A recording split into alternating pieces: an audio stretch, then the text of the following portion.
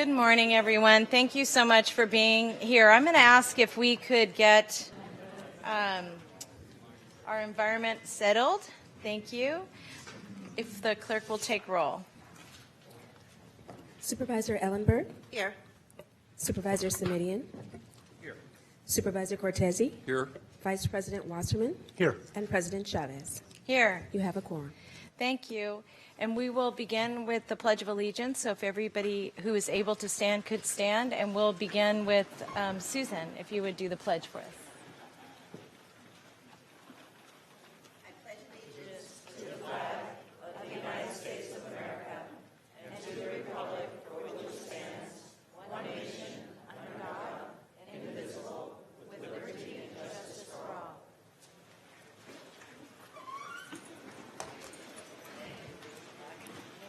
We'll now move to our invocation, and we will ask Supervisor Cortese if he can get us started. Yes, I'd like to call up Reverend Jethro Moore, if he has arrived. There he is. I call him Jeff just because I've known him since high school. We didn't go to the same high school, but he went to Silver Creek High School. The best high school. Oh, yeah. And it may have been the best high school back at that time.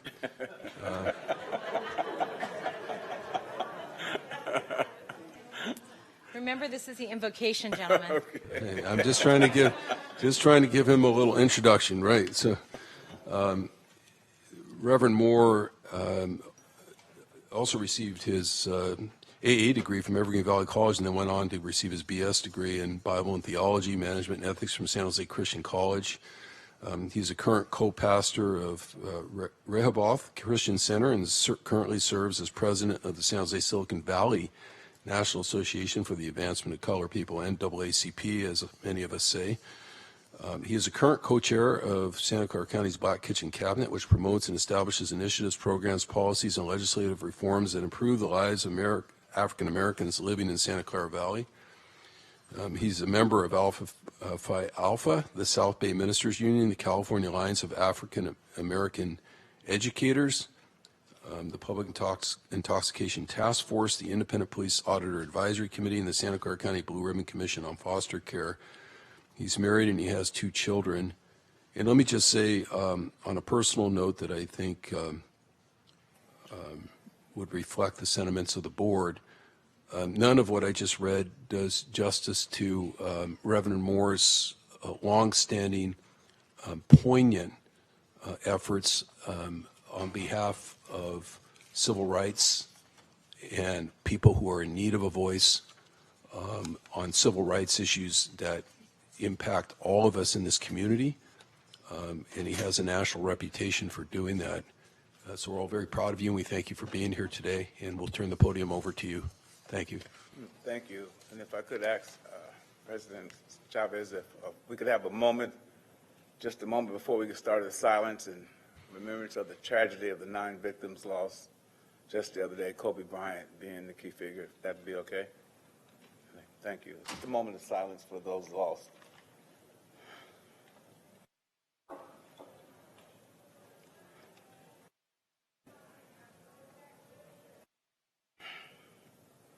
Thank you. George Appleton, an Anglican Archbishop, said, "We stand in worship before the mystery of the final reality, to whom or to which we give different names, so great and deep and eternal that we can never fully understand or grasp the mystery of his being." Let us pray. O Lord, open up the windows of heaven, lean out over the battlements of glory, and hear my plea. Send down those twins, mercy and grace. Fill us with peace that we may live as brothers and sisters, harming no one. Give the supervisors the vision, courage, and energy to replace racism with righteousness, discrimination with dignity, segregation with sympathy, hatred with love and empathy, that your holy and living giving spirit will move every human heart, and especially the hearts of the people of this land, that barriers which divide us may crumble, suspicions disappear, and hatred ceased, that our divisions being healed so that we may live in justice and peace. Oh Lord, help our entire nation to join this journey of justice and speak up against the evils of hypocrisy, dishonesty, discrimination, war and extremism, terrorism, death, and police brutality. Grant us grace fearlessly to contend against evil and to make no peace within oppression, and that we may fervently use our freedom to bring joy to the righteous but terror to evil doers. Father God, we just ask right now, O Lord, as we go before you, that we need to increase much to improve the frontline workers. Please, Lord, help me get the hearts of our leaders so that we work hard and we pray that our supervisors see value in our unions and those workers, O Lord, that the increase is needed to live in this valley, to sustain them and support them. Lord, visit our jails and prisons and give them hope for their future. And when they arrive, held unjustly, bring them release. Remember those who work in these petitions, O Lord. Remember the homeless, the destitute. They're all in need of housing and covering. There is so much on this county right now, on this world. Help these supervisors find it in their hearts to care for the homeless, to provide shelter, and increase the wages of those working. In the matchless name of Jesus the Christ we pray. Amen. Thank you. And President Chavez, if I can just say, while Reverend Moore is here, one of his great mentors, Pastor Willie T. Gaines, passed away recently, and I know it's been very heavy on Reverend Moore to deal with that, but we'll be asking for an adjournment at the next meeting in his memory as well, and I just wanted to acknowledge that while you're here, Reverend Moore. Thank you.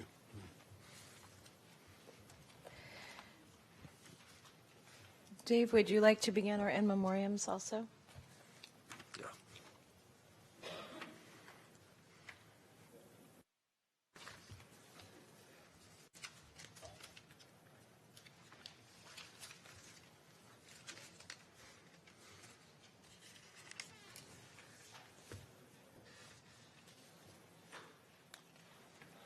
President Chavez, could you come back to me Of course. on that and let me get my notes in order here? Thank you. Thank you. I'll begin our adjournments in memoriam. Today, I'm asking my colleagues to join me in adjourning in honor of Bill Walu, whom we lost on November 6, 2019. Bill was a native New Yorker, and he was born November 12, 1927, and moved to the Bay Area in 1957. He was a vital member of a family business that many of us remember called Bonnie Doon for over 40 years. But one of his greatest loves in life was Christmas time and everything that represented. And Bill was best known for being Santa for the Santa Clara County Juvenile Hall for over 50 years. He worked with, he was a Santa for us and for many other youth groups. His desire to give and assist others was innate, and he lived by example. He loved Christmas, and he wanted to be Santa. However, no churches in the peninsula needed a Santa, so a bowling partner told him, hey, we need a Santa at Juvenile Hall. And so it began. Bill came down with hair combs and model airplanes, no suit, just a handshake and a Merry Christmas to approximately 20 kids at a time. 53 years later, we'll make sure everybody's okay over there. All right. 53 years later, Bill's family received approximately $7,500 in donations, which they used to buy everything they could for the youth in Juvenile Hall, from soap to 55-inch TVs. Bill was in a Santa suit until a few years ago when his grandson Kyle started to help. During his half-century run as Santa, Bill missed just 1 year because of a pneumonia, and then he got a friend to fill in for him. In 2016, at 89 years old, Bill decided to hang up his red suit and hand over the sleigh reins to his son, John. John has also been involved for over 35 years and has been in the Santa suit for 20 years. Bill's true friend, Larry Purcell, and his family have been caroling with Bill for 50 years in Juvenile Hall. And it would not be the same without all the volunteers who sang with them and all the units. 4 years ago, Bill and his family decided to extend Santa to the youth at James Ranch. Needless to say, 2019 has been a hard year, but a most gratifying year. The family is blessed to be able to keep this endeavor moving forward, and we are very grateful to them. I just wanted to share a couple of other things about Bill. He was refereeing soccer until he was 89 years old. He was in the Guinness Book of World Records for that, which is kind of amazing. And in the meantime, he was active in his Park Lanes condominium board and any number of things. But Bill was father to 6 children, 3 boys and 3 girls, a devoted husband, and a grandfather to 6 grandchildren. And when he passed away in November, he was 1 week away from being 92 years old. He was passionate, generous, kind, and understanding. And I just wanted to ask if all of us could honor both his memory, and John and his son John is here, who's keeping his memory alive by continuing his volunteer work both in Juvenile Hall and at the James Ranch. And John, if you could just stand and let us acknowledge you.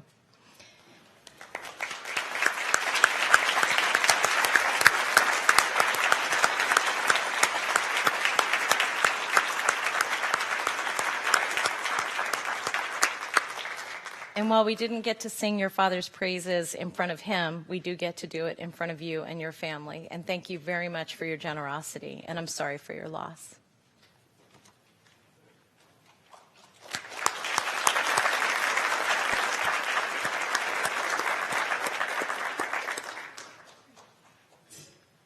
Supervisor Cortese? Yes, thank you, President Chavez. I'm asking colleagues to adjourn today also in memory of Mubashir Ahmad Chaudhry. It's been my honor to have had a long relationship with the Chaudhry family, which of course will go on in terms of the extended family in that relationship. But Mr. Chaudhry passed away recently. His story is well beyond what we have time to memorialize today, but just to give you a few highlights of his background.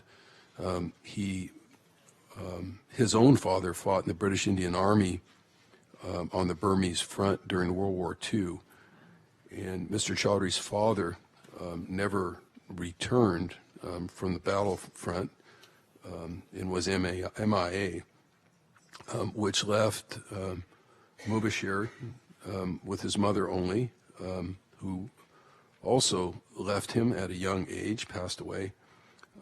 So he was really, in many ways, what I often call a self-made person, really having to fend for himself.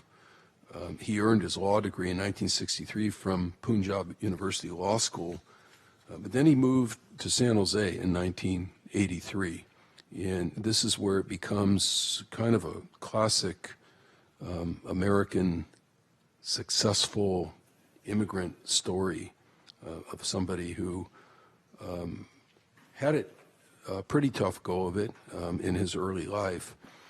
Once he got here, he and his wife helped establish an Ahmadiyya Muslim mosque in our county, in my district, in Milpitas, right on the San Jose border. And they established many of the Muslim traditions there, including weekly Friday prayer services. Those were really actually held in their own home prior to the physical establishment of where the mosque currently is. And so in many ways, he was the anchor of the Ahmadiyya Muslim community here in Silicon Valley. And I would go a little further than that and say one of the most prominent Muslims, Americans of Muslim faith in our community. He served in the volunteer role of financial secretary for that mosque, for that local chapter for over 25 years, which meant that he was working with each family to encourage financial sacrifice and other appropriate behaviors in the way of God or I should probably say Alla. I have known the family, as I alluded to, for many years. His daughter-in-law, Rabia, many people, Rabia Chaudhry, many people here in the county know because she was the chief of staff in my office for many years. His son, Mohammed, was the executive director and essentially the founder of the Silicon Valley Education Foundation for many, many years. They both still live in the area.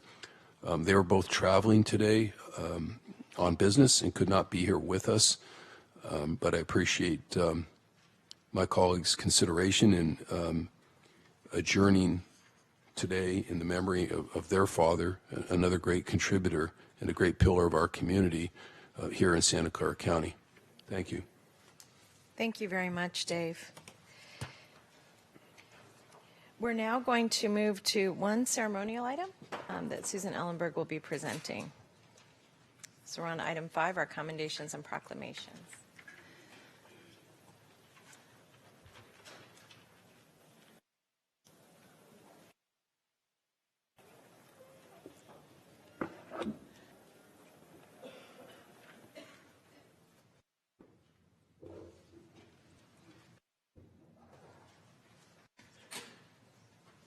Thank you. Good morning, everyone.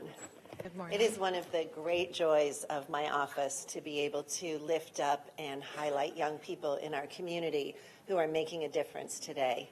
And with that, I would like to invite Hannah Blitchok, Daniela Ortiz, and Michael Walton, and their families or teachers, if they are here, to come up and join me, please.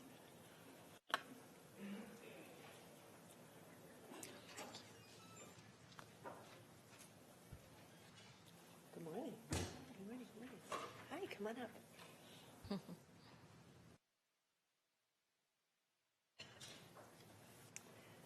These students come from Willow Glen High School and Luther Burbank School, both located in District 4. And I will read, I've got big, heavy commendations over there, which I'll grab in a minute, but I will read the language for everyone to hear. The time is always right to do what is right. Martin Luther King Jr., Oberlin College commencement speech in 1965. Whereas, in honor of Martin Luther King Jr. Day, it is with great privilege that I recognize these students for their impact in their communities by being true upstanders for everyone. Each student was nominated by their teachers because of their commitment to social justice.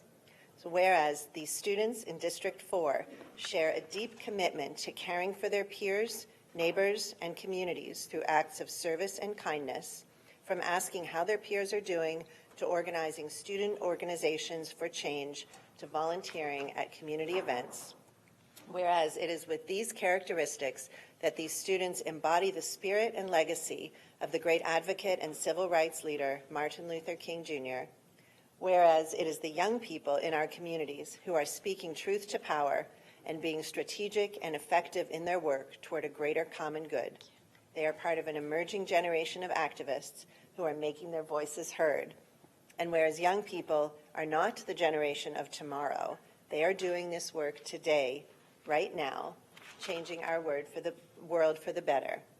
Now, therefore, may it be resolved that the Board of Supervisors of the County of Santa Clara does hereby commend and honor each of these 3 students in District 4 for embodying the spirit of Martin Luther King Jr. And please join me in congratulating them.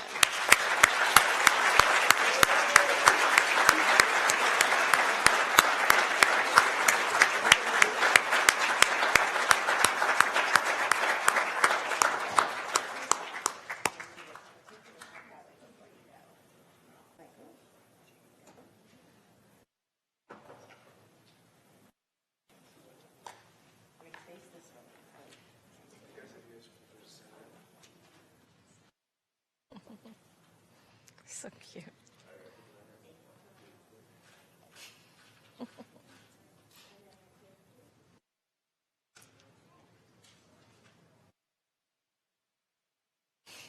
Thank you so much, and thank you for everything you do.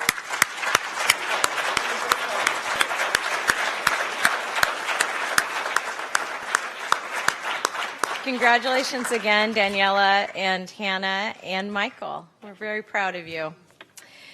Now we're going to move on to our public comment, and we have over 20 some odd speakers, and so each speaker is going to get 1 minute to give their public presentation. What I'm going to ask is that if, as I call your name, if you're able to, if you could just queue up and get in line, and we're going to welcome each one of you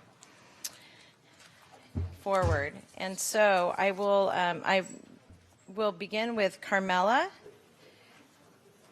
Carmela Disopa, Connie Chu, Linda Hial, Michael O'Connor, Raquel Duenas, Trina Moring, Ali Thompson, and Jamie Valestros. If you can just come on forward, and then I'll call more of you as time moves on. Before you begin, I just want to make sure that we have quiet for each of our speakers. And also, just to let you know that I'm going to really be kind of a stickler on the 1 minute. I want to be fair to everyone. So welcome. Thank you. My name is Carmela DeSopa. I'm a revenue collections officer. The cost of living here in Santa Clara County has gone up tremendously in the last few years, but our wages have not kept up with the economy. We have been told that we are handsomely paid and, in fact, overpaid.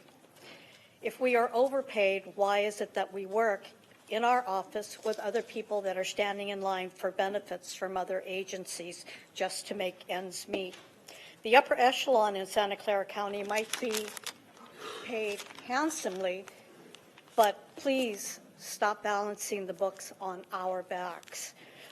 We in fact have been, if we in fact have been overpaid, how much money do you want back? So, thank you. I'm going to ask folks, we're going to create a very safe space for people, so if you are really excited, you can do this, but I don't want to disrupt anybody or take away from anybody's time. Welcome. Hi, my name is Connie Chu. I'm a proud member of SEIU 521. Jeff Smith and your negotiators have given us a lot of sleepless nights, a lot more white hair, a lot more wrinkles on my face, just a lot of disappointment. And we are, in the last year, have just stressed out a lot, and we want to make sure that we get a fair and equitable contract. When you think about it, think about your gut feeling. If you're giving your supervisors and managers a good contract, then why can't you give it to the rest of us? Thank you. And if thank you. Come on forward. And the other thing I want to ask, if the clerks could assist us with making sure those doors are either closed or if people are being excitable and lovely, just not to do it near the door so we can hear the speakers. Welcome. Thank you.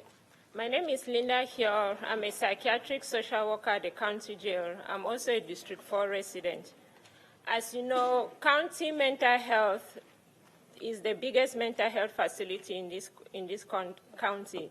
We care for the homeless, those struggling with substance issues, and the mentally ill. Our job is dangerous, and we risk our health, our lives every day doing so. RENPA has been given $3 hazard pay, while SEIU members are at $1.10. We all understand the value of nurses, but we want you to respect the value of mental health clinicians as stipulated in a remedial plan. Hazard pay should be the same for every worker who serves the vulnerable in our jail. It's all about equity and fairness. Thank you. Thank you. Welcome. I'm going to ask folks to come on forward. And Michael, while you're there, I'm going to invite up Lisa Buick, Coretta Farrell, and Mont Thompson. Welcome. Good morning. My name is Michael O'Connor. I'm an estate administrator with the Public Guardian of Santa Clara County. What I do is I help conservatees, people who can't help themselves. I handle their finances. It's very unique to Santa Clara County because people actually have some money and they have property, and they have property in other states, and they have commercial property and everything else. We handle that. We budget. My job is to organize their funds and pay for their care. So I understand what budgeting is. I also understand numbers. So just to throw out some quick numbers. 2018, the County of Santa Clara, including the for-profit agencies, had 10.2% GDP growth. Now, that's everyone. How are we not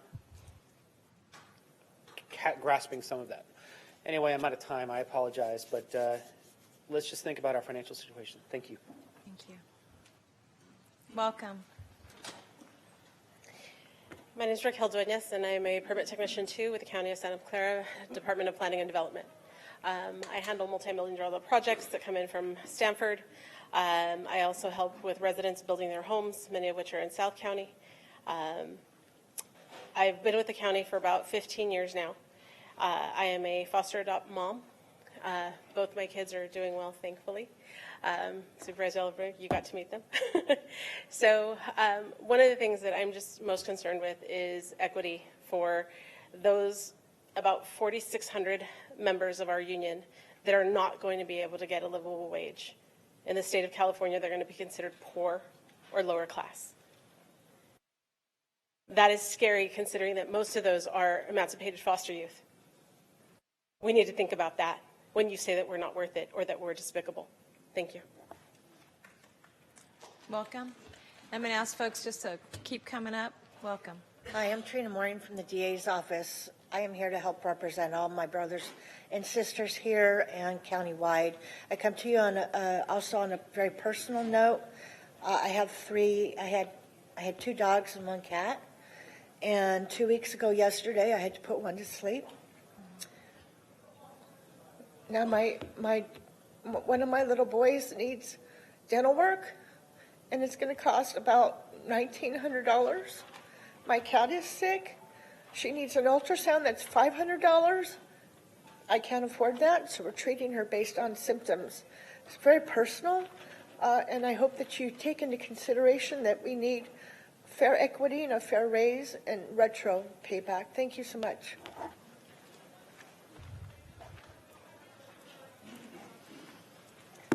Hello, I'm Allie Thompson from the Public Health Department.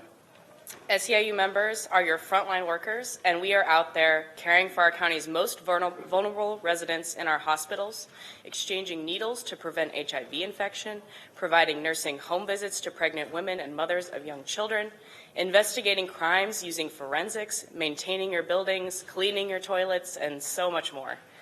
SEIU members are also your lowest wage workers. Supporting our residents means paying fair wages that will retain and attract good workers to provide vital county services. You cannot support equity for county residents without supporting equity for our workers. When you come back to the table, work with us on creating a fair contract for the county's frontline workers. Don't just decide for yourself what equity means. Work with us so we can decide that together. Thank you. As our next speaker comes up, I'm going to invite up Lorena Briones, Mark Trout, Marilyn Mara. Welcome. Good morning. My name is Conchetta Farrell. I work as a radiographer. I take x-rays and I do mammograms for the county. I work in the hospital and at many clinics throughout the county. One of my coworkers who is nearing retirement age recently moved into her van so that she could save money so that she would be able to retire and live in a decent house and take care of herself. And as far as everybody else, we would like to get our issues resolved without going on strike, and we always have. But this board should understand that employees are angry, morale is very low, and we were angry when we went on strike last time, and it's much worse now. This has gone on far too long, and now everyone is aware that the delay was not because our committee was unreasonable. It was because management was insisting on offering us less than other groups. Now everyone knows that the Board of Supervisors is willing to agree on packages along the lines of what we've been asking for managers, nurses, for scientists, but so far not for us. A fair contract will go a long way to heal the demoralization that is spreading the county's workforce. Please make sure that we're offered fairness. And I'm going to ask each person just to come on forward. Welcome. Hi, I'm Lisa Book, and I've been with the county 20 years, and I'm here today to bring to your attention that SEI still is out of contract and needs and wants the contract resolved as soon as possible. We've been waiting far too long. We deserve better than this from management. We live in an area where cost of living has gone out of control and a need of a living wage to pay our bills. Like you guys pay your bills. We're struggling. please find it in your hearts to invest in your workforce. Please. Happy workers mean happy management. Please, take the time. Give us a living wage, please. We want to live here. We want to live here to work here. Thank you.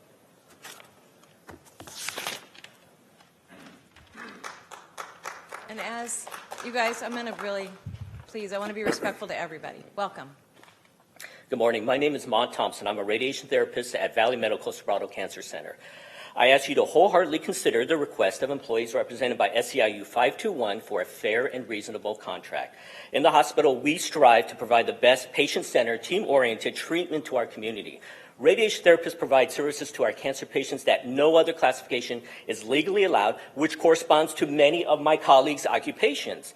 Why are we regulated to exhausting hard-earned vacation time for continuing educational leave that has a favorable impact on the health of our patients? Why are we limited with growth opportunity in our salary steps when we are just as committed to our occupation and to our patients? Why are we constrained by proportionately lower wage increases than the colleagues we collaborate with and support? The desire for respect, fairness, trust, integrity, and equity transcends race, color, gender, age, occupation, and bargaining unit affiliation. Again, I ask the leaders of this county to step up and be the solution. Welcome. And if I've called your name, please, if you can join us in line, and then I'll call the next. Oh, go ahead. Come on up. I'm sorry. I didn't mean to stop you. I apologize. Welcome. All right. Good morning. My name is Marilyn Mara. I'm an SEIU public health nurse. Berenice here is another public health nurse. Equity versus equality. According to the definitions, equity is giving everyone what they need to be successful. Equality is treating everyone the same. Equality aims to promote fairness, and a big but equality can only work if everyone starts from the same place and needs the same help. SEIU has the lowest wage earners. Even the registered nurses in SEIU are not treated fairly compared to our fellow registered nurses in RNPA. Why is that? Think about coronavirus. That's public health. Is SEIU not a priority too? If you truly embrace justice and democracy, please embrace equity. Thank you. As Mark comes forward, I'm going to invite up Scott Largent, Liz Lacey, Alex, Robert Bisuela, and Carmen Valles. Welcome. Bob Jones Sr. used to always say, do right until the stars fall. And that comes from Mark 13, where Jesus said the sun will be darkened, the moon will not give her light, and the stars will fall from heaven. Then shall they see the Son of Man coming in the clouds with power and great glory. And that's why I spend some time getting people to sign the recall of Gavin Newsom, because it's right. That's why I go knocking on doors in precincts, encouraging people to vote Republican, because it's right. Encourage people to vote for these new people that are joining the Republican Party, because it's right. What's right is right, and what's wrong is wrong. And I believe, as I've been telling people they should read Matthew 24 for an hour, then read Mark 13 for an hour, and then Luke 21 for an hour, and then you can compare all the texts together and learn more about the end time scenario. But I believe we are right now, as the Republicans are eviscerating the Democrats, we're watching.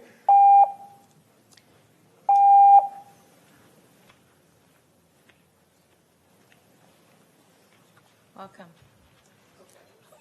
Good morning. My name is Lorena Briones, and I have been a social worker for Santa Clara County for almost 24 years. I'm also on the social services bargaining team, and I'm here to say that we're glad we're going back to the bargaining table. We hope it will be different this time.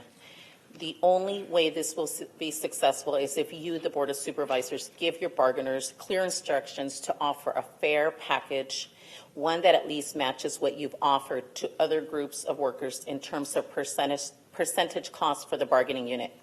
We've spent literally hundreds of hours at the bargaining table and mediation and have made no progress on raises and realignment since September. Your bargaining team has always told us their hands are tied because the Board of Supervisors hasn't given them the authority to offer more.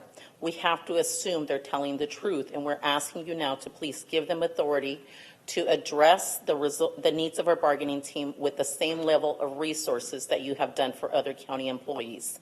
We are the lowest paid group of county workers. Over a third of us earn less than what is considered near poverty level in California. Thank you. Welcome. And I'm going to, Jamie Ballesteros, Scott Largent, Liz Lacey, Alex, and Robert Vicella, and Carmen Baez. Welcome. Hi, Liz Lacey here. I'm a voter in District 4. We congratulate SEMA and RMPA on their wonderful contracts.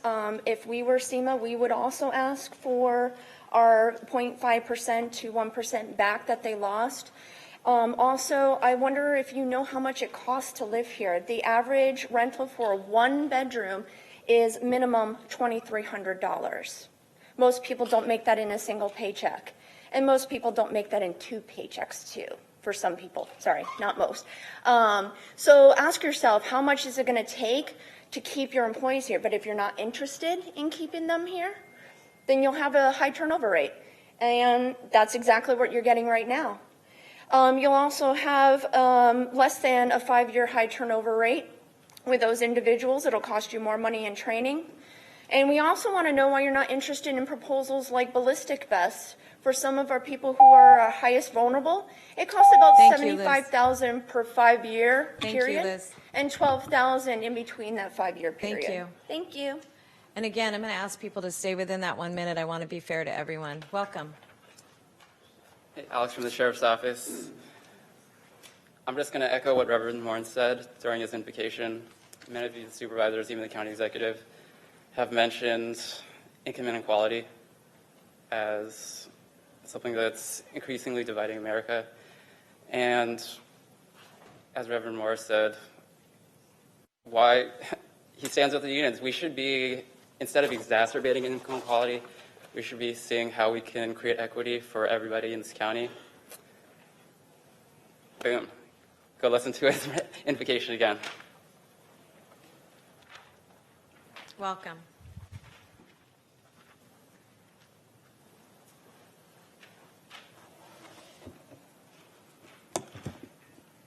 Oh, Jeff Smith is still here? I thought you guys got rid of the problem. So, thank you for calling us despicable, Mr. Smith, because it starts with you and it ends with you. And I wanted to thank the board for considering having us go back to the table. As you've been hearing, there's a common theme here. It's expensive to live here. I don't know how many times people need to tell you that. It is about money. It's about equity. It's about doing the right thing. So when you sit up there and have convocations about justice and seniors agenda, you need to put your money where your mouth is. And that's it. Thank you. Welcome. Carmen Valias, Assessor's Office. Former President Jimmy Carter last Monday said, "The world is at a turning point in history, and governments must choose policies of peace and human rights over war and human suffering." This statement is apropos to the situation that SEIU has with the administration. Right now, we need you, the supervisors and administration, to unite among yourselves and with us and to take action and stop this divide. SEIU has some of the lowest paid employees in the county. Give us more money, retroactive pay, and a fair contract so that we can stop our members from having to live on the streets and prevent them from having to work 2 or 3 jobs. Please stop this suffering. President Carter also said, "My prayer is that we become the undisputed champion of peace." Please join with us. Stop being the pacing items towards becoming champions of peace. Thank you, Carmen. In this dispute, give us what we need. Thank you. Lydia Judith Weinstein. No, Scott, come forward, please. Okay. We're calling them up. And Scott, while you get set up there, I'm inviting Lydia, Judith Weinstein, Reginald Swelley, Vanessa Gordon, Nick Steinmeier and Elena Robles is our last, that's the last card I have. Welcome. Great. Thank you, everybody. At 3 o'clock today, I have a hearing at the MLK Library for utilizing a GoPro to film some homeless people that were being harassed. One guy was mentally ill. The other guy was homeless. They surrounded him. They utilized the San Jose State Police. They have community service officers. They have library security. They have rent-a-cops. A man was damn near beat to death in that library about 2.5 years ago. The video finally came out. We understood what the man did. They kind of have a get-down now where they surround the person. They kind of flank them. They prevent people from filming. Now, I keep my distance. You guys watch the videos that I put online. It's law-abiding activity, and it holds them accountable. So now they're saying I broke the law. They're taking away my privileges. I need access to that library. This system has put me back on the streets again right now. That is where I utilize all the different services. The homeless are also using that library basically as a navigation center. This is ridiculous, and the public defender's office absolutely would not get involved. Thank you. Thank you. Welcome.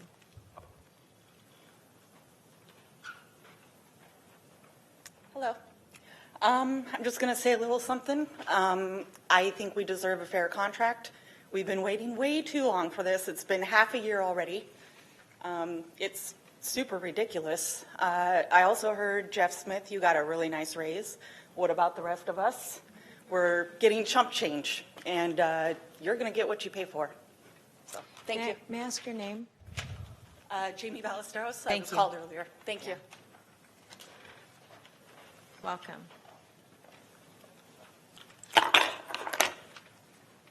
Hola, my name is Judith Winsine. I'm a former County of Santa Clara employee. My specialty area is children in the law. I love the County of Santa Clara, and I'm so sorry that we're being shaken by so much social upheaval in the community. I'm here today to voice my concern about CalPERS-related matters.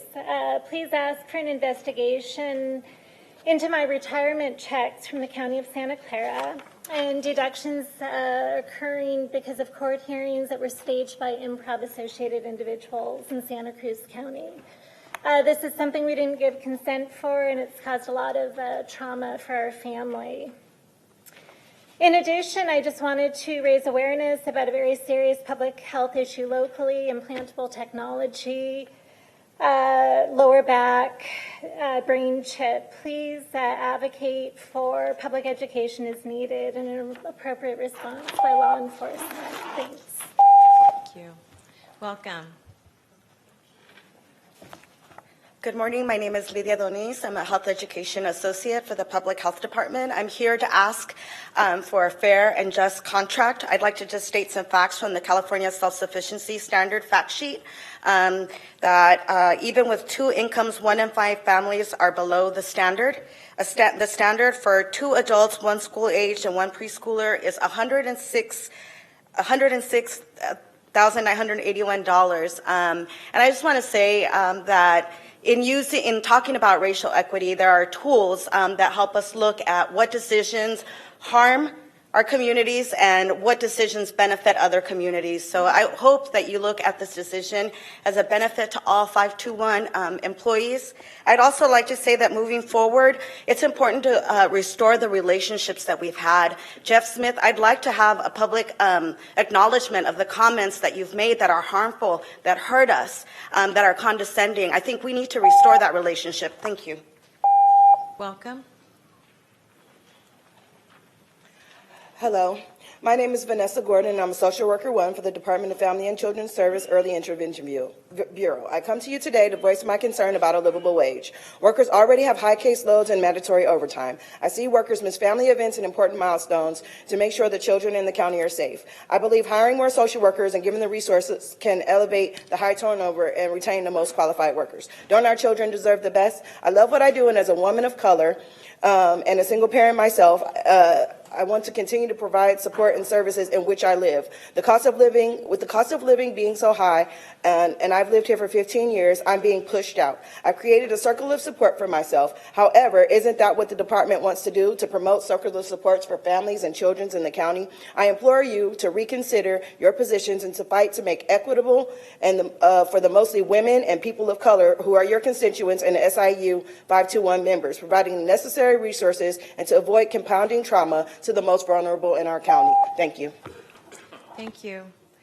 I have only 3 cards left: Nick, Elena, and Reginald Swilly. Welcome in any order. Good morning, Supervisors. My name is Elena Robles. I'm a CalWorks employment counselor. I'm also a super voter and activist, and I live in your district, Supervisor Ellenberg.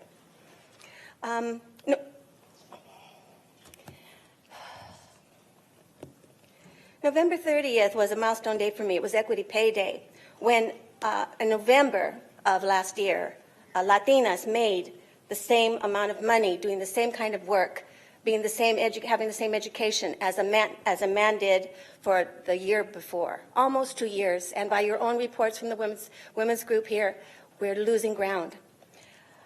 I suggest too that there might be some implicit bias here with all of you.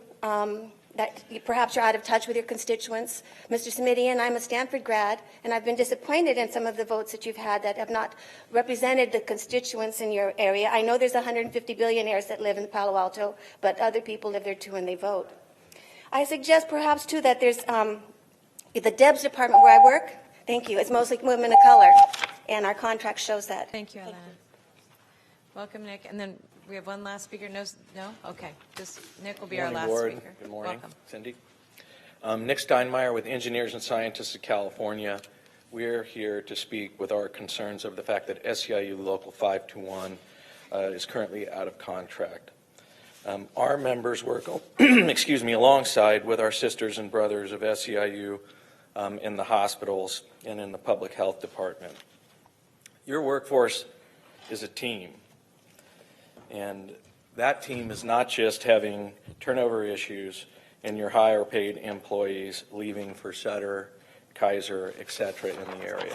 It's having those same problems in your lower paid workers in SEIU due to higher pay at your competitors in the market. We appreciate the investment that you've made in the workforce with our contract, with our members, but the value of that investment is undermined if we can't make the same comparable investment in our SEIU titles, from LVNs, patient transporters to ER techs. We ask that you work, give direction to the executive to get an agreement. Nick, thank you. Reginald, do you want to? No, yes, I want to be on the consent calendar. Okay, thank you. Sorry about that. Thank you, everyone. I know that was a lot to get through. We really appreciate all of your comments. I'm going to give you a minute now if you'd like to leave the chambers to go ahead and do that before we begin our next set of business, so that we're not disrupting the folks who are speaking next.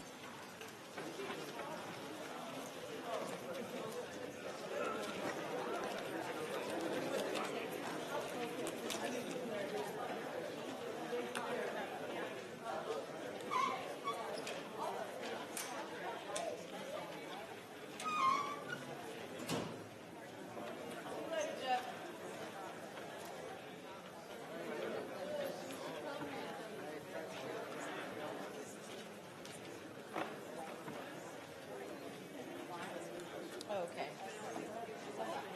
Good. Well, and thanks. I'll make that announcement.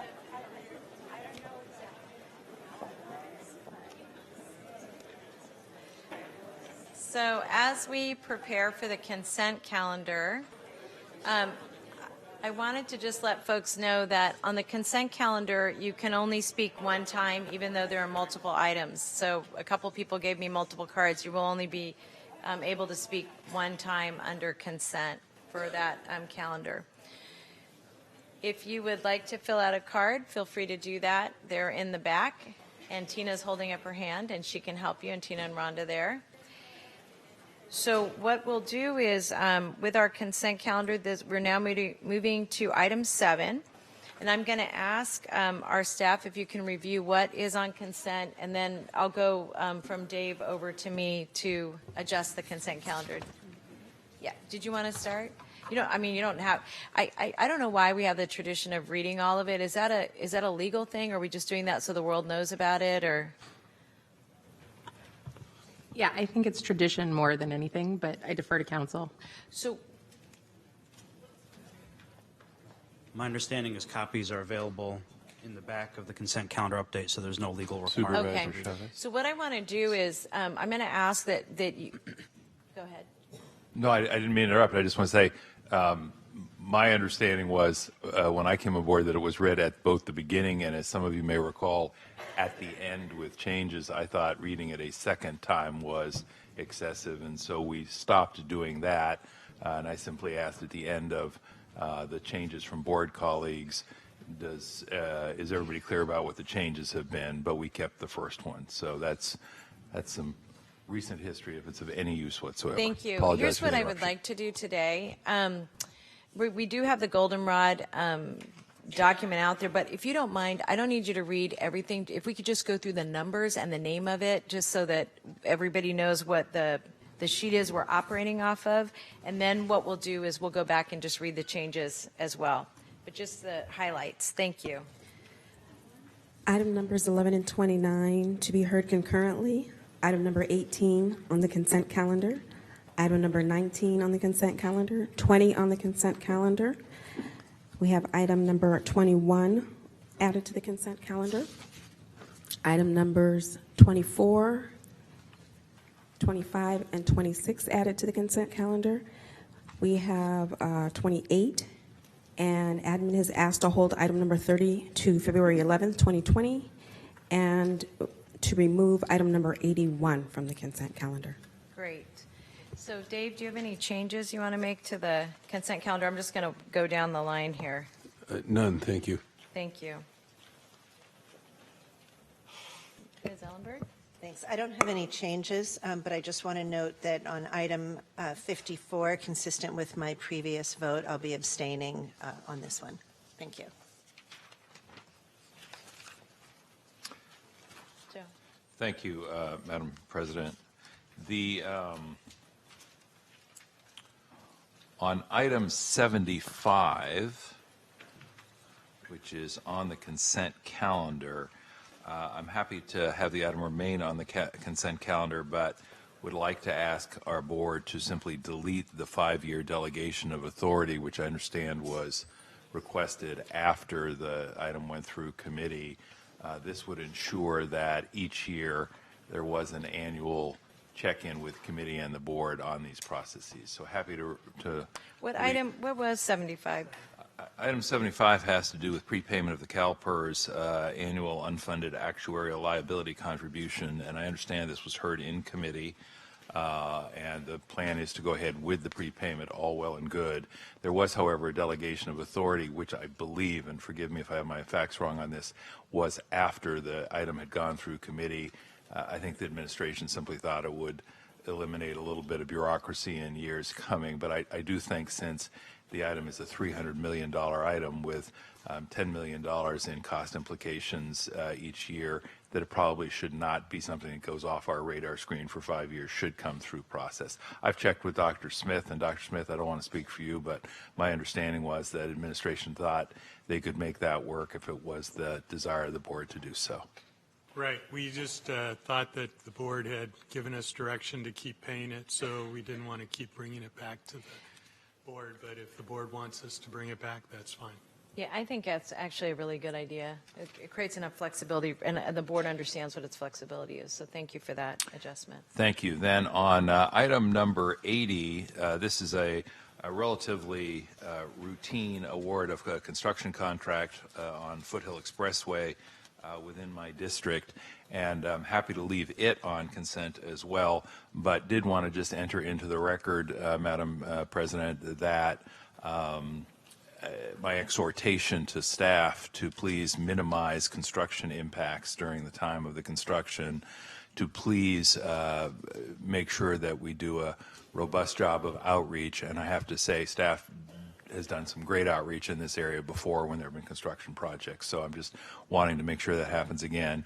And an issue of particular concern is I just want to make sure, and Dr. Smith, you know, I've made this request before, and I'm my expectation is that this contract incorporates liquidated damages provisions that are sufficient to ensure timely performance by contractors and subcontractors. We've had projects before that have languished at great length because somebody simply walks away and doesn't get back to the project, and the reason they don't get back to the project is there isn't a big enough penalty for them when they walk away. So I just want to make sure the liquidated damages provisions are adequate. That being said, I'll support the item on consent today.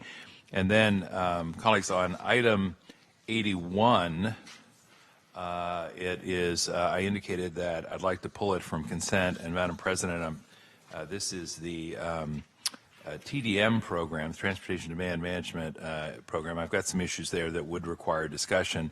We could either take the item at its regular place in the agenda or refer the item to Hewlett for hearing before it comes back to the board, whatever your preference would be. I would like to pull it and see if we can wrestle it to the ground today. Okay. Thank you. That being said, I should just also indicate on item 22, which is on the regular agenda, not our consent calendar, it will be likely at that time that I will ask that following discussion, which I do think we need to have today, that we continue the item. I'm going to be uncomfortable taking an action of this magnitude on just a few days' notice. But thank you. Thank you. Those are my requests, ma'am. Thank you. Dave, Thank did you. you have another request? Yeah, this is a request for information, and it's loosely tied to item 78, which is on consent, which doesn't need to be pulled. And I realize item 78 is the traditional annual county program that deals primarily with private property. But I'd like to ask for an off-agenda report between now and the next board meeting on the current status of our relationship with Caltrans on rubbish and litter issues. We had previously, the board had previously acted on a contract, I think with the Conservation Corps, to sort of bypass Caltrans maintenance department, and I'm not clear as to the current status of those efforts, and I'd just like to get an update on it. I think it can happen off agenda, but in a public memo that we can share with constituents. Great, thank you. Anybody else? So I have a few, and so I will ask for the indulgence of my colleagues on this. I'd like to make sure that we hear item 19, 20, and 24 in their regular time slots. And then I'm going to make comments on a couple of them, on a couple other items. So let me just go to that. On item 18, and this is a report, to receive a report relating to the progress on the development and implementation of our pay equity strategic plan for the county. I'm fine with it being on consent, but I'd like to request an off-agenda report within 2 weeks informing the board about the process and timelines for the development of the comprehensive let me just see, on the comprehensive plans that were referred to in the report, if that's all right. And then on item, let me just take a look real quick. On item 25, this is to receive, I'm sorry, item 25 is the pay equity report. Well, let me just, you guys, I'm so sorry. Let me just look at my numbers again.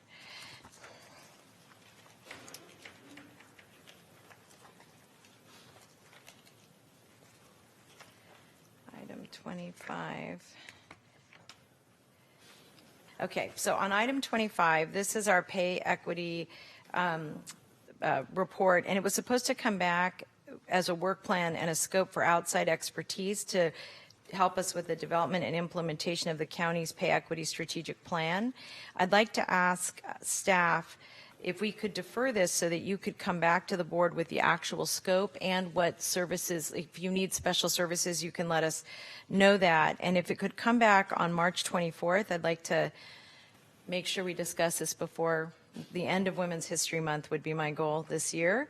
And let us know, like I said, if there's anything specific that you need from outside consultants. We'd like to make sure that we also take a look at jobs that are traditionally female versus jobs that are traditionally male, and identify if the county has any structural barriers that prevent women from seeking employment in traditionally male professions or vice versa. I know this is going to be multifaceted, and I agree with staff, the assertion in the report that the desired qualifications for consultants should include deep familiarity with public employee merit systems and unionized workforces, and that's really the needle you're trying to thread. So with respect, I'm going to ask that that come back so that we have a very specific strategy relating to what our equity lens is. On the other item I wanted to raise was related to the human trafficking report back that we got that let me just look. And this is item 18. And on that item, what we want to make sure is that we have a strong sense of the mechanisms for the ongoing contracts. One of the challenges is that the contracts are like for 6 months. So what I'm really interested in understanding, and I really want to thank Supervisor Cortese for bringing this forward, is what is the long-term plan for ongoing funding for this? It's a little hard to understand how we would fund for 18 months, or for less than a year, and expect people to staff up without knowing what the implications are relative to funding. So I'd like to ask that that come back to us in an off-agenda memorandum in the next couple of weeks. So if we need to put it back on, we can do that. And then on the critical incident law enforcement personnel, I wanted to thank the staff for the meeting that we had. I'm really excited about opportunities there. So I think that covers my issues. So do you feel like you have a handle on what we're up to? I'd like to confirm that 18 is remaining on consent It's with your gonna request. Yeah, it will be, that's a good question. Would you prefer that we defer it and give you a chance? What I was hoping to do was defer that so that we could give staff a chance to work on the scope. Is deferral okay? And you're talking 18 or 25? 18. I'm sorry. I'm speaking specifically about pay equity, which I think is 25. 25. Item 18, we're going to leave on consent, but we're going to ask for an off-agenda report back within the next couple of weeks so I can determine whether or not we need to bring it back to my colleagues. And then at item 25, we can come back on March 24th. Yes. Thank you. Wow. And I had coffee. There's really no excuse. All right. Yes, Mike. Thank you, Madam President. So 18 is staying on consent.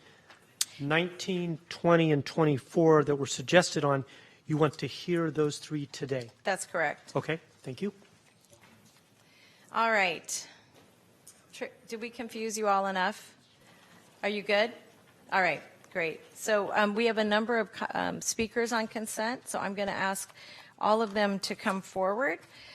Reginald Swilley, Robert Aguirre, Scott Largent, Lorraine Zeller, Jennifer Jones, Nick Steinmeier, David Heinlow, Catherine Dayton, and Melissa Willett. Welcome. Thank you, thank you. As you know, Black Leadership Kitchen Cabinet is an affiliation of a lot of organizations, churches, and community groups. And we want to come and thank you for the support that we've had over the years. And out of our health study came this Health and Heritage Month. And you have supported it, and we appreciate it. The county executive have helped press this forward, and our community has been blessed by it. Each one of you will receive a huge calendar with all the events that are going on around the county. We have coordinated it together. And this Health and Heritage Month is really making a dent in our health disparities in the county. That's what our study showed, and you have responded to that very well, and we really do appreciate it. The 60,000 African Americans in this county, we think that we are trying to provide better outcomes with your partnership, with all the disparities that's going on in the county, from education to health to prison, the criminal justice systems. And so we are doing that work on your behalf and in partnership with you. And we appreciate your support. And Sister Yvonne Maxwell from Ujima and I, we have just finished our 2-year term, and we have 2 other people coming on. They are doing the work, so they couldn't be here this morning. And they are Jamal Williams, and he's the program director for the Black Student Union Success at San Jose State, and Sister Alma Burrell, who is the associate director of Roots Community Health Center. They'll be coming on as a new co-chair of the Black Leadership Kitchen Cabinet. We do want you to know that we really do appreciate the work and the partnership that you've been with us, and you've supported many issues that's come through the African-American community, each one of you. And when you see a big calendar come into your office sometime today or tomorrow, Thank you, Reginald. it's from us. Thank you so much. Welcome. Hi, I'm Jennifer Jones, and I was supposed to speak under item 20, so I hope I'm in the right place.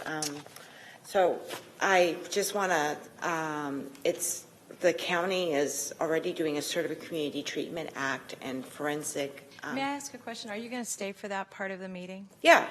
May I call you back up then? Yeah. I apologize. I grabbed Yeah. a whole bunch of things that had a bunch of different numbers on it. So anybody I called for 20, I'm sorry. I meant to call you all for 7. So thank you for that.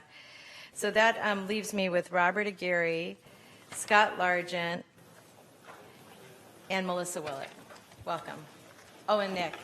Thank you. Sorry about that, Nick. Thank you. We're ready, Tiffany. Thank you. Thank you. On the consent calendar, I talk about the appointments, the board appointments. So I was kind of chit-chatting with Robert over there, so it's somewhere in here. One of the domestic violence seats was recently filled, and I do appreciate you doing that, Susan, because I'm keeping my fingers crossed that quorum will now be met. Now, remember, the last couple of years, we've only made quorum 2 or 3 times. I didn't see your appointment on there, Joe. So I'm just wondering if that gal from Palo Alto that made her way out here, she did a great speech. She's been out here plenty of times. I'm just wondering if you put her on the board. I'm keeping my fingers crossed. I like her a lot. I don't want to kind of throw her name out there yet. I'm not sure if she's a domestic violence survivor. But maybe you could work on getting that appointed. That seat's been empty for a very long time. So I don't want to keep coming in here beating a dead horse. Hopefully that can get done. Remember, I like what Dave Cortese had to say. If you guys don't appoint someone within 6 months, the other supervisors could be able to do it. So in this situation right now, Joe, the other people would do your job for you, and they would appoint somebody on that board. Quorum would be met. And that's very important because they cannot receive reports. A gal from the LGBT community, she just outright quit. She got fed up of quorum not being met and her item not being heard.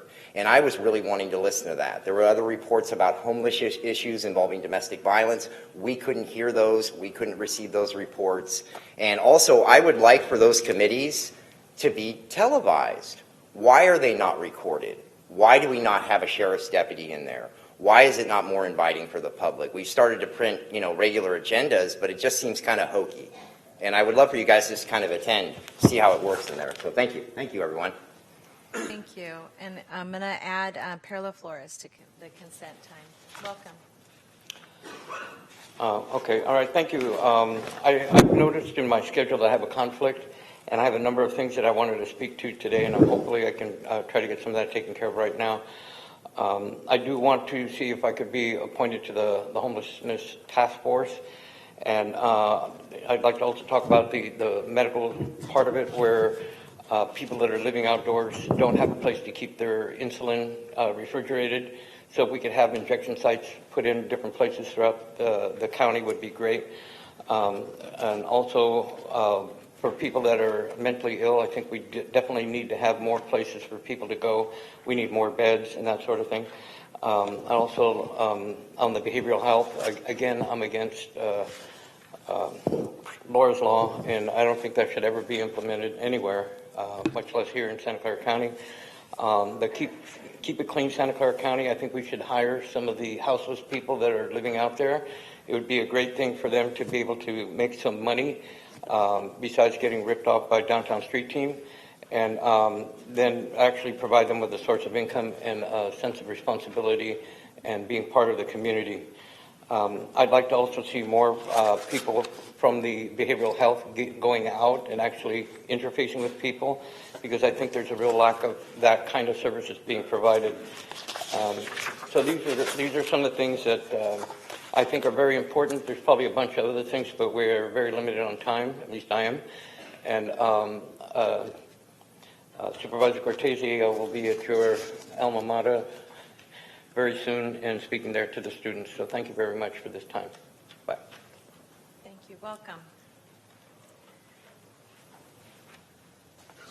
Hello, my name is Melissa Willette, First Vice President of SEIU Local 521, and I'm regarding items 39, 40, 41, and 42, positions being added at the Santa Clara Valley Medical Center hospitals and clinics.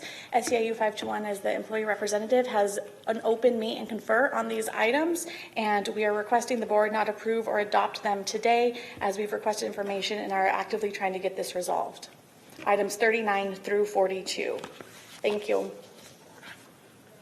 Nick. Good morning, Board. President, congratulations, Cindy. Thank you. My name is Nick Steinmeier, speaking on behalf of 170 medical professionals with engineers and scientists of California. Our members work in the laboratories, in the clinical laboratories, the public health laboratory and the nuclear medicine technologist laboratories. We are speaking in support of item 94, our contract. Our members ratified this contract 97% and respectfully request that the board ratify it with this second reading today. I really want to point out and thank the county team that we worked with, specifically Jeff Gaskill. I think he's here. He's right there in the back. Yeah. And acknowledge them for listening to our issues, our concerns, our proposals, and for engaging in healthy disagreement and working with us to find a path to agreement. So again, we're asking that you please ratify this MOU.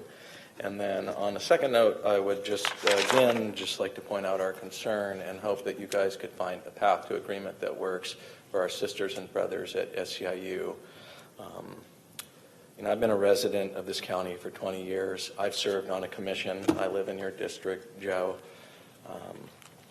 I was on the merit system rule changes. I was the labor co-chair for all the labor unions, and I worked with your HR to streamline your merit system hiring process.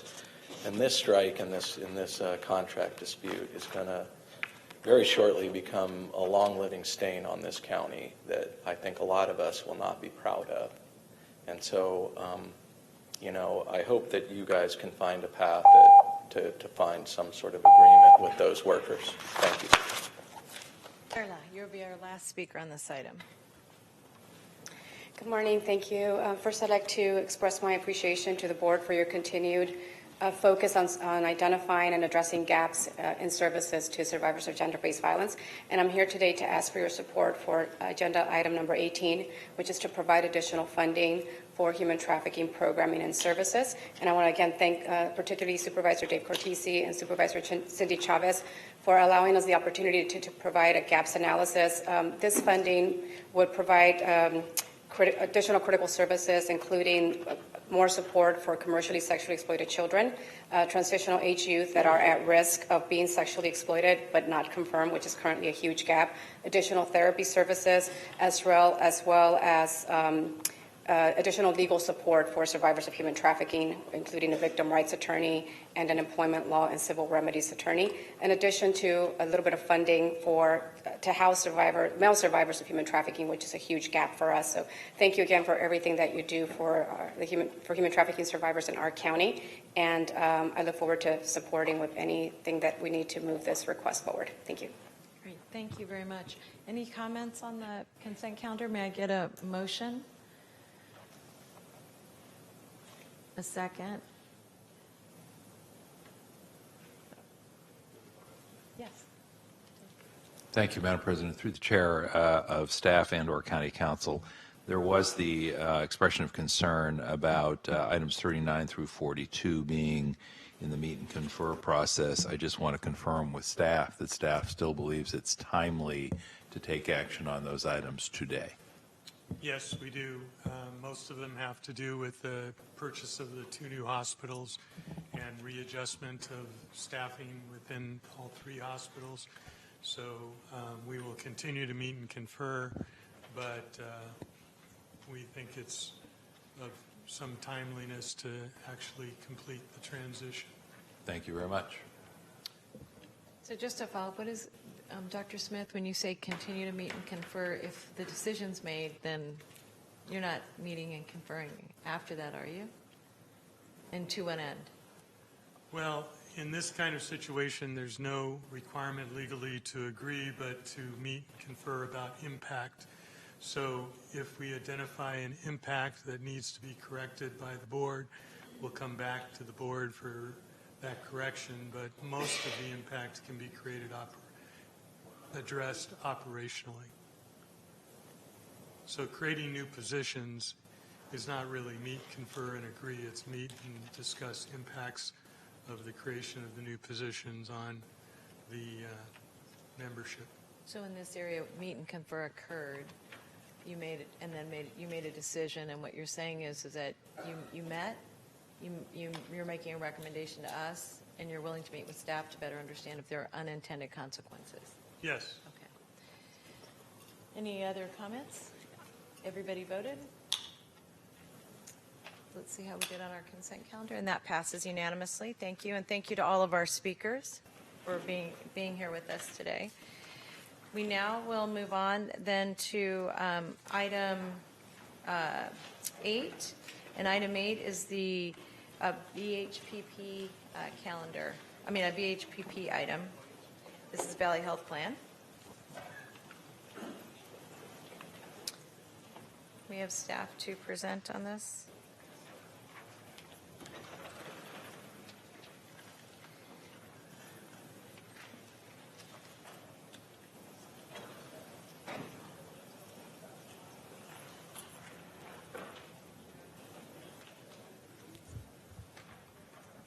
Good morning. President Chavez, members of the board, Paul Lorenz, Chief Executive Officer for Valley Medical Center. Joining me is Celine Ho, who is the Program Director for the Homeless Program. Before your board and for your board's consideration are 3 items. The first is to approve the change in scope, which allows us to seek reimbursement via the FQHC status.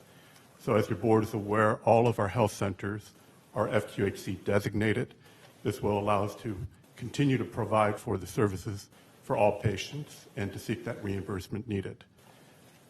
The other items before your board for consideration is the approval of the 5-year plan amendment and review.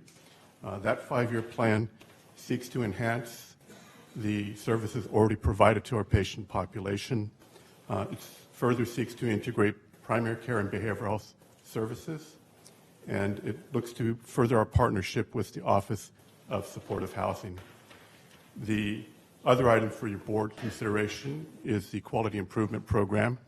That Quality Improvement Program focuses on 16 to 17 health outcomes, which we report and monitor on a regular basis. The program will also seek to improve and develop initiatives around colorectal rectal screening, diabetes, and also depression. So those are the updates, and we're happy to respond to any specific questions that you may have. Thank you. Are there questions or comments? Ms. Ellenberg? Thank you.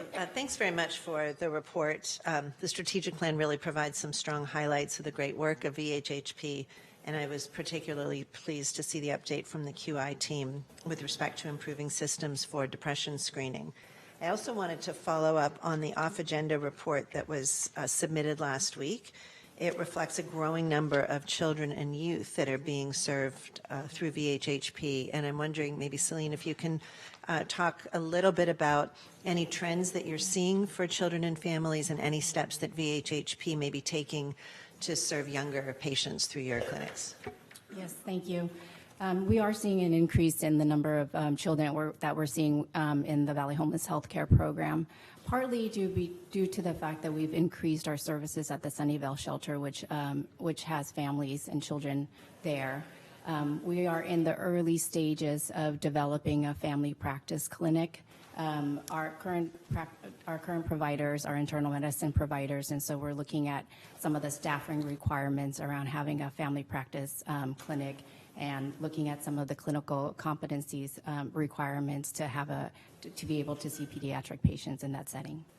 Great. And what are you seeing outside of the shelters, in tent encampments or truly unsheltered of any kind? Are you seeing an increase there in kids and babies in particular? We don't see a lot of the children in the encampments. We're seeing a lot of the youth and transitional age youth at our teen van locations where it goes to the continuation schools.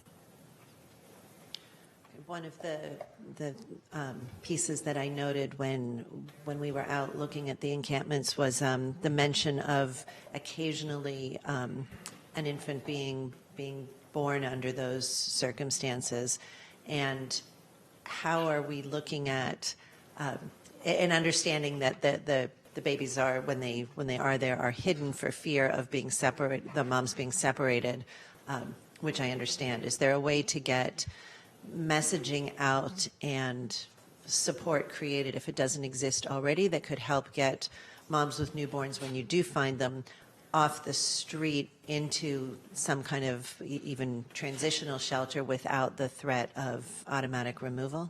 Yes, so we had encountered that incident where we found a mom with a newborn baby, and so we wanted to make sure that we are able to find a safe place for them and transition them into some transitional housing and provide them with some support services where they can stay with the newborn. So it would be correct to say that it's not automatic grounds for Children's Protective Services to come and remove an infant? No, it's really, we want to be able to connect them to the services that they need. Thank you so much for that. Supervisor Sweeney? Thank you. Could you share, and I know you all have been working with my office on this, and I appreciate it,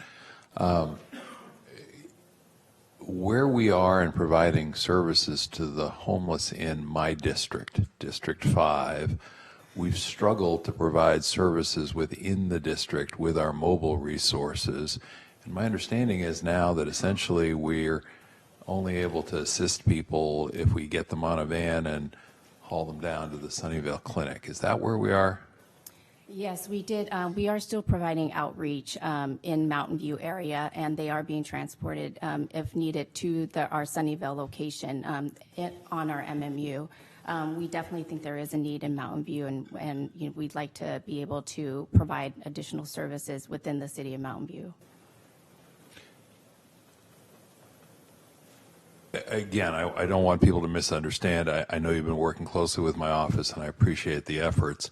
But does that mean that if somebody walked up to me and asked me at one of my sidewalk office hours, Supervisor, does that mean we don't have medical services actually on the ground serving the 400,000 people in the 5th Supervisorial District?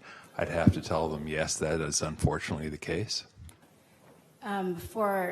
For our Valley Homeless Healthcare Program, we are providing the outreach, but not the medical, not a provider in the city of Mountain View. Okay. Here's what I'm going to say then, and here's what I'm going to do. I'm going to say that's a source of continuing concern to me. I look forward to working with you to see if we can't do better, understand the challenges and impediments, and certainly appreciate the efforts made to date. I'm going to abstain on the item today. That's my way of saying not opposed to the good work you want to do, but not acceptable to me that we don't have services on the ground to help homeless people get the health care they need when we're talking about 1/5, 400,000 of the people in Santa Clara County. So please understand it in that way. Thank you. Thank you. One thing I just wanted to ask is that later on the agenda, we're going to hear more about a homeless wellness center. And I'm wondering, are we talking about the same center? Are you all working with mental health on this item? Or behavioral health, I'm sorry. Yes, our concept of a homeless wellness center is both a clinical site and an administrative site with support services. So it's really a hub for VHHP to provide clinical care, medical and behavioral health. It's also incorporating a day center where they can come in, charge their phones, have lockers, showers, clothes closets. So it's just an area where all of our homeless clients will be able to utilize some services. The behavioral health is the model of the drop-in is just one component of it. We definitely would like to work more closely with them to understand what their center looks like and collaborate on that. So, Doc, go ahead, Paul. No, I was just going to add, of course, the Valley Homeless Program has had an interest in developing a wellness center. We're probably further along in terms of providing certain aspects of services to the homeless population. I think working together with the other initiative, if you will, we can further expand and contribute together and collaboratively. So we're looking forward to working together to further enhance the focus of wellness beyond just healthcare, but to much a broader aspect of what we can do to serve the homeless population. I think that would be really important. And what I want to make sure is that if we're building two centers intentionally, that's intentional. My concern is that from a resource leverage perspective, that it makes sense for us to really have one. And so what I would like to ask Dr. Smith, and I see Renee out in the audience, is that if this could come back to the board with a better understanding of how we at least start with one center. And let me say, I know you all have been working on it. I know that, frankly, after the Blue Ribbon Commission that Supervisor Cortese started us on after the murder of Michael Tyree, that having a place like this was really high on the priority list of the subcommittee that worked on the Blue Ribbon Commission. So we've actually, in lots of different areas, been having this conversation for a while, and I just want to make sure that we have the best chance of having something that's both meaningful and supportive to the homeless community, but also one that really combines whatever resources we have so that when we have an economic bump, we're not losing a center, but we have a mechanism for really making sure those services stay in place. What I would be interested in, therefore, is after you've had a longer conversation to have this come back and present it as one project. And if it's not one project, that's fine too. You might have a reason for not doing it that way. But I'm concerned about having this discussion under two different items on the same day, that are really touching the same population. Yeah. Does that make sense, Dr. Smith? Sure. Okay. All right. Yes. Thank you, Madam President. I just want to take 30 seconds through the chair, if I may, to Dr. Smith. I want to give a shout out to Mr. Lorenz yesterday, who appeared at a community meeting in Morgan Hill dealing with some issues regarding our health and hospital system, and was extremely effective, and I appreciate that. And I just wanted to let you know he did that on short notice, and that was very helpful. Thank you. I wanted, since you opened it up for me to make a comment, I wanted to try to clarify something that I know was misunderstood a little bit in Morgan Hill, and I think in general, public would probably benefit from the following. The reason we have reports from VHHP is because our federal grant is done through the homeless exception that qualifies us for federally FQHC funding. There are a number of ways that you can get FQHC funding. Our application was through the homeless grant. It does not mean that the only services we provide in our clinics are for homeless individuals, but it does mean we're committed to care for homeless individuals. And the report you get from Paul and Celine regarding VHHP is really focused on that compliance with that grant, and that's why we have monthly reports. But the services are integrated with the entire health system, and I know that Morgan Hill saw this and thought that that meant we were creating a homeless exclusive clinic in Morgan Hill, and that's not true. It's an integrated clinic. It just qualifies us for FQHC funding. And that's also why the subjects end up on two different reports, because this is required from the feds, but we have an integrated system. Thank you. Thank you. Thank you for clarifying that. Thank you very much. Any other questions or comments? Seeing none, we have a motion. May I get a second? If everyone could vote. Would you like to hear from the public speakers? Oh, I'm sorry. Geez. Thank you so much. I missed that. I think I got a little confused as to the topic. So we could welcome up Johnny Camus, Scott Largent, Robert Aguirre, and Miriam Butra. So if you're here for this item, if you could come forward.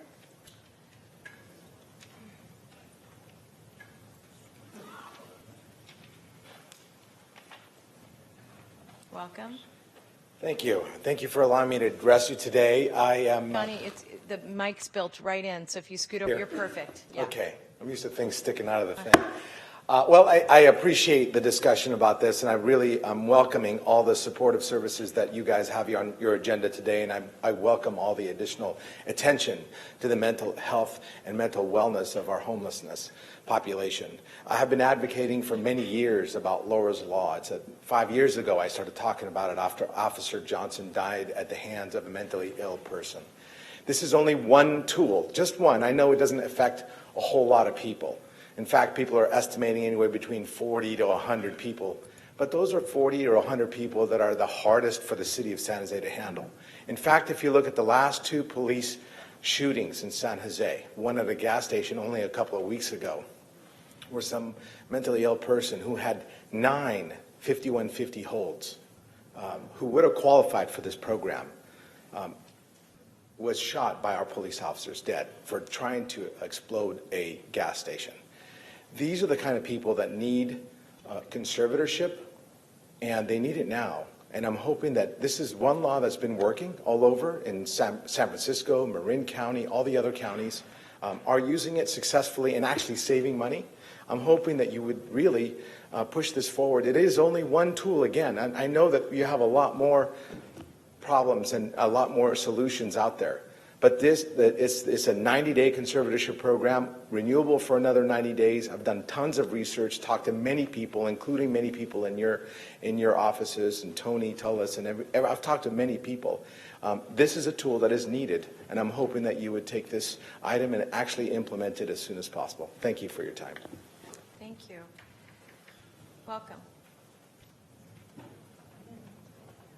Good morning. My name is Miriam Vitautas, and it's the first time I'm expressing my opinion. I'm not against helping the homeless. What I just came to here is to ask each one of you, and especially our representative supervisor, Mike, to review into item A, D. I'm a Morgan Hill resident, and I think that before you vote yes, let's work or let's review how it's going to be the whole infrastructure. I live in the community, and I think we should know how helping is going to work and what is going to be the impact that is going to be for the community and for our neighborhoods. I'm not just speaking for me. I'm not just speaking for my kids. I'm speaking for the city. How are we going to bring the people where the people know the homeless? Where are they going to come? How we are going to bring them out? How they're going to transport themselves? I think the logistics should be expressed to all the community, because this is a concern that we have. We have many questions, and I'm just here looking for answers. I appreciate everything you do, and I appreciate everything what they're doing. And if I can do something to help, I volunteer. But I would like to know how the logistics is going to work and how can affect or impact the community. So, thank you.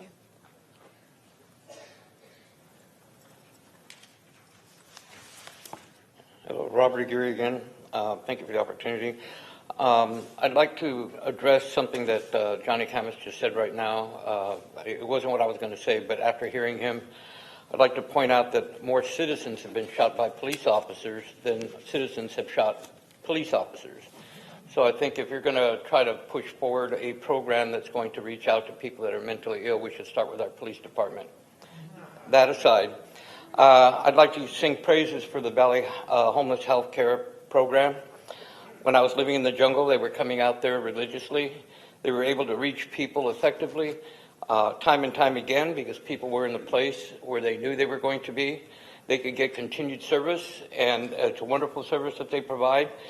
I'd also like to talk about the rerouting of VTA Route 23 that used to go to O'Connor Hospital that no longer goes there. It was a simple little loop that allowed people to be able to get to the hospital, not only employees, county employees, but also patients, people that had to go there for appointments, people that were getting released from the hospital had a way to get out, to get onto the main thoroughfare. Right now, I think the 60 or 61 bus, I forget which one is the one that goes there, but it's very difficult. It's kind of disjointed with the other ones, and I think that's something that we should consider because at all times, people are not in encampments and people are not always in hospitals, but they need to get back and forth between these locations. And I think another thing that would also help this program further is if we were able to provide people with bus tokens so they can get to their appointments, so that they can get either bus tokens or uplift passes. And again, that's a VTA issue, and but they're interrelated. And it's a barrier for people that don't have the ability to get these types of services. And I've never been to the St. Louis Medical Clinic in Morgan Hill, but it's probably the same. I'm going to invite up Scott Largent, and then our last speaker will be anonymous.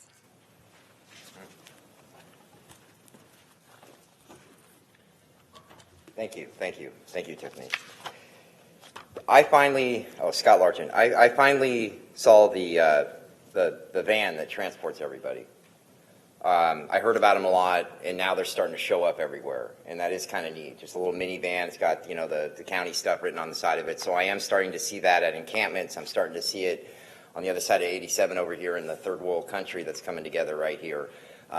We do have those vans showing up to pick up people, and the woman that I talked about at the Health and Hospitals meeting that was in a horrible car accident, that's living in a trailer over there.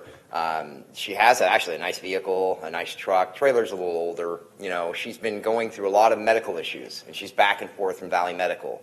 So I am noticing daily that van's showing up. So I've kind of gotten to know this woman. I'm kind of watching out for her over there to make sure that she does not get swept. But the problem is the amount of money that we're spending transporting this woman back and forth from Valley Medical. Why are we not just giving her a space behind Valley Medical? I mean, it seems pretty easy. We could give her a space, park that trailer, park her regular car for hauling the trailer. Actually, she has a somewhat okay BMW. It's a little older, but it's not a bad car. We could give her some hookups. We can make sure that the gray water's being flushed out of her motorhome properly. And here's another thing. She could walk to her appointments. Doesn't that seem very simple? Because you guys are paying all this money on all these vans, you're paying all this money on the employees, the insurance, and all the other stuff like that. It just doesn't seem right. She's a very nice woman. Maybe you guys would like to go on a field trip to go talk with her. I've let her know I'm in here advocating for her, and there's a lot of homeless advocates in here. We're fighting for her over there. Go visit this woman. There's a lot of really nice people over there. And you know what else? Your employees are living in that field too. Make a trip over there. Thank you.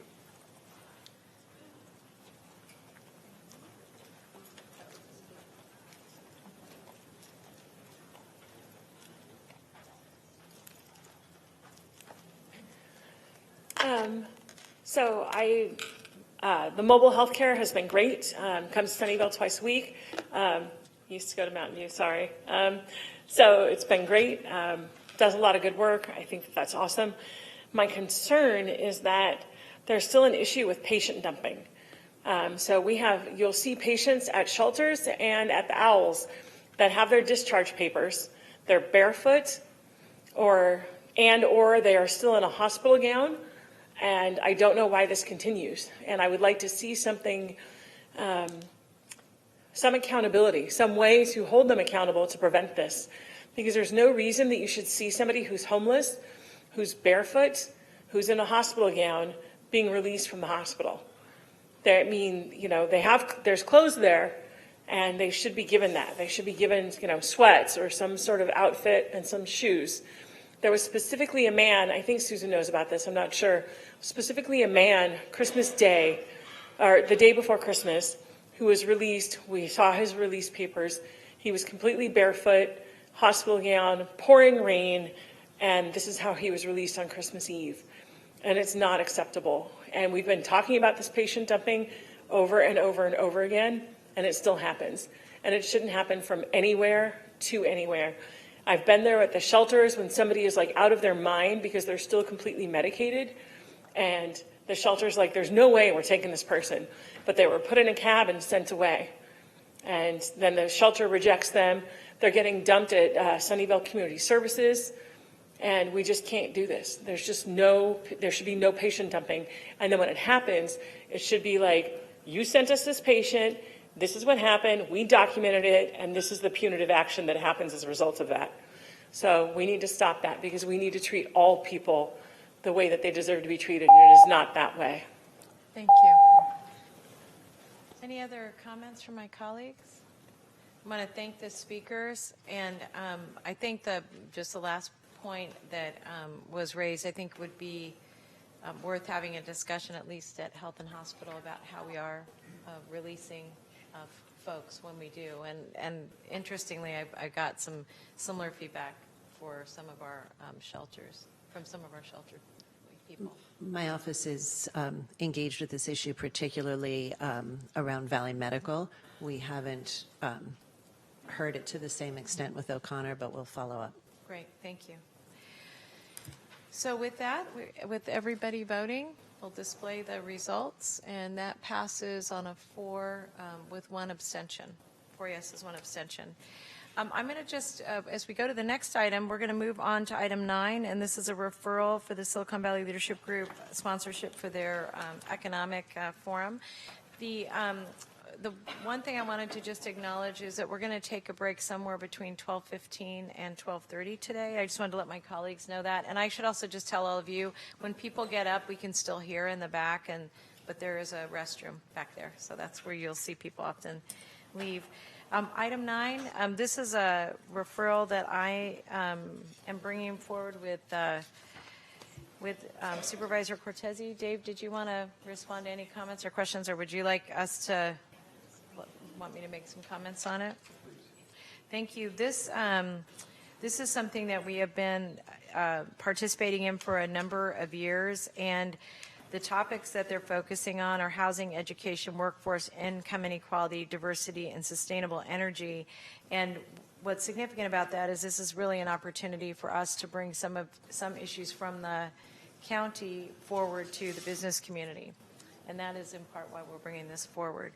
We have 1 speaker on the item, so if I can take the speaker, and then if there's any discussion or comments from the board, we can hear them. Peter, welcome.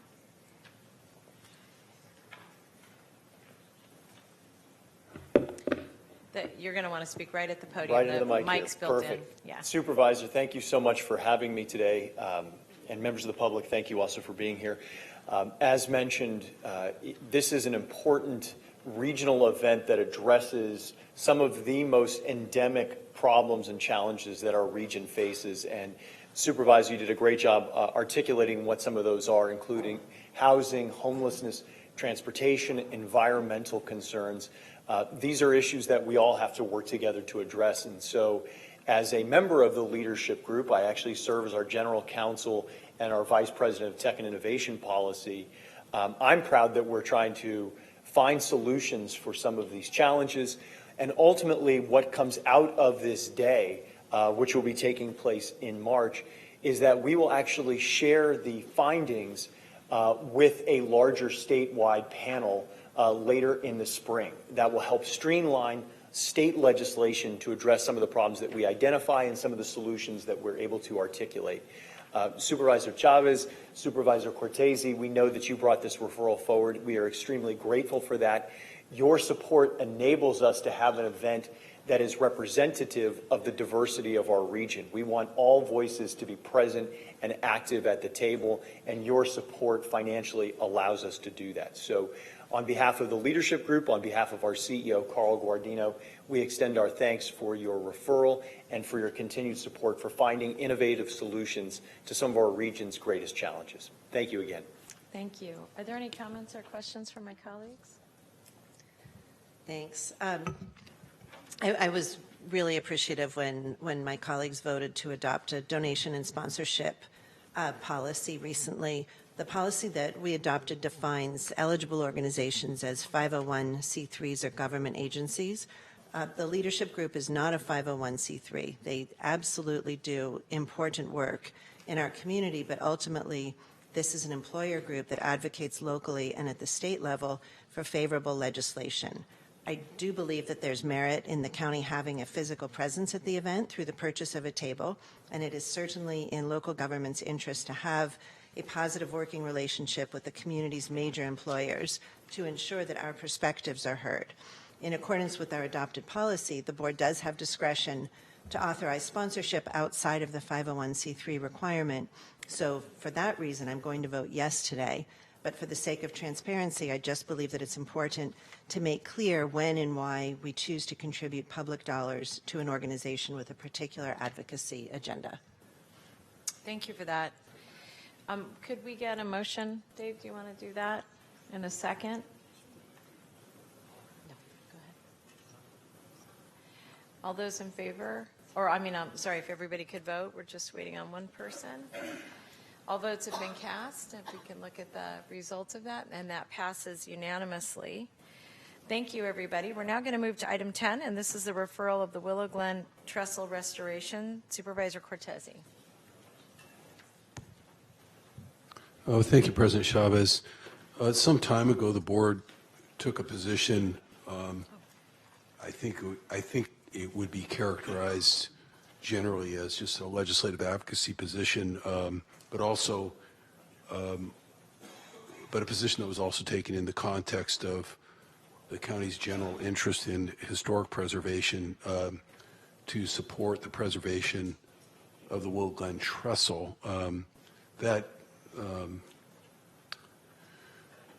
issue has been ongoing ever since. It's still unresolved, and advocates who have been pursuing the preservation and ultimately the restoration of the trestle have suggested that the county's reaffirmation of its desire to see the trestle preserved would be helpful in terms of ongoing advocacy.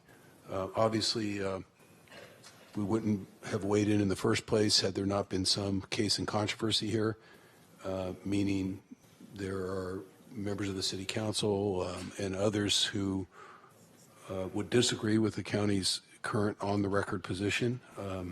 So, full disclosure, I know Supervisor Ellenberg's quite aware of that because the trestle's located in her district. It was Supervisor Yeager and I that advocated, prior during his term for the county's position that it should be saved.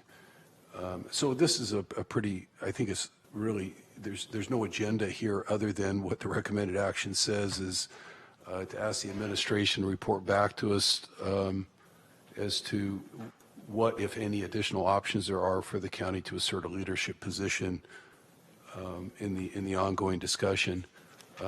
I think that there's some reference to the fact that the county, well, there is in the referral that the county has a vested interest clearly in regional trail connections. We literally invest a lot in the county-wide trail system. And we have some, I understand we have some investment in this portion of the trail system where the trestle is located. Just to clarify that we're not, I'm not asking us to wade into an area where we lack, any jurisdiction or interest. That said, I understand, and I think we all understand that the county has very limited jurisdictional type of relationship, to the trestle itself. It has been a city of San Jose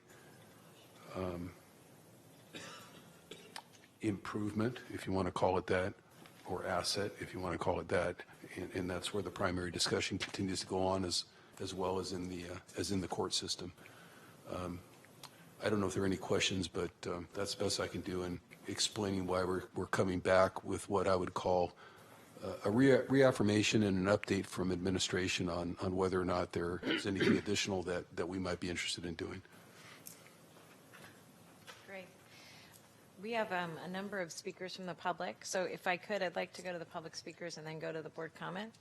Thank you. And if I could ask that we invite up Matt Kano,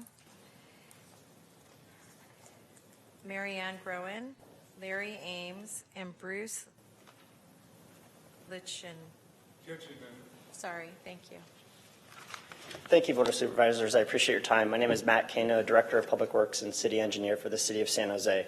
As you're aware, this project is an extremely vital trail link for our community. It has been years in the making, and we do appreciate the county's support several years ago during the acquisition of the entire property upon which the trestle is located. As documented numerous times over the years, the risks, we didn't take this decision lightly. The risks and costs of rehabbing the trestle have always been far greater than the replacement project, which we're currently moving forward with. The ongoing operations and maintenance and environmental condition of the replacement project we're moving forward with are far greater than if we were to restore the trestle. And the city has awarded a construction project, and we are actively working towards a demolition and replacement of the bridge this summer, pending resolution through the current court process. The action today did catch us off guard, and we are looking forward to continuing to work with everybody in the community to finish this absolutely vital trail link. Thank you very much.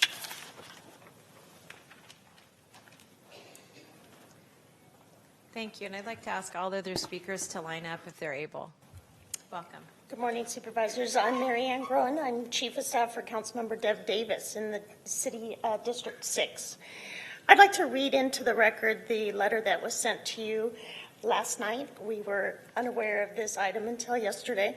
Dear Santa Clara County Supervisors, it's come to my attention that you will be reviewing a proposal from Supervisor Cortese to block the removal of the deteriorating Willow Glen trestle that would allow construction and completion of the Three Creeks Trail in City Council District 6. In case you are unfamiliar with the issue, the process of completing this trail has dragged on for over 5 years due to frivolous lawsuits which have cost taxpayers hundreds of thousands of dollars and has kept our community from utilizing a valuable trail resource. The city has reviewed the cost of restoring the trestle, and it does not make sense to spend millions of dollars and many more years of design to further delay the opening of a trail that connects our community to the Los Gatos Creek Trail and to Diridon Station. The constant delays have caused construction costs to increase, and the threat of no trail and a rotting trestle remaining in the creek benefits no one. A federal historian agreed that the historical significance of the trestle has been blown out of proportion. A majority of residents in D6 agree, and we get those emails to our office. They want the trestle to be dismantled and the newer, safer, ecologically cleaner bridge be installed, a bridge that has already been purchased and sits in storage, costing taxpayers even more money. It's time to open up that portion of the Three Creeks Trail and allow our residents a clear, safe path to walk, cycle, and run through our city. I appreciate your time and attention to this issue. Sincerely, Dev Davis, San Jose City Council, District 6. Madam Chair, if I may, a comment from Marianne. Hi, thank you. Thank you for sending the letter last night. When I opened the attachment, all of the lines were imposed over each other, so it wasn't legible. So I appreciate your providing us with this afterwards. Yes, and I can provide another. This is good. Thank you. Thanks. Thank you. Larry? I was going to just say thank you for all your support, but maybe I should try to answer these questions instead. We've been working with the city trying to get a solution to this thing, and I thought at a court mediation we kind of come up with the idea that the city was willing to let other people come in and take a lead or find alternative solutions to solving this problem. This is a state-listed historic structure. It is in good shape and can easily be restored, and we've been working, like I was going to say, we've been working with the city and the county for years on historic preservation and creeks and trails and parks, and I look forward to working with you on this one. So we wanted to thank you for trying to move this thing forward. The courts are dragging the thing out. We hope to have a solution to this thing, and we hope to get a reasonable solution. The trestle itself is strong and readily restorable and would make a wonderful wonderful connection to not only of the regional trails, but also for our county to connect to its agricultural past. So I hope it can be saved. So thank you. Thank you.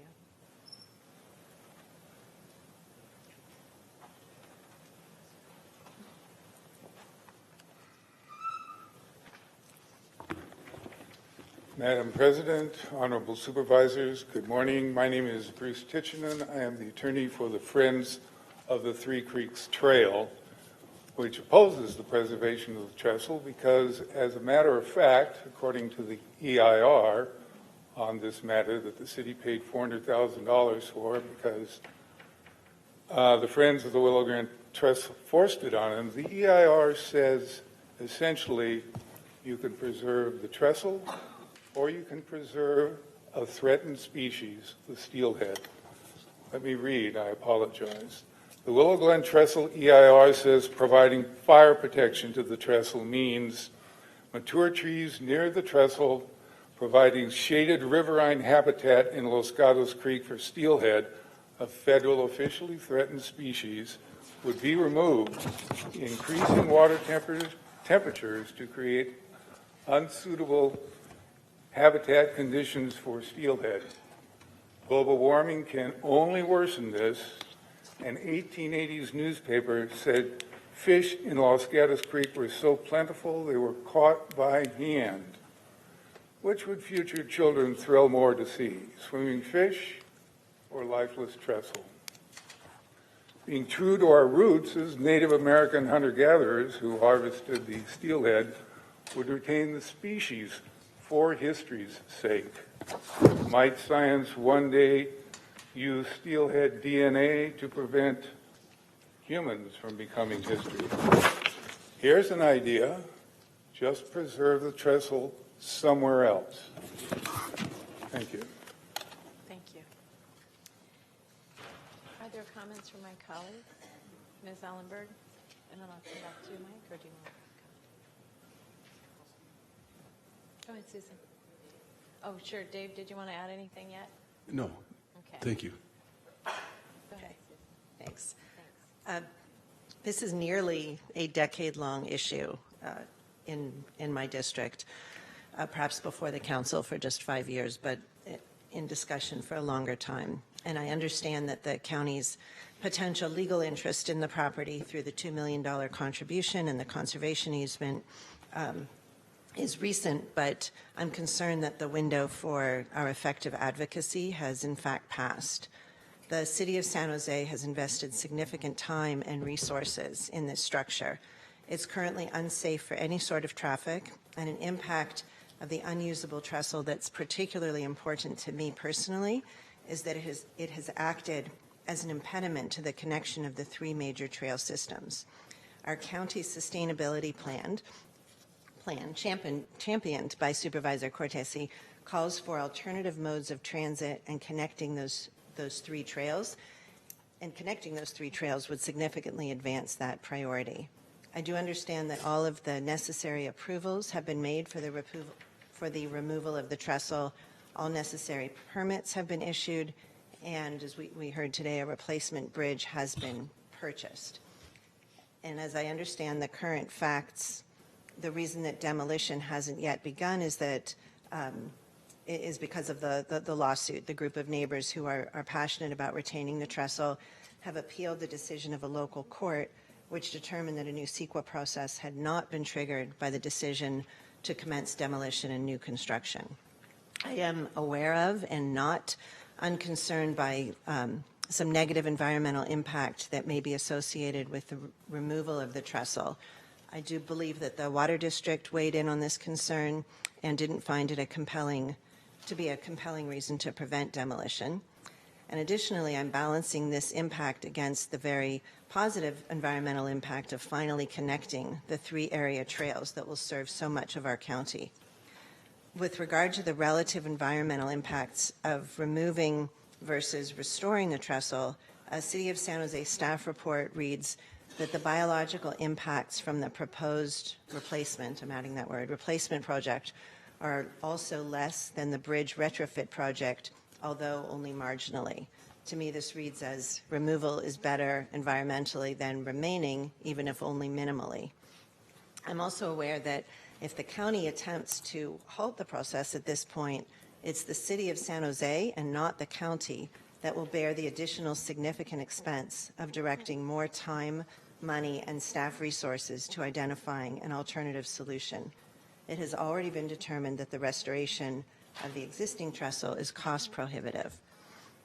I'm worried that if the county decides to weigh in now, we will unquestionably create a significant delay in anything being done, and in the meantime, the trails remain unconnected. So I'm coming back to this again as my primary concern. There is tremendous communal desire to connect those trails and promote more environmentally friendly transportation between San Jose and nearby cities. Additionally, the lawsuit appeal currently, because the lawsuit appeal is currently pending, I believe that it's premature for us to weigh in before that's adjudicated.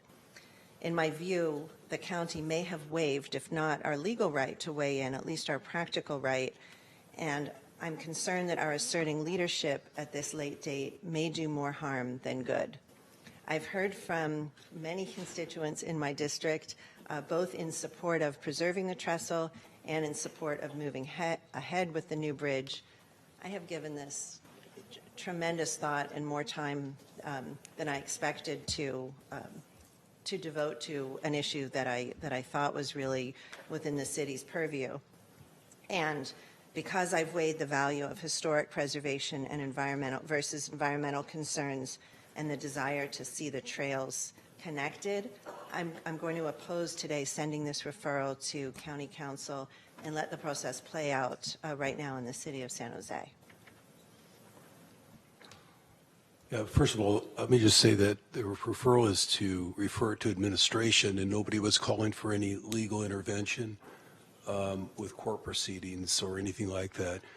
I would suggest, especially given the chaos of in the context of the Brown Act, I reached out to Supervisor Ellenberg personally right here in this room, and also subsequently to find out if she was supportive of this action before I brought it, giving proper deference, I think, to the fact that she wasn't here when we took the position before and that it is in Supervisorial District 4.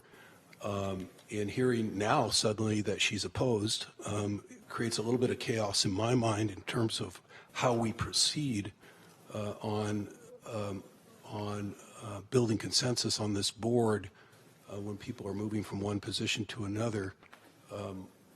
Define expectations. I would withdraw my request for the referral and just suggest that each supervisor weigh in on this issue as we have in the past without any need for any board action at this time.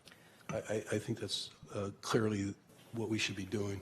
Sure, I want to address that, Supervisor Cortese. It was not my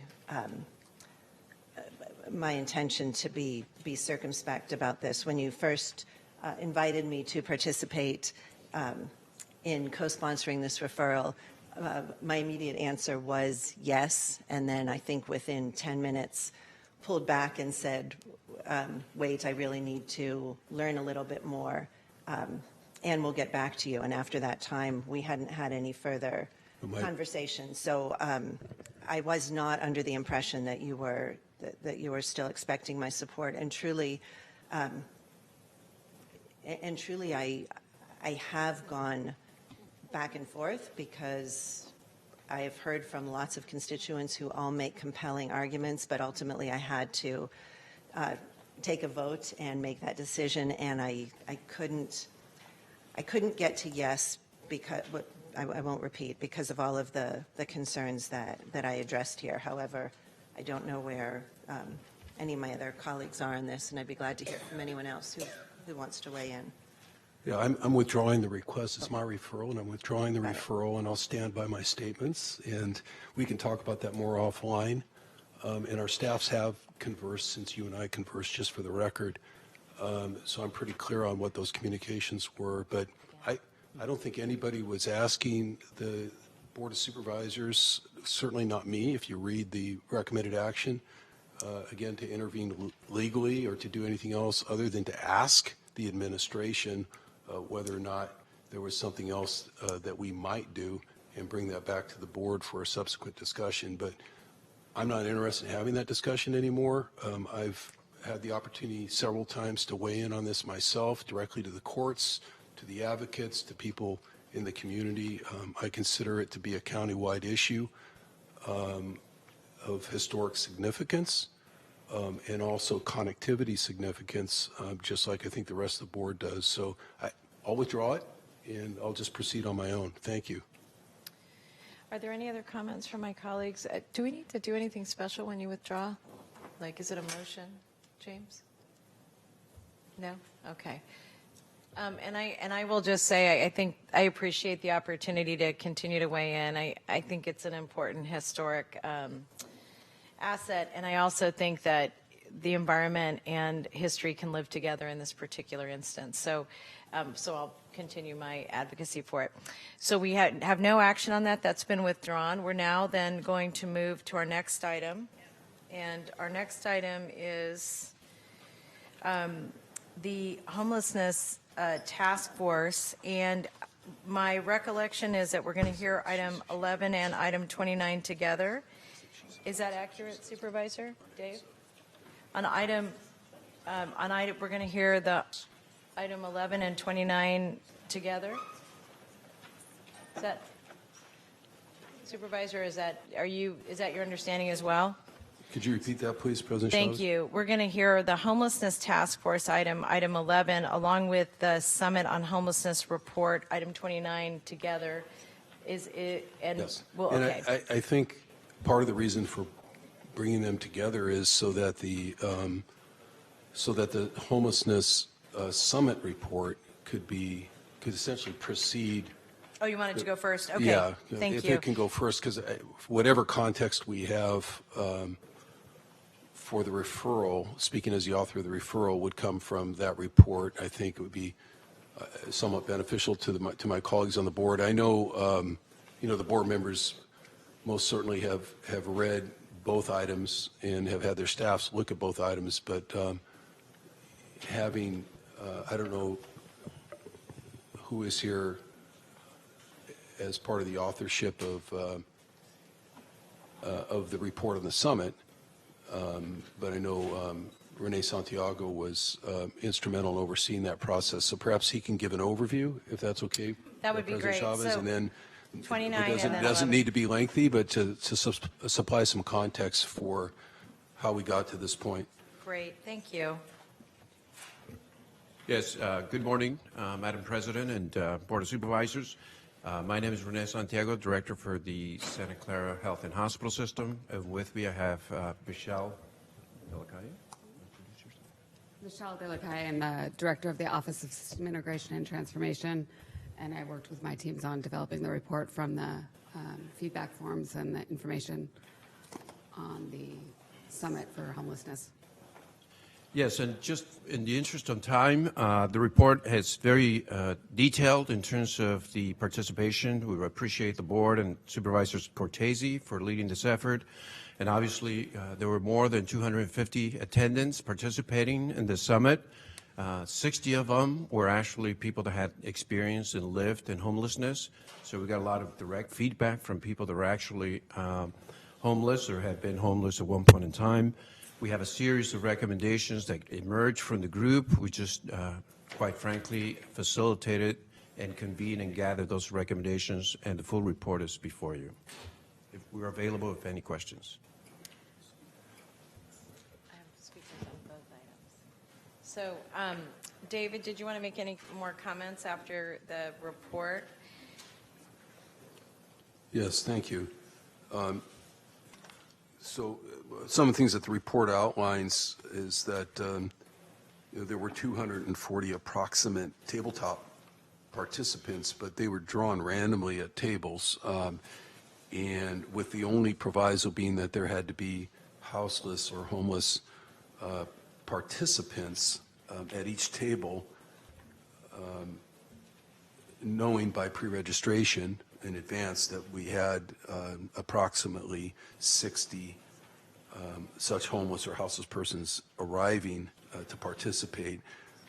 So they were, in fact, evenly distributed, and it really created, I think, especially with the backdrop of some of the tension we've seen in community meetings and town hall meetings throughout the county, including my district, around these issues, homelessness issues, and where programs and facilities should go.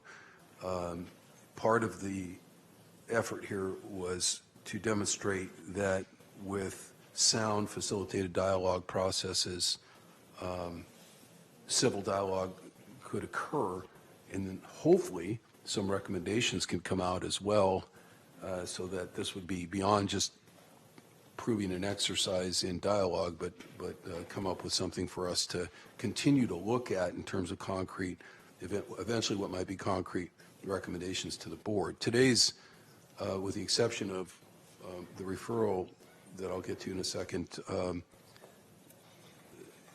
not intended to ask the board to adopt the recommendations of the summit as concrete actions or funded actions or any kind of actions, but to essentially sunshine what those are, and then get them into a process where people can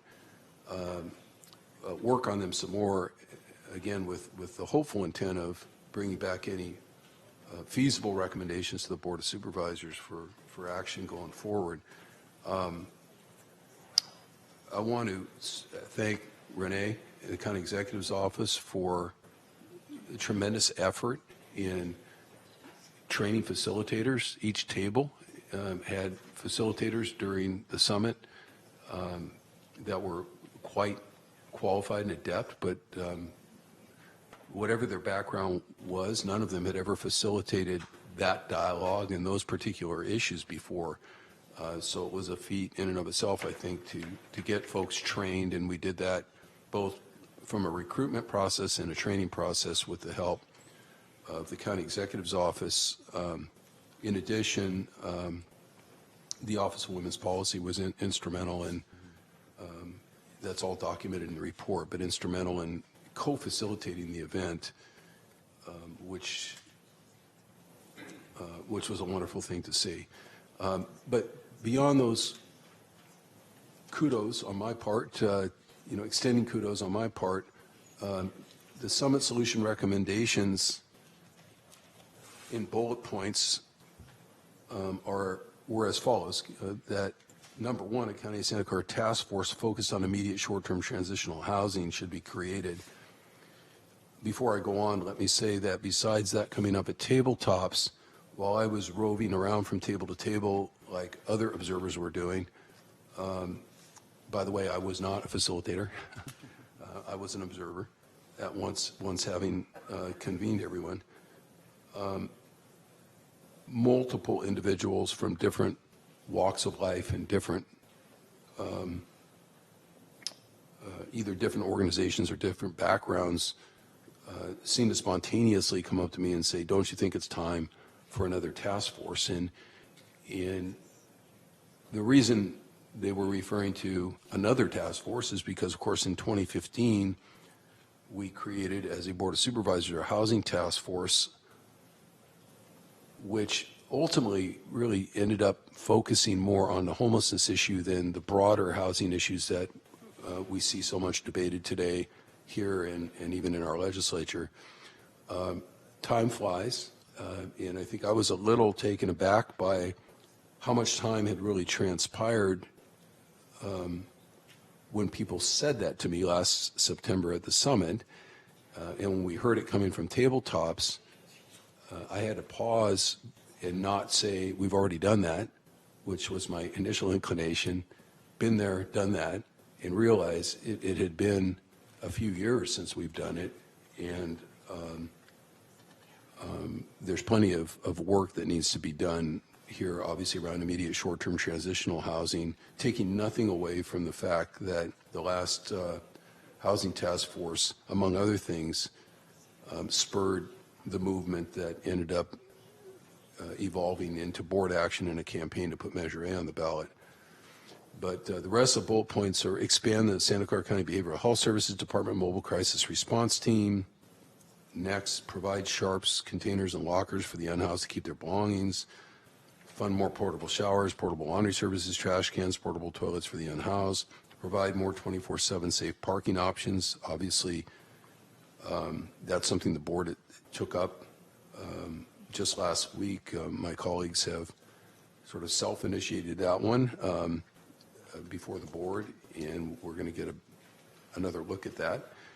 Streamline the permit process at the County of Santa Clara to allow more ADUs, create ADU tiny home communities with services on site, offer grants to smaller community-based organizations who are unable to compete, increase funding for more mental health workers and drug and alcohol addiction counselors in the jails, perhaps something that parenthetically is already ongoing but worth a look.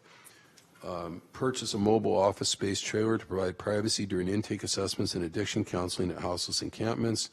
Provide cell phones and chargers with a solar charger option. Develop materials to educate the public about the diverse experiences of homelessness, successful models and positive stories. Outreach strategies about homeless services and resource materials in effective settings, which should include buses, clinics, etc. Engage individuals who are unhoused or formerly homeless in existing or new stakeholder groups focusing upon the issue of homelessness, and evaluate the current state of homeless prevention resources to determine if additional resources are needed. So with the full disclaimer that the participants, given we had literally folks off the street at the summit at these tables, and a lot of people who aren't directly involved with county work day to day. Colleagues, if you're hearing some things here that do sound like we're already doing it, or we've already embarked in that direction, or we may be doing enough, granted, just please keep in mind that if anything, that would be affirmation from the summit group to keep going, keep charging ahead in that direction, I suppose. But they wouldn't have known better as to what we hear, specifically what we were doing or not doing at that moment in September 2019. It struck me, not only because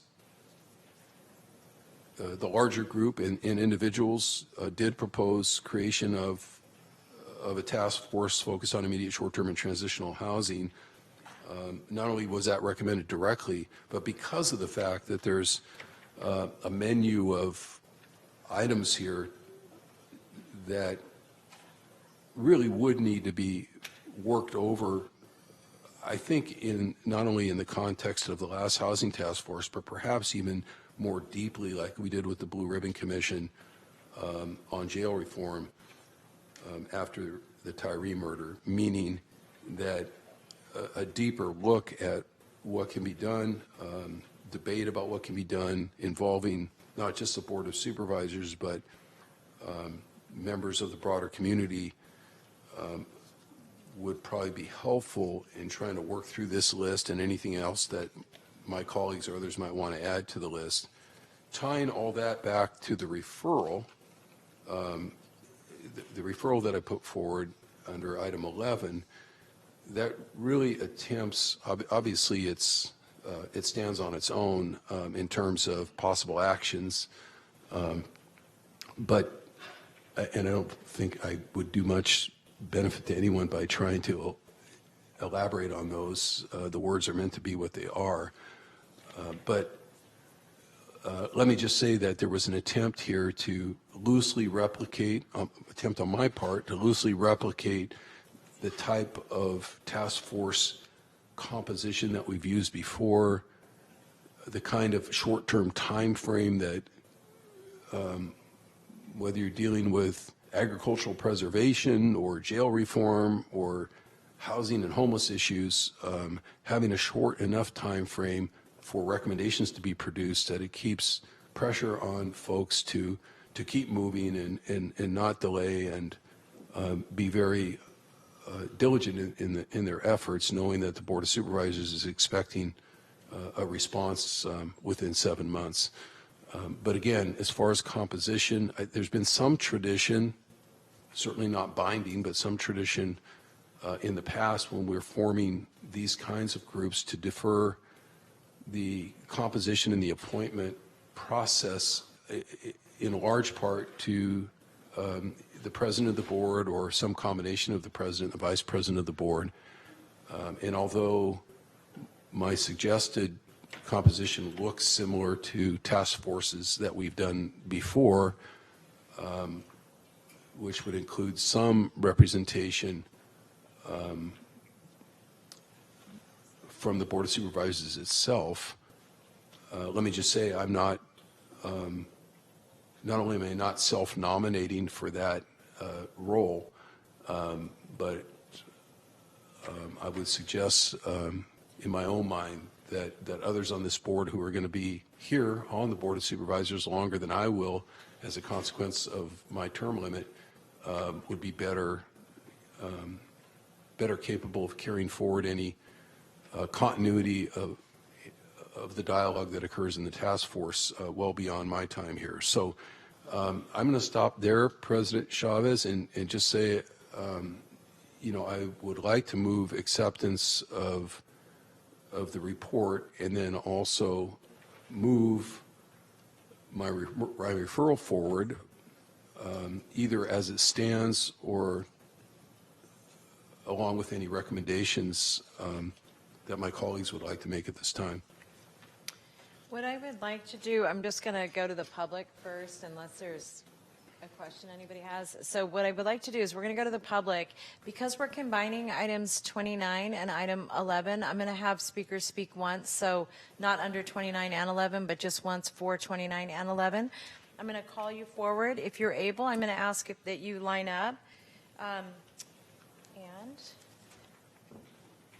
I'll start with Robert Aguirre, Scott Largent, David Tran, Paul Soto, Terry Chang, Sherry Burns, John Betts, Lance, Amanda Cole, Richard Scott, Sparky Harlan, Mike Eckert, Henry Limwith, Karen Gillette, Chad Bojorquez, Sandy Perry, and Scott and Robert, we're only speaking on this item once.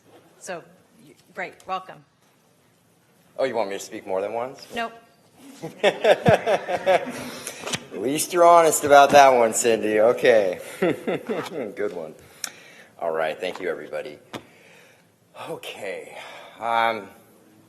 Robert's not going to be able to, he had to go over to Bellarmine, so he's not going to be able to be here. So, I read over the agenda packet. I go to a lot of committees, commissions. When everybody gets in the room, and I always call it, they want to get up on the podium and get picture day and, give each other high fives. I'm very concerned about putting together, it sounds good. We talked about a task force for 3 or 4 years. I thought that would be a fantastic idea. I'm not trying to upset anybody. I just think it's another delay tactic. I think it's going to take years for anything to materialize. We probably won't even be making quorum on that committee. And it's just going to be like beating a dead horse again. I want to see things starting to happen now. I want to see somebody go out and talk to that woman today down the street.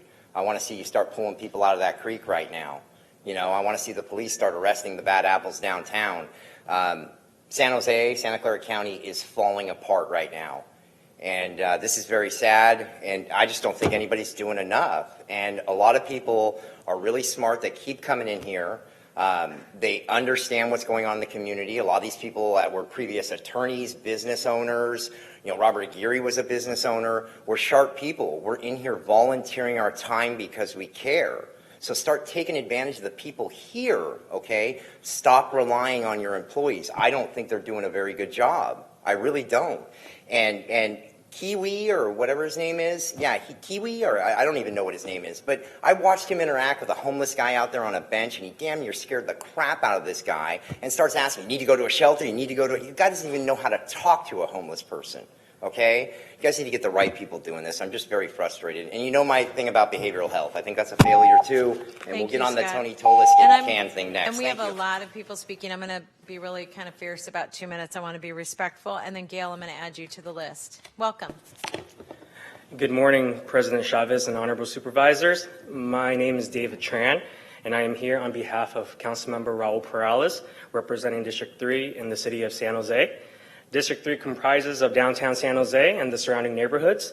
In addition to my comments, our office has submitted a written letter, which you should have. I'm here today to speak in support of creating a homeless task force and action plan. We would like to thank you all for allowing for this discussion today, and specifically Supervisor Cortese for his leadership on this matter. The council member believes that this is an opportunity to address the severe shortage of shelter beds that we have in the county, and this action plan will begin the first steps to securing beds for the thousands that are living in our streets. In 2017, under Councilmember Perales' leadership, the San Jose City Council directed city staff to work on creating a homeless task force, which included outreach to the county. For some time now, there hadn't been much progress, but he is encouraged today to see this item placed on your agenda. He hopes that together we can continue to build on that work that has been done and collaborate to formulate this task force, with the caveat that the task force be more of a permanent body rather than the temporary one suggested. A prolonged task force can go beyond the task of identifying shelter beds and instead create the necessary space for stakeholders to work collaboratively and hold one another accountable for the goals we set to end homelessness. Finally, Councilmember Perales would like to personally offer himself and our office to take part in the task force if possible. Thank you for your time and for your leadership on this matter. Welcome. Hello, my name is Paul Soto. My father was a farm worker in Saucipuedes in the 1940s. Martin Luther King gave a speech at Stanford University, April 3rd, 1967. And in it, he stated that compassion is not flipping a coin to a beggar. It is dismantling the edifice that produces them. This was 52 years ago. This poem was dedicated to Michael Tyree. Mental health under the weight of your wealth suffers striving for dignity. Our humanity under your apathy, our significance beneath your indifference, challenges our collective resiliency. Eyes see, ears listen, let sentient hearts pray for those with an obsession who welcome oppression to those living in San Jose. The greedy know nothing with regard to justice. They only know about just us. Examine my heart, search my soul, says San Jose. What has become of me when I look in the eyes, ignoring the cries of those who are the least one of these? Compassion escorted me along the creeks. These shared not in San Jose's wealth. Holding apathy's nose because it reeked, said, it is no matter, they brought it on themselves. Along the Guadalupe, poverty mourning as developers and banks keep oligarchs yearning, providing the means for gentrification, plotting the insolvents' decimation. Instead of new homes, they erect tombstones, casting its shadow along the river, building your towers, demonstrating your power in whose shadow the homeless shiver. This poem's goal is to remind we have a mandate to be kind, upon which our humanity is built. Woe to those in haughtiness they chose to suppress the soul pangs of guilt. That's what we're talking about. We're talking about human life here. And I think that as a collective, as a species, we're losing that. We are losing our humanity under the weight of apathy and indifference. That scares me. As a citizen, that really scares me, that we can come to these places with the straight face and almost robotic indifference, ignore the soul pangs of guilt. Thank you. Welcome. Good morning, Supervisors. My name is Terry Chang.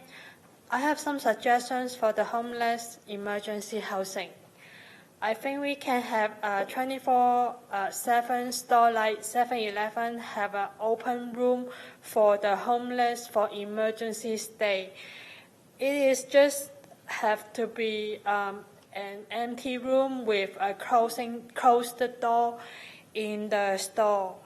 And it is for the emergency for the homeless use. Thank you. Thank you. Welcome. Thank you, President Chavez and Board of Supervisors. My name is Michael Deckhart. I spent 10 years homeless. I'm now housed at 2nd Street Studios. And there's one tool in your toolbox that you're not using. You're not utilizing the homeless that are now housed enough. I don't see them in your committees. I don't see them in your boardrooms. I don't see them anywhere. I think that we need to utilize more of the tools that we have, the homeless that are now housed. I'm here representing Lived Experience Advisory Board. We're a committee that has been together for 2 years, and we deal with exactly what you're talking about, the committee that you want to form. And I'm recommending that come over to the Lived Experience Advisory Board. I think we're capable of handling it, and we've got a lot of good homeless and formerly homeless individuals that know what we're doing. And I thank you for your time. Thank you. Welcome. Good afternoon now. Thank you. Sherry Burns, the Executive Director of Silicon Valley Independent Living Center, also the co-chair of the Aging Services Collaborative for the county and the Long-Term Services and Supports Committee. Thank you for the opportunity to address this item and for Supervisor Cortese's leadership on creating, or his recommendation to create a homeless or unhoused task force and action plan. As he mentioned in the press conference this morning, we are behind the 8 ball, acknowledging that we have waited too long as cities, as a county, as a state of California to address our unhoused residents, our neighbors here. I support providing a variety of options for temporary shelters for our 9,000 unhoused neighbors. All of the points that are listed in the proposal we support, and also the recommendations that were submitted by Second Street Voices and Sunnyvale Voices in the letter that they submitted. One of the issues that they mentioned was that we need a variety of options. They cautioned against use of motels and hotels as an option for a variety of populations that might be triggered because of past experiences and PTSD. However, they also acknowledge that there are populations such as people with disabilities, older adults, LGBT members of our community, and folks with domestic violence backgrounds that need this kind of shelter. Silicon Valley Independent Living Center has appreciated the opportunity to have a pilot project with the county this past year and with the Office of Supportive Housing to utilize motel vouchers. We have wonderful MOUs with a couple of motels in the area. They understand the population we're working with, and thus far we have already housed 30 individuals with disabilities who were previously unhoused, and that's in 6 months, and our target for the year was 30. So we've already met that, and we hope to continue that. Thank you. Welcome.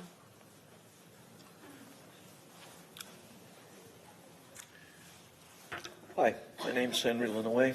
I was here in September asking for acute care facilities. Thank you for the money for housing me while I was recovering from my tumor surgery. When I seen this agenda come up, I'm looking at my engineering background. You have computing resources here. You have cloud resources. I've been working with the homeless since 1970. I was homeless then. Worked with San Jose Research Analytical Corporation and Digital Communications. And we need to have policy analysts look at all of the stuff that you guys go through and present that data to us so we can make positive recommendations. We have millions of square feet of factories that are empty because the companies have moved to China, but they have long-term leases. These could be temporary housing facilities until the new buildings or dwellings are built, checked, and the structures are organized. We need help with mental health people. I see this every day because I still live on 92 South 5th Street. I have a woods tent now from Canada, and I see these people urinating on the sidewalk, doing things. And the ones that are not so retarded, I've taught them how to poop in bags, and I've taught them how to pee in bottles as opposed to in sidewalks, and becoming sexual deviants, which is really unnecessary. And I want to be able to give this information to the necessary people. Sorry about this. And I want to be on this task force because I understand the issue by living it. I've been homeless for 10 years. 5 years was in my mom's home and at the villages, and the other 5 years has been out here in the street. Thank you for your time. Thank you for being here. Good luck, Senator.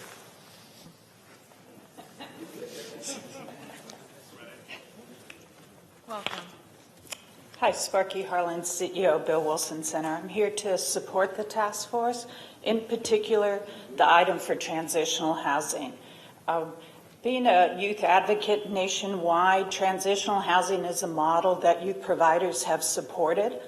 We finally got HUD to agree to do transitional housing to rapid rehousing, even though they've been trying to shut them down. And what's interesting about the model that we've done for them this year is youth are offered an option. Do you want to go directly in rapid rehousing or transitional housing or rapid rehousing? Every single young person said, go into transitional housing first, where I can learn the skills to then manage the rental assistance. So it's a great model for young people in particular and families. Secondly, Bill Wilson Center is housing currently over 700 individuals a night. By April, it'll be 1,000, and people don't realize that 2/3 of who we are housing are families. And what I want to talk about in particular with families is a program that we're starting with City of San Jose and Airbnb that can help families. Airbnb is a monster to try to figure it out. Let me tell you, it's not an easy task. However, there are a lot of houses on there, and you can put your homeless families into a house on Airbnb instead of a hotel. The costs are very similar. I'd really like to explore that with the board and the city. As long as we can get these houses to be kid-friendly and safe, we can put people temporarily into homes on Airbnb instead of into hotels. I'd like to work with you on that. Airbnb's given us all the support we need to make it happen, but we need to work together to see how we might try to work that system. It's something new, and we can be the innovator and try to make it work for our families. Thank you. Thank you. Welcome. My name is Richard Scott. I'm the retired former supervisor in the county mental health homeless team, and we had one. I'm here to talk and support having what generally are called sanctioned encampments. I wouldn't call them sanctioned. I would call them cooperative communities to avoid the stigma that is attached to the word sanction, and so that the city's not scared off by their legal responsibility. I was struck the other day to realize that 20 men died in combat, U.S. men died in combat in Afghanistan last year. 161 people died on our street last year. Does that mean that we should take our homeless and send them to Afghanistan? It's a pretty striking contrast. Having people stay in when I'm talking about, cooperative encampments, talking about where people are now. It costs nothing to leave people there. What we do now is we chase people around the community. We leave trash in one place, force the people to move somewhere else, and we have another place that's trashed. Oftentimes, the sweeps are not done because the encampments are dirty. We have recently swept the cleanest encampments in the community. They are done for political considerations because people complain about the homeless being there. If you allowed the homeless to stay where they exist and help them, you'll have less mental health trouble. Imagine your mental health. If every single day you thought maybe when you went home you wouldn't have a home, or you have to get your stuff and move it out. How can you have mental health under those conditions? You're wasting mental health money even trying. Having people together like that, they form a community, they support each other, and they make themselves accessible to services. So I really, really would strongly hope that you will consider that and support it. I know it's a complicated problem legally. Thank you. Welcome. Good morning. I'm Chad Bohorquez, and I'm here today as a representative from the Lived Experience Advisory Board. I'm the former chair and current member of the Lived Experience Advisory Board, which has been around for almost 2 years now, officially consulting and advising the county, the Office of Supportive Housing, the Continuum of Care, and the community at large on issues of homelessness and housing. All of our board members are formerly or currently homeless. And I think that puts us in a great place to be a part of this task force to help represent the lived experience voice. It's something that we are actively working toward to try to amplify. and kind of shift some of the power in our systems and how decisions are made to the people who have been affected by homelessness. So I really appreciate the fact that this task force is actually coming, as you mentioned, from recommendations that came out of the summit, which involved many, many people who have lived experience. And then I would even push forward and say that since you mentioned that the makeup of the board is not set in stone, let's push a little further and have 3 seats of folks who have lived experience, and push as much as possible. I also want to say, though, that I also recognize the power of bringing people from all different parts of the community together, because this is a community issue that we have to solve together. So we would very much appreciate somebody or more than one person from the Lived Experience Advisory Board be appointed to this task force and to dig in deep with the community and all of our colleagues from all the different sectors and bring forth solutions that make sense that the board will get behind to support. I think what's most exciting about this idea is that we haven't really had a lot of organization or structure about how we're addressing interim housing solutions in this community. So I think this is our shot, and I think that it leads into what's going to come out of the community plan to end homelessness and a lot of other efforts that are happening in our community. So thanks for bringing this forward, and we look forward to working with you. Thank you. Welcome.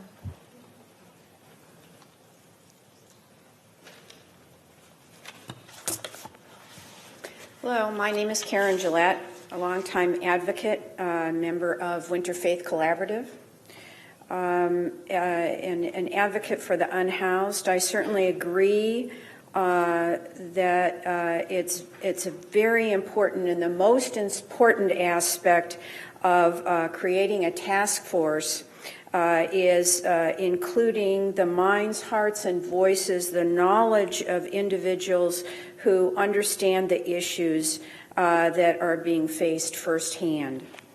So I think in the proposal that Mr. Cortese has presented or has been written out in 11A to bring together the usual suspects, let's say, from their offices in the city, the county, businesses, as well as nonprofits, I think is something that should be reconsidered. I think that you have a golden opportunity at this point to take a different approach and to listen to the unhoused individuals and not just have a few of them as part of the task force, but have them be the majority of the voices on the task force. Those people from the streets, the parks, the encampments, the newly housed, along with their advocates who they trust and who have been working with them on their issues. I really hope that you will take an innovative approach and not always pull together the same people from the same offices that do not have that lived experience. Thank you. Thank you. In addition to everybody else whose name I called, the last card we have on this item is going to be from Cecilia. Welcome. Come forward.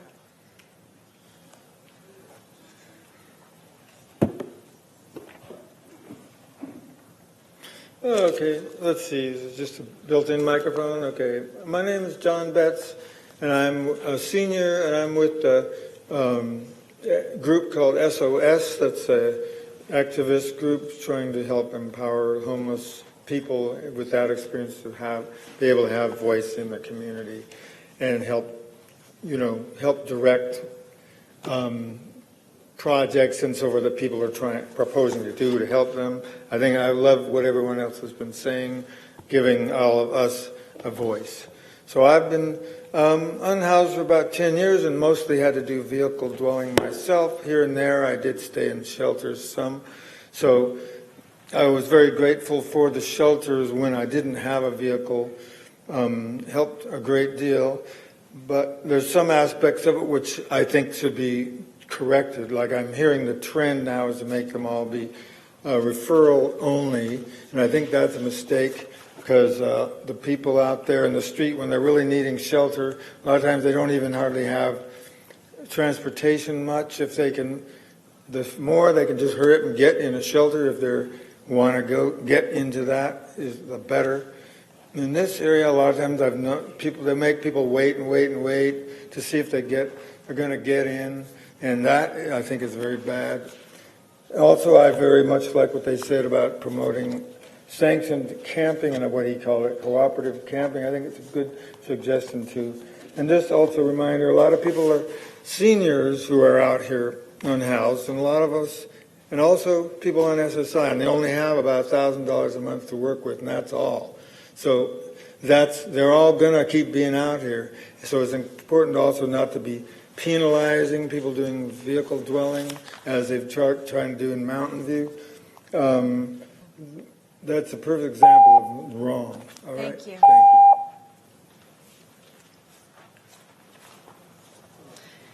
Amanda Cole, also from SOS, which is through Sacred Heart in San Jose.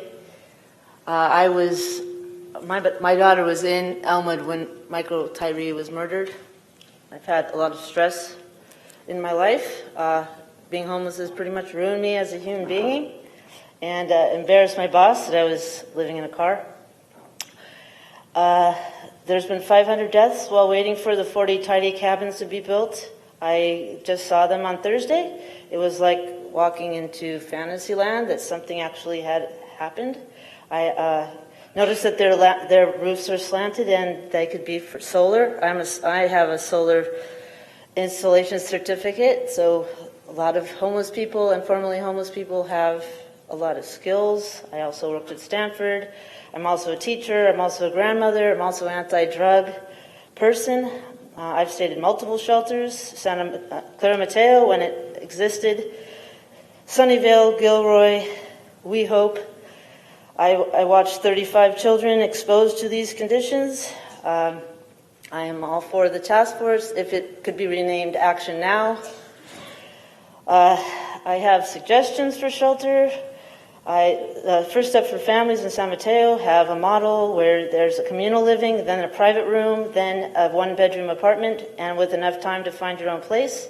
There's also Van Dome in San Mateo for single men. The business owners and community came together to provide those apartments instead of having people sleeping in the storefronts. Also, reducing rents might help all people be able to live here. People can't participate in the city council meetings. A lot of homeless people can't participate because they can't leave their stuff outside. Lockers and phones would be excellent. Thank you very much. Thank you. And if there's anybody who turned in a card, this would be the time to come forward.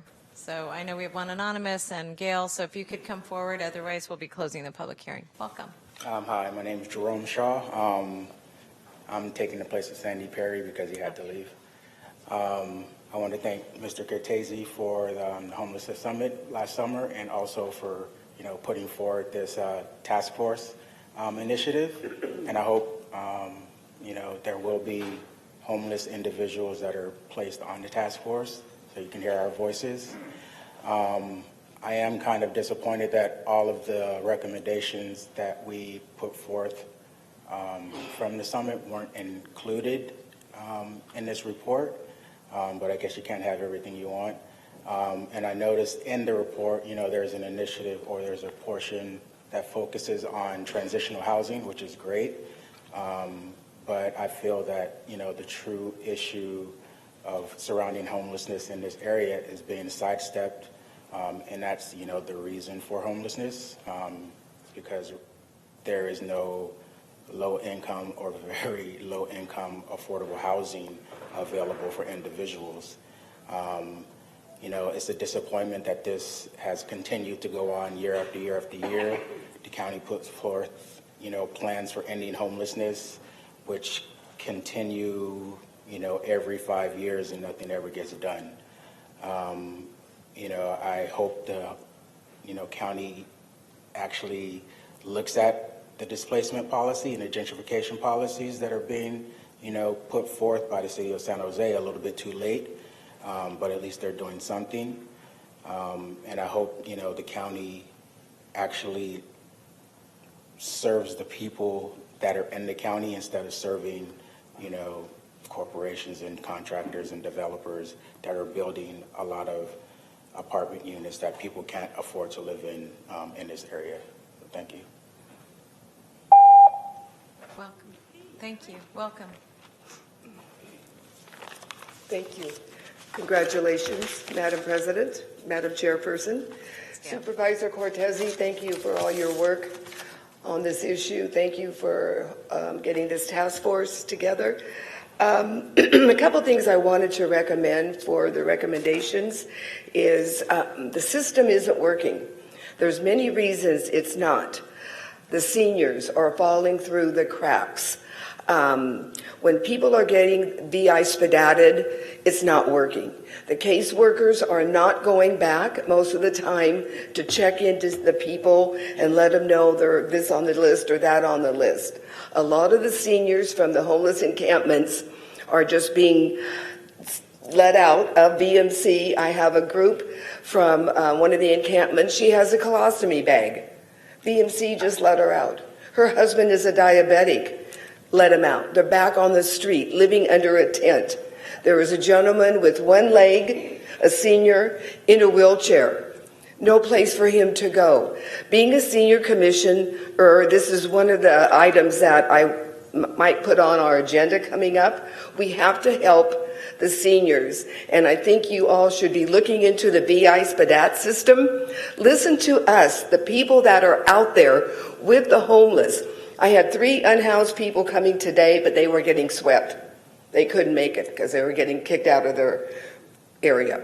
So, and BMC is not doing their job. They're letting people out all the time with no place to go. So this is something that should be on the recommendations. And again, work with us that are out there every day with these encampments and these unhoused folks, especially the seniors. I have seniors. What do I do on a weekend when some senior needs to go somewhere, be somewhere? There's no place to go. So thank you so much. Welcome. Hi, I'm Cecilia from Second Street Voices. I was one of the people, formerly unhoused people that were at the summit that Mr. Cortese had. So I just want to read something that I got here. As community members who are and have been unhoused for significant stretches of time, we have great interest in the policy proposals put forward today by Mr. Cortese. Many of us attended the summit in September, participated in conversations, made our own policy proposals, and are committed to seeing these efforts through. We are encouraged that Supervisor Cortese recognizes the need to take serious action to provide immediate short-term relief to unhoused community members while we work to provide permanent housing for every person. And while we are generally supportive of the memo, we do have several recommendations for for additions and changes. The committee should be known as the Unhoused Task Force. While we may live in tents, shelters, vehicles, and perhaps permanent supportive housing, we always do our best to make a home and community for ourselves. We lack houses, not homes. These are the people that SOS, Second Street Voices, and Sunnyvale Clients Collaborative came up with 2 from each group as an idea for the task force. The following people and groups should be represented on the task force: 6 total members of 3 largest groups of current and formerly unhoused community members: Second Street Voices, R.J. Ramsey and Cecilia Martin; Sunnyvale Clients Collaborative, Jerome Shaw and Gary Martin; Survivors of the Street at Sacred Heart, Michael Leonard and Robert Vega. The system hasn't been working up to now anyway, thank you. Thank you very much. You will be our last speaker on this item. I wanted to point out that Cecilia referenced the 3 groups. These are the 3 largest advocacy groups. They are also the only independent groups. There are other advocacy groups, but most of those are under a group that gets funding from the city or the county or the state. These 3 groups that we reference are all completely independent, and that is vital to their opinions and their organizing. We did have 3 pages of recommendations. And we are urging you to think out of the box, because thinking inside the box and doing the same damn thing creates all those tombstones. And the people holding the tombstones are unhoused, formerly unhoused, and they created those tombstones. We do not want to make more tombstones next year, meaning more than 161. Geneva's out here. Geneva's mom was one of those tombstones last year. Geneva just got housed a couple days ago. We need to stop this, particularly generational homelessness. Domestic violence is an issue. Don Rocha, when he was a city councilman, had a great idea of buying houses because it's easy with the zoning and stuff like that. Just buy a house, and this house is a domestic violence shelter. This house is a family shelter. We could do that. Right now, domestic violence shelters are just mushed into these giant shelters. And I can't imagine how triggering that is to be in this giant shelter with all these people and all this screaming and all this fighting and all of that, and you're trying to handle your own domestic violence situation. We need private shelters for that, and these small shelters are great. I also wanted to point out that one of the things that we gave you, these 3 pages of recommendations, and we don't see them reflected. We worked hard on that. There were 20 people in a room from the 3 largest groups that are independent, and we'd really like to see that reflected in here. We really would. A lot of people worked hard on that. Thank you. Thank you very much. So I'm going to ask Dave if there are any comments you want to make before we go to the board, just based on the feedback you've gotten. Yeah, I would say I want to acknowledge the fact that the District 3 office worked in preparation of the referral, did in fact meet with Sean Cartwright and the last 2 speakers of the groups that they cited and represent, and they do make many good suggestions, over specific recommendations over and above, what was probably allowable in a standard referral of this size. But I would, whenever we get to that point, I would move that we include their recommendations for referral to the President of the Board and the Vice President of the Board, assuming this model goes forward, for consideration. All of this is asking for consideration, not for locking in any recommendations. I would say that I do personally agree that any such task force should be called the unhoused, not the homeless task force, for reasons that some of the speakers cited and that many of us have been using that term for a couple of years now to try to make the point that our point-in-time census shows that well over 90% of these individuals who we have been referring to as homeless are unhoused residents of our county in terms of their last known address, which means they have a home, Santa Clara County, but they don't have a house or shelter in this case. The one major clarification I wanted to make, and I did not mean to gloss over it, colleagues, was there are some requests for information in the referral. That would be B1, 2, and 3 that are basically incorporated within and certainly could be added to, I'm sure. Number 4 is important to call out, which says, as part of the budget process, bring back options for the allocation of a staff members, or division dedicated to transitional housing in the County Office of Supportive Housing. I've had extensive conversations with the county executive, with the COO, with Mr. Lee in the Office of Supportive Housing over the past 10 to 12 months about mostly my inquiries and their responses to whether or not at some point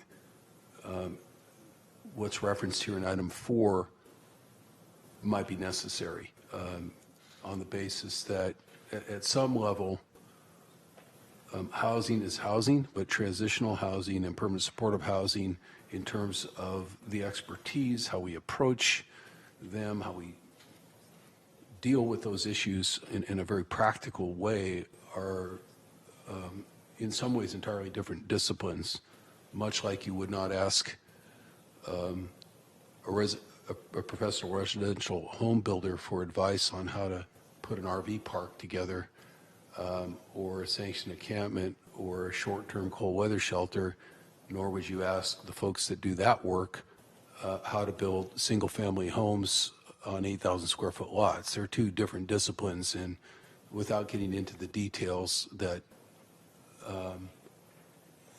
in terms of how we've successfully evolved the Office of Permanent Supportive Housing into what it is, in a robust Measure A program that is developing permanent supportive housing at record rates, there's potentially some need for what I'm describing in number 4. But again, the referral is, operative words in that part of the referral are bring back options. So I just want to be clear, we're asking for, in the referral itself, the county executive do some work and let us know if some remodeling of the management side of things is appropriate or not. I think that's all the clarifications I would make on the referral, to include things that I didn't mention in my previous comments. President Chavez, thank you. Thank you very much. And I wanted to see if I'm going to move to Supervisor Wasserman. Please go ahead. Thank you, President Chavez. I almost called you Michael Wasserman. Michael Wasserman. Seems Michael like Wasserman. my mom used to do that when I got in trouble. All right. I got here 9 years ago and had the pleasure of meeting Jennifer Loving. And she gave me what I would say was a PhD course in the unhoused homeless issues in Santa Clara County. And since then, I've been very proud to be associated with all the good stuff that's been happening, including the endorsement of Measure A. And Supervisor Chavez, I had the pleasure of serving on the prior task force and learned a great deal. And I think whatever supervisors sit on the new task force, I think it'll be eye-opening for them as well. I do want to give a little shout out to Johnny Walker. No longer with us, but Johnny Walker sat next to me at the dais and gave me a hands-on perspective view of what it was like to be homeless, what it was like to struggle, what it was like to overcome adversity and the daily issues. Again, things that I really didn't have a good understanding. Supervisor Cortese, I appreciate the fact that you've got a September 2020 deadline, sunset date, if you will. Glad you'll still be around then, as far as that goes. But one thing about task force, they get a bunch of people together and a lot of information and ideas are put out there, but it all seems to take longer than you would think it would or it should. And then when you come up with the ideas to get them implemented or actually happening, it takes funding, and that takes longer than you think it should or would. I've served on some different task force from the Habitat Conservation Authority, the expressways, jails, ag, et cetera, et cetera.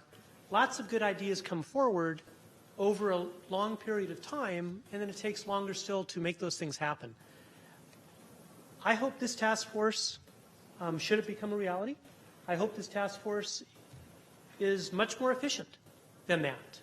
I do have a letter here I just want to acknowledge we all received from Jennifer Loving in Destination Home. Hi, Jen, I don't see you here, but if you're watching at home, hi to you. And she mentions that the Destination Home's 2020 community plan to end homelessness is coming out soon. I was part of the prior one when it came out, and a lot of those ideas were effectuated. A lot of those ideas have become reality, and there's a lot more ideas still to happen. The board and the individuals on that, the funding on that now is incredible. Lots of good things happening here. Lots of good things happening with Measure A. Lots of good things happening with collaboration, but much more to be done. And Supervisor Cortese, I appreciate the uniqueness of the ideas that you brought forth in your referral here. Personally, I wish there was a way to accomplish these things or throw them in the mix without having to create a task force, without having to assemble and to get people together and try and coincide 15 or 20 people's schedules and venues to meet and all the rest. I'll be supporting this creation of a task force. I would throw out, though, to the motion maker, Supervisor, if there was any way to expedite getting these ideas into the hopper rather than going through all that. Not that I don't want to reach out and hear from the people that we always hear from and people we've never heard from, but I'm just looking to be as efficient as possible, because right now there's a lot of private organizations and public organizations and not-for-profits and individuals and boards and committees and existing plans and plans to be coming forward soon that are all trying to do and help with the same thing. And I just don't think that's the most efficient way to get it done. So I'm hoping, however this particular task force comes together, whoever happens to serve on it can help expedite it through and bring some more beneficial ideas that we can make real sooner than later. Can I just say, Supervisor Wasserman, you talked about many different task force experiences that you've had. A couple of them you and I have served on together. I think both the Ag Task Force and the original Housing Task Force had what I would call an as-ready charge, that as if month one a recommendation reaches consensus there or is ready or is considered urgent, to ask that it be moved to the Board of Supervisors or a standing committee ASAP, meaning there's no reason to wait 7 months to package omnibus recommendation together if some of them could have been moved on earlier. So that would be my recommendation as well. And nothing in the task force should, again, my humble opinion, should preclude the administration from coming forward with anything it's ready to come forward with in parallel with the work of the task force, separately but in parallel. Thank you. And through the chair, as the president just reminded me, we did take that same course of action with that committee as ideas that could happen now will move forward, and then you get into funding, staffing, et cetera, et cetera, et cetera. Can I also make, if I just may, because you, the reference, there was a reference to Jennifer Levin's letter, there's a reference in a testimony that was made from Councilmember Raul Peralez's office regarding a continuing task force of some kind for reasons that he stated. I would suggest that might be a good idea, but that if it is a good idea, it would come from the recommendations of the task force itself at the 7-month mark at the latest. So it would either dissolve or it would finalize its recommendations and suggest some permanent committee task force oversight mechanism, but we should refer his recommendation to them is what I'm saying. I think the idea of having a hard stop at 7 months has worked well for us in various efforts in the past like this, by, in a sense, motivating and encouraging people to come to their conclusions in time. Thank you. And by the way, I did explain that to Councilmember Peralez, and for whatever it's worth, I think his opinion, I think that would meet with agreement on his part. He doesn't have a vote here, but I know he has a large homeless population he's dealing with in his district. Thank you. Susan? Thank you. I haven't had an opportunity to participate on a task force yet, so it's very interesting to hear about all of your experiences. I want to understand the connection between the 2025 community plan to end homelessness and this task force. Because clearly, as Supervisor Wasserman mentioned, there are so many people working on this, and it's quite possibly the most critical issue we're facing right now. That report is coming out in a couple of months, and I hope, or if I'm understanding correctly, will operationalize a lot of the suggestions that came from the summit that were so positive and helpful. Is this a parallel to it, or is this going to be charged with overseeing that implementation? I just want to know how it all works. Right. And so, of course, Destination Home part of the Health Trust, has primarily pulled city of San Jose and county together around a series of comprehensive plans to end homelessness that have ranged from 5 to 10 years over the years.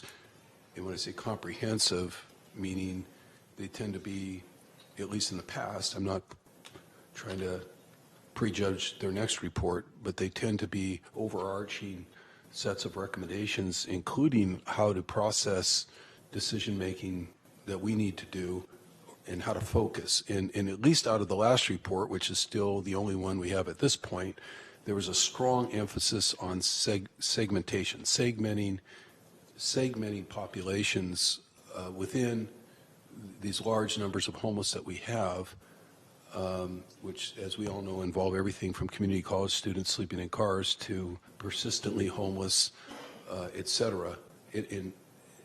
By the way, their last report had the benefit of as a backdrop of a cost study that Supervisor Wasserman asked for that was extremely comprehensive, which is still a good read today, which breaks down where those segments are: under 25, under 18, persistently homeless, chronically, those who have behavioral health issues based on county caseload and so forth, so on and so forth. I think this is the idea here is really spawned in part by this idea that segmenting this transitional population, meaning the population that needs transitional housing now, is appropriate within the comprehensive plan to end homelessness. It is in and of itself a segment, those living in creeks, not in their cars or not sleeping at their parents' house, but people who need shelter right now is in and of itself a segment. The other thing that has happened over the last few years, and it's started prior to this administration, actually, during the Obama administration, I don't think there's any argument about it, but is because transitional housing tended to be built and effective and comprehensive in most of the eastern part of the country, but was essentially being used as, some people might say, as warehousing the houseless or the homeless, because there was a lack of permanent supportive housing in many cities like New York, et cetera, Philadelphia, whatever. There became a tremendous emphasis on permanent supportive housing first. Do permanent supportive housing. Basically, the Obama administration was saying, stop keeping people long-term in emergency housing and start building permanent supportive housing to finish out that continuum. Here, we signed on to that. We passed Measure A. We have this robust permanent supportive housing program that many other cities are envious of, and counties. I shouldn't say many other cities, many other parts of the country are envious of. But we don't really have a transitional housing, an equivalent transitional housing program here. One of the things that has come up in inquiries since the summit and even just this morning is people approaching saying, why can't you do this with Measure A? And there's a general lack of understanding, I think, even in the public, that from HUD all the way down to our own Measure A, there's basically a wall between funds available for permanent supportive housing and funds and programs available for transitional housing. They are separate, not just disciplines, but they are funded quite differently, and we've done that ourselves here. But we've done a great thing, I think, with Measure A, and that is consistent with the last work that was done with the comprehensive plan, but we haven't checked off this other box of transitional housing. Perhaps I have my own theories about why that is, and I'm sure there's others who have maybe more valid theories, but I believe because we don't experience long periods of freezing temperatures and snow and other issues here haven't over the years, of course, that unlike other parts of the country, there wasn't the same sense of urgency with smaller populations of homeless in this county and so many days of sunshine to focus so hard on individualized transitional housing, as one of the speakers was talking about, and as people were talking about with regard to domestic violence, for example. So we just haven't done that here, and it is, again, coming full circle, certainly a segment already included in what the board's adopted in terms of community plan. I think that's what's really called now, is the community plan to end homelessness. And I would suspect that going forward, yes, there will be a continued emphasis on rapid rehousing and transitional housing in the next report, but we're still going to need, it's up to this board at some time to activate whatever implementation we're going to do to try to deal with the actual appropriations, response, decisions. Who knows? Last time it was putting something on the ballot. I don't know that that will happen again, but it's up, always comes back to this board, I think, to take the actual implementation actions. And the hope would be that this task force can give the board some additional guidance in that regard while we're looking at everything else and while we're looking at everything on a more comprehensive basis. Ms. Ellenberg, any comments? Yes, thanks. I just want to recap that. I really appreciate the distinction. It sounds like the community plan to end homelessness report is going to focus on permanent supportive housing, long-term solutions. That's the work that those folks were engaged in, and those are the recommendations that are coming forward. And what we're looking at here, which I agree is deeply necessary, is a group that would be focused not on permanent supportive housing, but on immediate solutions. And thank you to whoever referenced what I had called sanctioned encampments as cooperative communities. I agree that that's a far more productive and positive term, and maybe also can relax people about liability. But I think that that's critical. So if I'm understanding that this new task force is really focused on that gaping hole that we've had, I think that is just vitally important, and I'm glad to support that today. Thank you. Could you make a motion, Supervisor Cortese? And then I just want to make one comment, if I could. And you'll be moving 11 and not 29. I'm going to make the motion, and just be clear, lest I get a call from Jennifer Loving 5 minutes after the meeting, that I'm not suggesting or prejudging what all their next report will include or not include, but in the past, certainly the emphasis has been on permanent supportive housing. And here's my motion. Thank you. I'm moving the referral, but I'm trying to move acceptance of the report as well. President Chavez and to the clerk. So however that's best. That's right. Done. It's 29 and 11. I just wanted to make one quick comment and just remind my colleagues of this. When we did the last task force, during that time that task force occurred, while our ultimate product ended up being Measure A, and by the way, we're ahead of schedule since under the leadership of my predecessors, we've housed 12,000 people. 93% of them are staying housed. That's very important because a couple people came forward, and actually I don't even think they're here anymore, and said, what are you doing? Well, now we're saying. But when we had that task force, we also were able to work with the Housing Authority to create opportunities for project-based vouchers.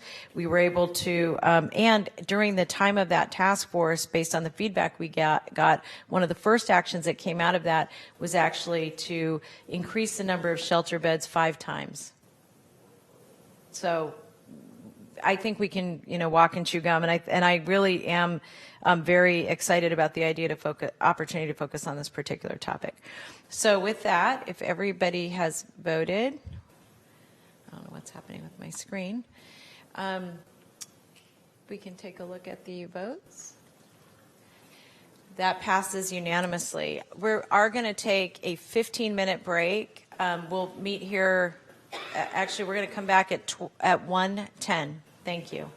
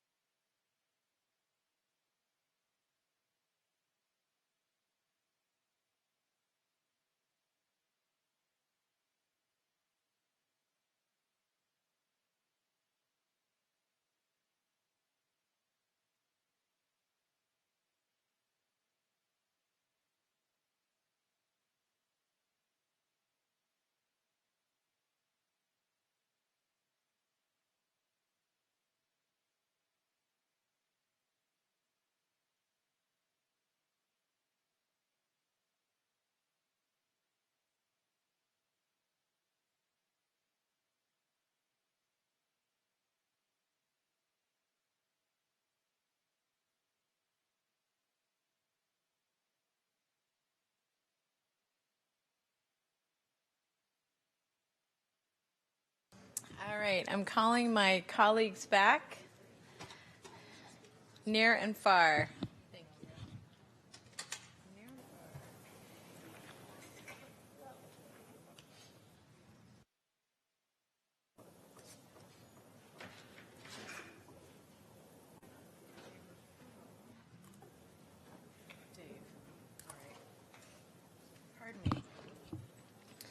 I'm going to bring us back into session, and we're going to continue on where we last left off, and we are beginning with item 12, ADUs and movable tiny homes. And Supervisor Cortese, this is your item. Oh, thank you, President Chavez.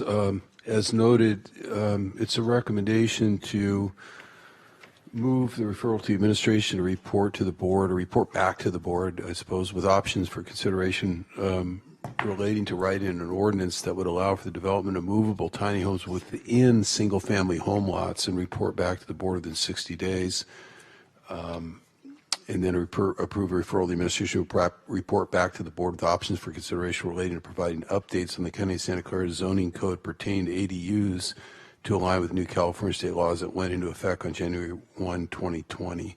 So the second part of it has to do with ADU streamlining, which we're all familiar with in general. The A is very specific to the notion of putting movable ADUs, ADUs on wheels, on single-family home lots, particularly within county unincorporated.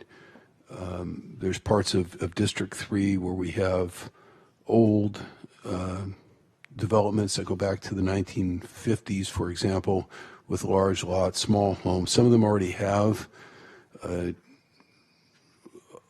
housing on wheels that's backed into the setback area that's not permitted, for example. But more importantly,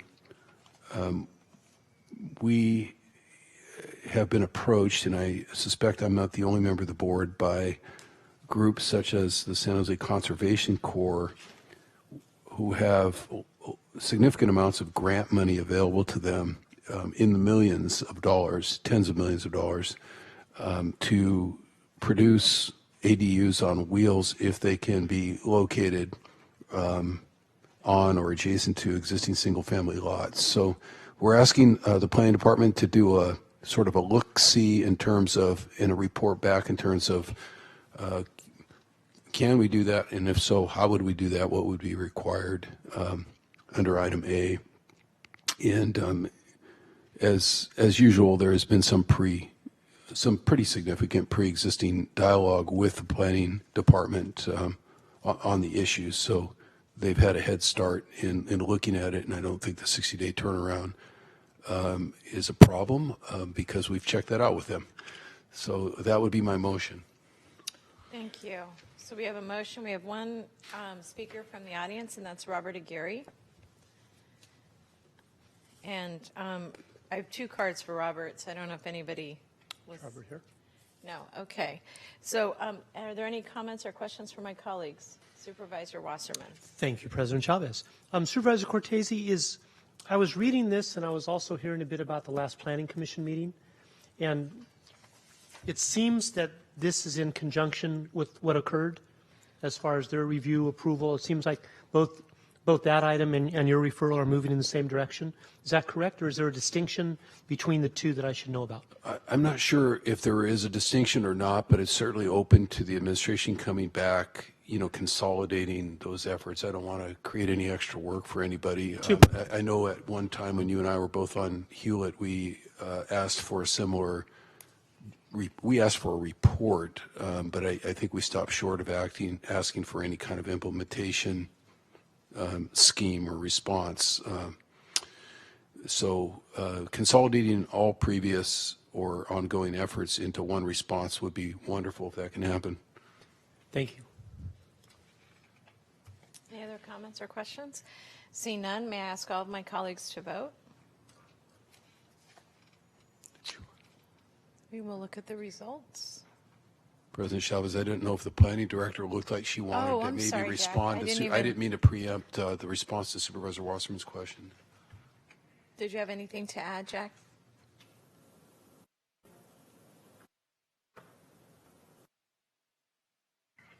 Me? Yes. Oh, great. Good afternoon, Chair Chavez and Honorable Board. I just wanted to say we have been working closely with Supervisor Cortese's office. We did take this item to the Planning Commission and we had discussion. Once we were already in the process of updating our zoning ordinance because of state law changes, and when Supervisor Cortese's office contacted us, it was a pivotal place in our ordinance, and we were able to take a look at the recommendation. We are considering the movable tiny homes not just for the San Jose Conservation Corps, but as a proposal as part of our update for consideration within the unincorporated areas of the county. This item is scheduled to come to the board on the 11th of February. Great. Thank you very much. All right. With that, all members have cast their votes. It's unanimous. Thank you very much. We're now going to move on to item 13, and this is streamlining sponsorship requests. This referral requests administration to come back with options for streamlining sponsorship requests to once or a few times a year. And the goal of this referral is to provide our communities, first with our community partners, first with certainty of whether they'll receive a county sponsorship well in advance of their event so that they can budget with greater certainty, and two, clarity on how and when to apply for a sponsorship. As you commented at the last board meeting, Supervisor Chavez, I'm coming to this with the freshest eyes, and I understand that the practice of sending all sponsorship requests to the board came out of the need for more transparency. This definitely makes things more transparent, but isn't necessarily as efficient as it could be or fair to the organizations that are requesting our support. So this is my suggestion to improve the process for our partners, for staff, and for ourselves, if the board could approve sponsorship requests in batches once or several times a year. Great. Supervisor Cortese, did you have a comment on this?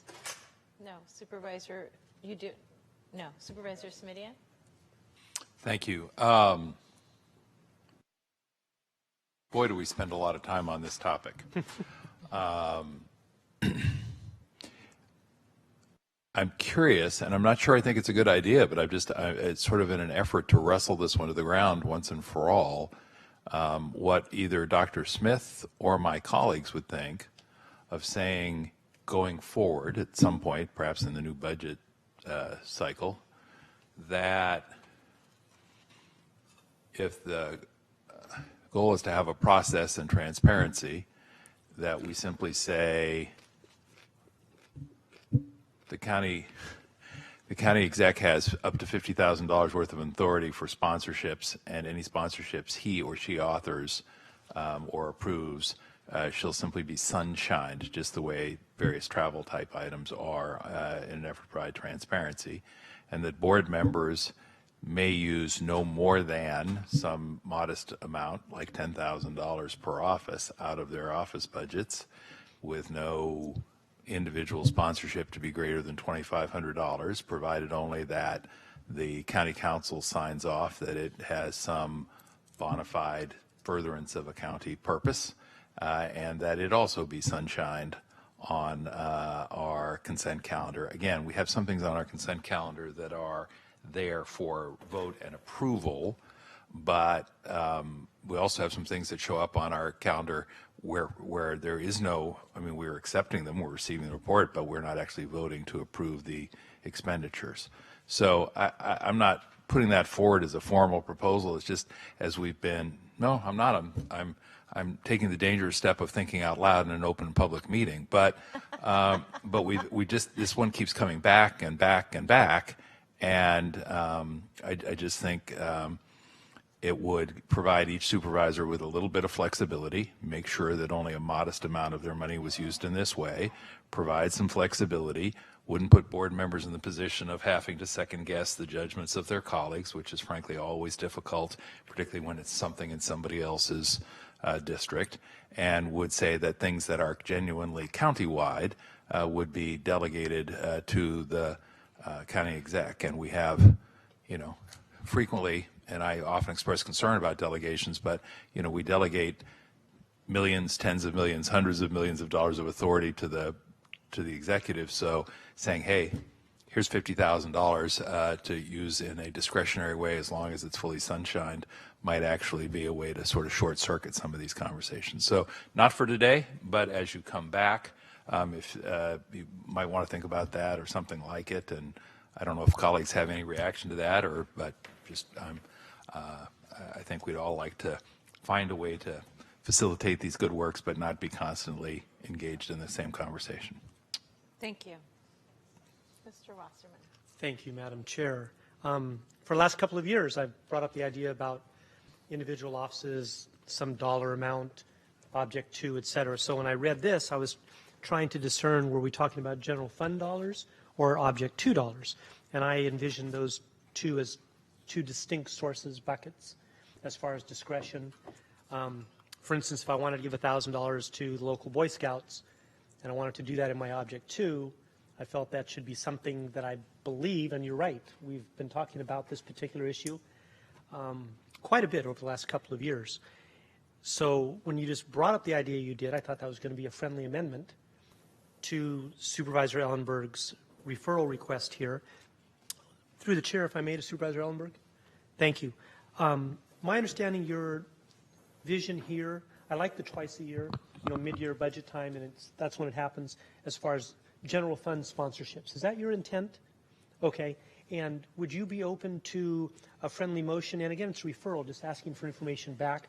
We're not taking any action that says that we come up, finally, not just talking about it, we come up with a dollar amount that each supervisor can do out of their object to.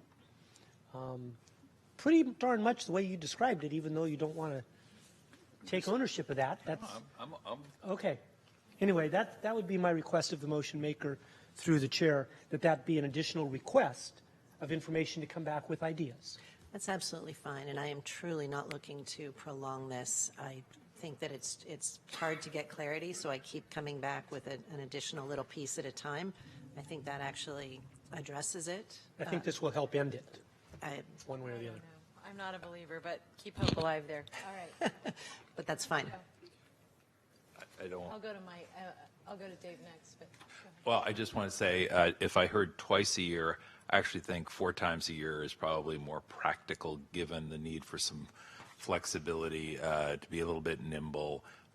And, a lot of our nonprofit groups are understaffed and scrambling to do good work, and they're not always going to be mindful of what our schedule is. So I think if we had sort of a 4 times a year is not unduly burdensome administratively, but also provides quite a bit more flexibility perhaps. And then you've built in the notion that there will be the, oh my gosh, we didn't get to the official one anyway. So that's absolutely fine, and it's really intended not for our convenience, but for the organizations to, and you're right, and if they're asking at the last moment because they're scrambling and have not had the resources to come earlier, that's one issue. I just want to make sure that they're not in a position where they need to wait until a week before or even a week after their event to know if they're going to get a sponsorship. Quarterly is absolutely fine. Great. Thank you. Supervisor Cortese? Yeah, I just want to say, as I sort of stated previously, when a discussion came up around sponsorship, that I'm certainly open to supporting whatever the majority of the board wants to do, assuming that the majority of the board is going to be trying to chart out a direction, going on for years.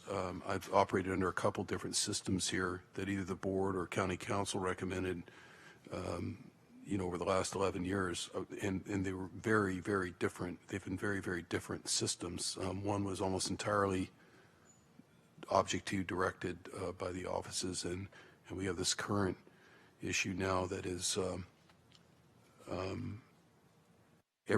essentially everything comes to the board, whether it's coming from the individual office budget or not. I do want to say that the nuances are important. Just for my 2 cents. They become really, really important. I think that's why we have 220 pages of board expenditure policy currently, because the nuances can turn into gotcha situations, or also just turn into very uncomfortable situations or misunderstandings. Last year we were, just as an example, I've been accused of a number of things during 2019, but one of them was sponsoring a football game, a high school football game in Mountain View. What we sponsored was the videotaping of the county-wide high school all-star game at the request of the head coach of Silver Creek High School, which happens to be in my district. But the payee was in Mountain View. So, you know, there obviously those aren't difficult distinctions to make in a well-thought-out policy, but there are distinctions to make nevertheless, given what I think some of the concerns are, that people try to stay in their lane and people don't, you know, get beyond what would be maybe a more traditional kind of a grant process by a supervisorial district or a council member's district or anyone else that's operating in a district type of fashion. As I've said before, the programmatic side of the county is so far reaching that it makes that very challenging. I know almost all, compared to what I request here from time to time, and if you go back for the last 11 years, that has been completely dwarfed by my direct contributions by personal debit card or check to various nonprofits throughout the county. And the one I'll use as an example because I know she wouldn't mind. She was here earlier, Sparky Harlan. I can't imagine,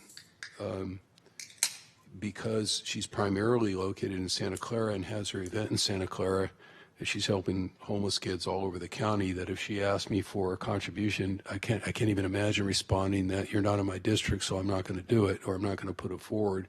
Just because of the programmatic nature of her work is very distinguishable from the physical plant where she's located. So I just want to put that out there because, you know, I know people on the dais administratively are listening, and whatever you come back with obviously needs to at least attempt to unveil those kinds of sometimes hidden concerns. Thank you. Thank you. So we have a motion, we have a second, and let's see if we can get everybody voting on moving this back to administration. I know they're so excited to work on it again. I can just see the glee. The only thing as this moves forward, I want to remind everybody is that we're also going to be having our, furthering our policy on how people use our logos and all that stuff. And the one thing I would like to say is that I really want to make sure that as the county's making investments that those are acknowledged. And one challenge I would just say with the City of San Jose's policy as an example is that the sponsorships look like they can look like they're coming from an individual office, and then what happens is that all 10 offices are hit up for the same event, and so in all 5 of our offices, right? So we need to just think a little bit about that as well. All right. Well, that was good. That was fun. All right, we're going to move on to our next item. Madam Chair. Mm-hmm. Thank you. I need to recuse myself on item number 14 because of my financial interest resulting from my ownership of stock in both Merck and Pfizer. Okay. Do you need to leave? So I'm going to step out there, and Okay. I'll be listening in and come back when you're done. All right. Thank you. Am I not to listen? Is he allowed to listen? Oh, he can listen, but no, we don't want to hear a peep out of you. Go be peepless. All right. Thank you. So this is item 14, and this is a referral from Supervisor Simidian. Thank you, Madam President. Colleagues, the recommended action is contained on packet page 96. This is page 1 of a 4-page memo. It's pretty straightforward. It is a referral to our administration asking them to report back to Health and Hospital Committee in March with respect to some options for our consideration, which might permit the subsidized costs, cutting costs for insulin, epinephrine, auto-injectors, and asthma inhalers for county residents. I think board members know all three of these, as the memo, the referral indicates, are essential for people who require these medications. This isn't a nice to have, it's a have to have. It is literally a matter of life or death. The prices have gone up, up, up, and up. And while the discussion at the national level, which we've heard in health and hospital about prescription drug pricing, is a complex one, I think we can all agree that access to these kinds of essential, really life-saving medications shouldn't be a matter of economic ability. Many insurance plans do cover these. Some do not, so-called skinny plans. Some do not, and some folks, of course, are without insurance. We have some history and success working on our Better Health Pharmacy, and I'm simply asking that we take a look at these three. I should just mention, you know, we're probably talking about somewhere between 200 and 250,000 people in the county. It's these three groups put together are not an insubstantial number of folks. And if there are questions, I'm happy to take them. We do have letters of support from the Hospital Council of Northern and Central California, from Ravenswood Family Health Center, from the Health Trust, from the Asthma and Allergy Foundation of America, from Breathe California, and also from I think we have a late arriving one from some other source. But Rebecca, I'm going to lean forward and make the motion, and if there are questions, I'm certainly happy to take them. I would ask for a second, and I see it from Supervisor Chavez. Thank you. And I just wanted to, if there are no comments from my colleagues, we have a number of a few speakers. I'll see if they're still here. We've been Robert Aguirre, Dr. Ranjani, Chandra Mali, Bob Brownstein, and Vaughn Villaverde. Are any of them still here? If you could come forward, if you'd like to speak at this point in time, you can come in any order. Just, you're welcome to come forward. Thank you.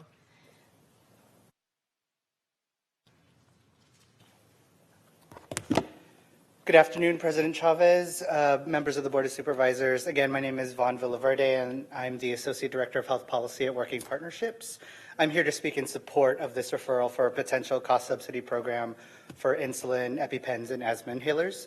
It's likely no surprise to any of you that the cost for these life-saving drugs has skyrocketed in recent years. For insulin alone, there have been a number of news reports from across the country of increased mortality rates because diabetics have had to ration or otherwise reduce their consumption of insulin below the recommended amount as a result of the high costs associated with these drugs. As stated in our recent reports to the Health and Hospital Committee, we are actually partnering with the Health Trust and Community Health Partnerships on potential statewide legislation to control the cost of insulin. So we are very much aware of this problem, and we're trying to also work on in a number of other venues to act on it. And as Supervisor Simitian mentioned, insulin, EpiPens, and asthma inhalers are life-saving, medically necessary drugs that have been, until recently, affordable for the vast majority of Americans. We applaud the county's initiative on this issue and thank Supervisor Simitian for putting this referral on the agenda for the board's consideration. We urge the board to approve this referral, and we look forward to seeing the administration's report on what can be done on this critical issue. Thank you. Thank you. Welcome. Got it all run here. Yeah. Good afternoon, President Chavez and Supervisor Simitian and all the other members of the board. Thank you for this opportunity to comment on the Supervisor Simitian's proposal regarding the subsidized medications. My name is Ranjani Chandramouli. I'm the medical director for Gardner Health Services in San Jose and one of the largest community health centers in Santa Clara County. Gardner serves about 33,000 patients, 3,000 of which have diabetes or asthma. And 30% of our patients do come from low-income and uninsured patients, and who face a daily crisis of how to pay these essential but outrageously expensive medications, and also have to think about 3 meals a day. Drugs that treat chronic conditions like diabetes and asthma are very essential to prevent complications. Insulin alone costs about $600 a month, Asthma inhaler is about $120. EpiPen is $400. The cost of these medications should be measured in lives, not dollars. We need to look at the total cost savings to keep the cost of especially hospitalizations and frequent emergency room visits. And families should not be in a situation that will financially wipe them out because someone needs a simple and yet very critical, essential medication. Thank you for recognizing this urgency and significance, Supervisor Simitian, and the need to make life-saving medications accessible regardless of the ability to pay. Thank you so much. Thank you for joining us.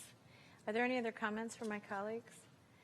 Seeing none, I only have one, and that is that I think this, Supervisor Simitian, I think this is a very thoughtful, very timely request. I do want to ask staff to look at source of funds, particularly with our partner organizations and agencies.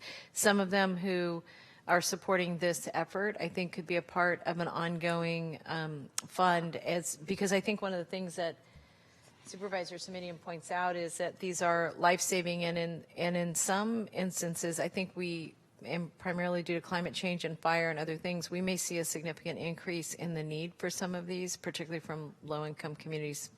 I'm thinking specifically as it relates to asthma. So with that, all our members have voted, and that passes unanimously with one away.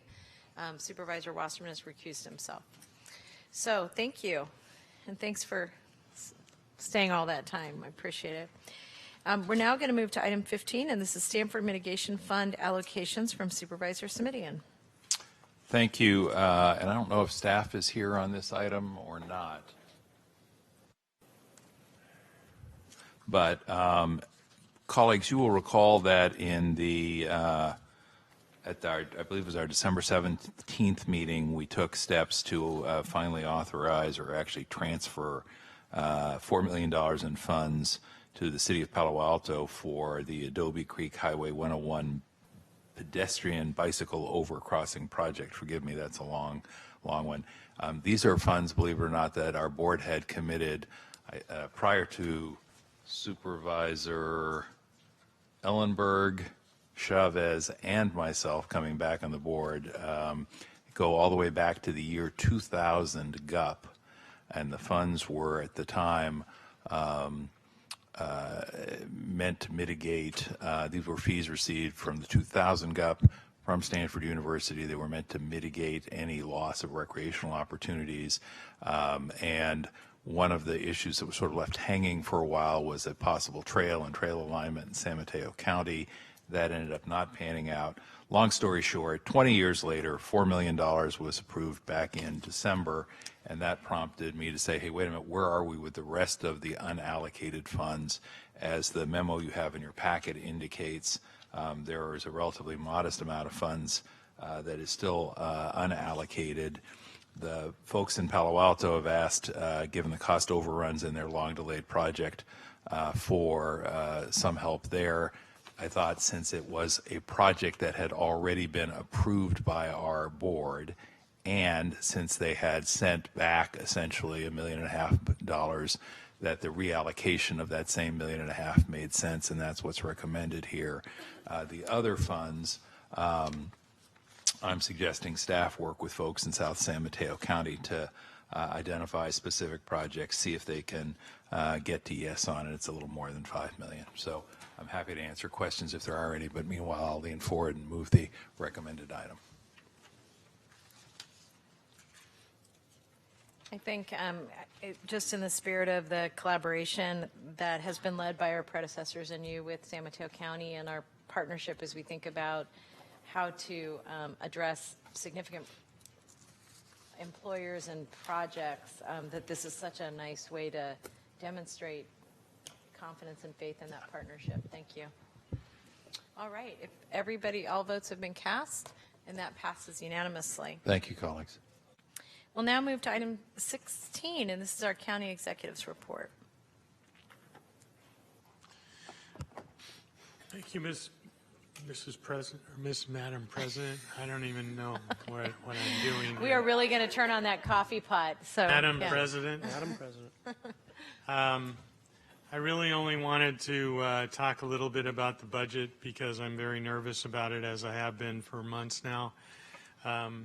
We've now completed putting all of our anticipated revenues and expenditures into our budget system. We still are thinking that there will be some flexibility with VMC in terms of new revenue, but we've put in everything that we can clearly recognize.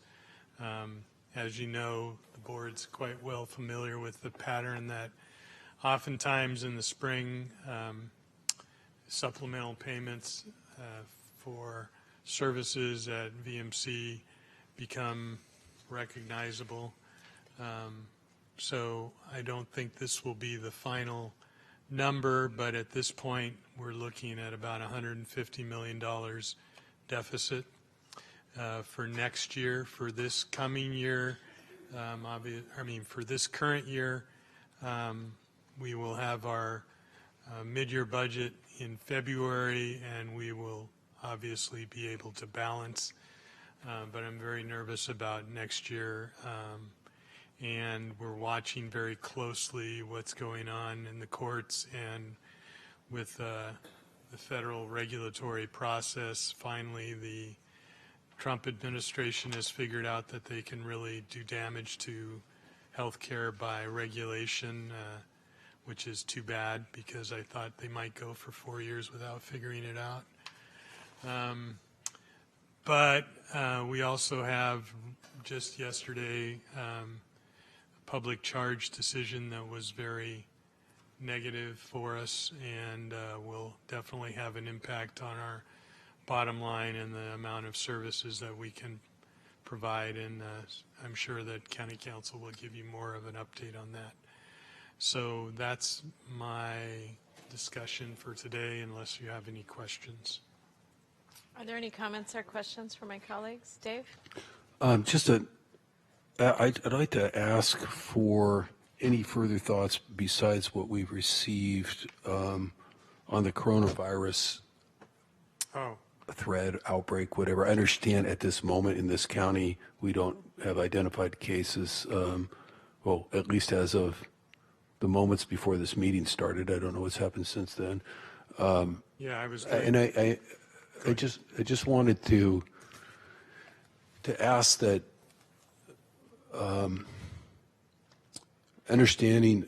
first of all, let me just say this, understanding how diligent this county has been around emergency response, not just in terms of public health, public safety threats, but how we had to step in during the flooding and open up a command center and really kind of run things for others. And I'm concerned that I want to make sure on this issue, first of all, praying that we don't have any, such viral infection here in our county, and praying for those who do.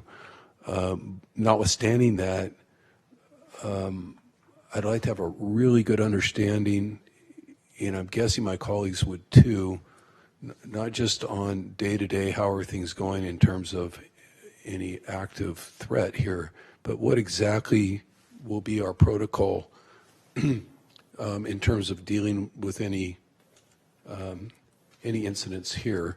And what I mean by that is for constituent response. I do think legal and other folks on that side of the dais who have kept this board informed. But I think the constituent questions that I'm getting, and you can imagine we're getting those by email and other forms of communication, tend to be, what are you going to do about it, when it happens? There's sort of a fatalistic view sometimes, I think, by constituents when this kind of a thing happens. Of course, I want to say it isn't happening right now, but if it does, here's the steps that the county executive has outlined that will immediately be put in motion, whether it's a declaration of emergency. I know in San Francisco where they're very concerned about everything there in this regard, including the international airport up there. They've apparently already opened up an emergency center. I'm not suggesting we do that now, but I also don't know when would we do that. Is it one case? Is it 5 cases? Dr. Smith, I'm not expecting you to outline all of that in your report, but if you can give us a publicly suitable for public dissemination, sort of protocol for what that decision tree looks like, should there be concerns, again, with no lack of faith that you know what you're doing. This isn't an oversight request by a board member. This is purely just an inquiry that I'd like to be able to share with my constituents who have some level of fear. Right. I can give you quite a bit of detail about it now. We were preparing a memo for the board for tomorrow after we've completed some more work, but I think I can give you a completely accurate update. We've, through the Public Health Department, been actively monitoring the outbreaks and the reports from the feds, from CDC, and the department activated their department operations center, which is the Public Health Emergency Center, to communicate with similar departments in similar counties across the state, and with the CDC and the state authorities. Right now, there are a few problems that exist worldwide regarding this particular virus. One is that there's only one methodology for making a definitive diagnosis by culture, and at this point the only laboratory that's doing it in the United States is in Washington. So getting a definitive diagnosis means collecting samples here and sending it to Washington, which Washington is State? DC. State. Oh. DC, sorry. That's okay. Which is a significant delay in the process. We know that the virus has a long incubation period, so you can be exposed and infected, and then a couple of weeks later begin to get symptoms, and that's why it's a significant problem with airline travel and other types of international travel. You can have an infected individual on the airplane with no symptoms. However, quarantine efforts are going on in China. We are seeing more identified disease in the United States, and in this county we've seen 5 as of yesterday that were questionable. 3 have been excluded. 2 are awaiting definitive diagnosis. We have a plan in place that when we're notified, we are taking appropriate isolation efforts individually. However, as you point out, communication has been very difficult. The public health physicians that are on call 24/7 have been getting numerous calls, both questions about transmission and biology, as well as questions about particular patients with illnesses, since the expression of the virus is really very similar to a common cold or a typical flu. It's very hard to make the diagnosis unless you have a history of contact and travel from Hunan. So we intend to open up the countywide EOC in the order to create a JIC, a Joint Information Service, so that we can communicate with all the cities and health institutions more easily, and also communicate with the public and the press more centrally about what's going on in our county. That all being said, as I'm sure the board is well aware, The hype that's being reported by the press is accentuated over the, shall I say, real threat in terms of significant illness or death or major problems. However, that being said, one can never be completely sure, and one always has to make a safe community. And the one question mark that exists about the biology of this virus is how rapidly it can mutate. We don't know the answer to that. If it mutates rapidly, that could be a significant problem, and we'll have to wait for further research to know the answer to that question. So in sum, I think your natural tendency in the tone of the question is communication, communication, preparation, preparation. We are moving ahead with that, and we'll be, as I said, activating the EOC partially, and the department has activated the DOC, and we will be spreading information as rapidly as we can about everything that's going on, and the board will be kept informed by communication from our public health director.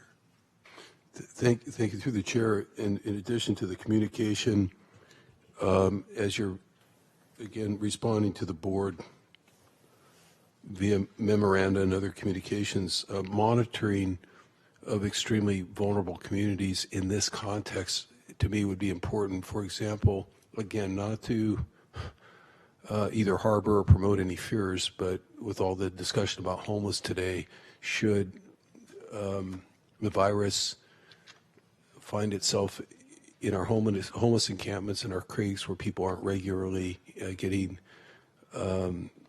screened and medical help, one could see where that might be extraordinarily tragic. Similarly, but I believe it's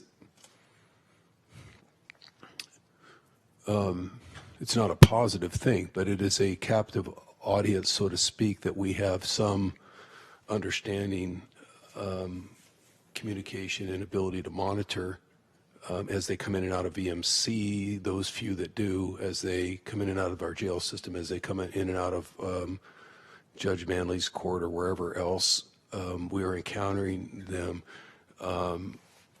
Maybe that's an area where the Health Trust and Destination Home could be especially helpful. I remember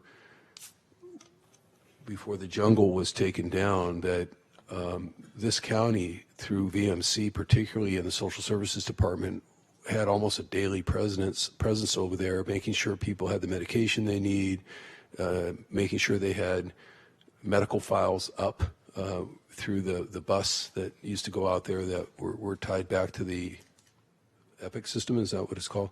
Right. And I just think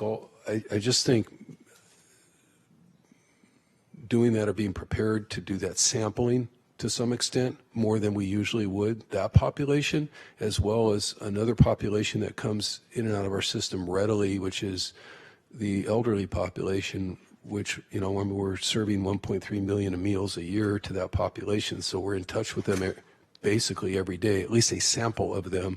If suddenly people start not showing up at those community centers in large numbers, I would like part of your plan to be to get them into screening right away to determine if it's this virus or if it's something else.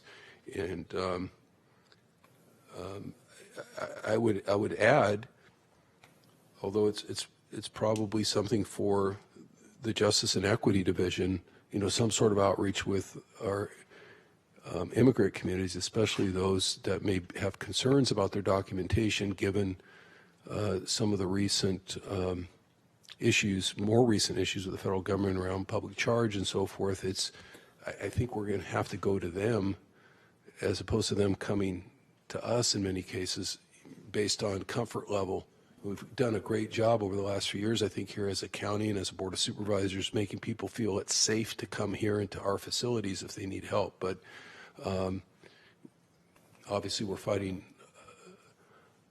a public relations battle with the federal government on that, which seems to want to tell people it's not safe to come in for services. So, and then I know that the Asian community, there's legitimate concerns about the Asian community being almost stigmatized by this, particularly should it grow, given that it seems to have emanated from Asia in the first place. That said, we have a large number of people traveling back and forth here. We have a large population. We have a large Southeast population with the Vietnamese community, and we've done all kinds of things, as we all know, with health assessments and trying to put buildings up and services out there because of some of the diseases that those communities encounter separate and apart from other communities in the county. So I would just leave it with you to, again, try to determine where are they coming in and out of our system already for services where we can monitor more closely maybe more particular vulnerabilities that those four groups have: homeless, elderly, immigrants, and in the large Asian population that we have here, that especially on the business side of it, which tends to go back and forth continuously from here to Asia. Right. I think your points are right on. I know that public health is currently working. We still have a homeless team that goes out with the van to encampments, and they're working with the homeless team to make sure they're doing screening. And so that's right on, and I'm sure we need to expand that. I had not thought of the nutrition centers. That's a great idea. We'll communicate that on to them. What they're also working with is the nursing homes, but the nutrition center is a great idea. In terms of other work, they're working with the airport, the city, in order to make sure that there's appropriate awareness there because of the travel. And I thank you for bringing up the Asian population, because I think the Asian health assessment that you asked for a number of years ago has been very helpful in us identifying a group of individuals that we can communicate well with and that are direct links into the community. So I'll also bring that up to them. But your points are right on. And I appreciate the extemporaneous response. I know you have a chance to prepare that, and appreciate whatever continuing response you can give us by way of memos and so forth. Thank you. Okay. Great. James? At the January 27, 2020 closed session by a 3-0 vote with Supervisor Cortese absent for the item and Supervisor Wasserman recused on the item, the board authorized the county's execution of a settlement in class action litigation regarding alleged price fixing in the market for unsecured debt issued by government-sponsored entities. The settlement is with Deutsche Bank Securities Incorporated, First Tennessee Bank, FTN Financial Securities Corporation, and Goldman Sachs and Company, LLC, in the matter in re GSE bonds antitrust litigation, U.S. District Court for the Southern District of New York. The exact amount the county will receive from the settlement is to be determined. Also at the January 27, 2020 closed session by unanimous vote with all members present, the board authorized the county to join amicus curiae briefs challenging Presidential Proclamation number 9945. The proclamation would deny visas to lawful immigrants who cannot prove that they will not have government-funded health insurance or the ability to self-fund any medical costs once they enter the United States. In addition, I wanted to just briefly discuss the public charge decision yesterday by the U.S. Supreme Court. By a 5-4 vote, the Supreme Court stayed the last nationwide injunction that was preventing the Trump administration's public charge rule from taking effect. As a result, that rule is now applicable in California and in Santa Clara County. My office is working to put together materials to advise departments on the effects of that. There's a coordinated education information campaign that OIR has been taking the lead on organizing and putting together, and there was an item separately on the consent calendar today related to some funding for that. And we will be working very closely with OIR and the affected departments on trying to both work on public education, because the rule doesn't affect all immigrants. It only affects certain categories, and there's a lot of confusion about the rule and its ramifications, and it's important that we are able to provide information regarding that so that we don't have an overbroad chilling effect as a result of the rule.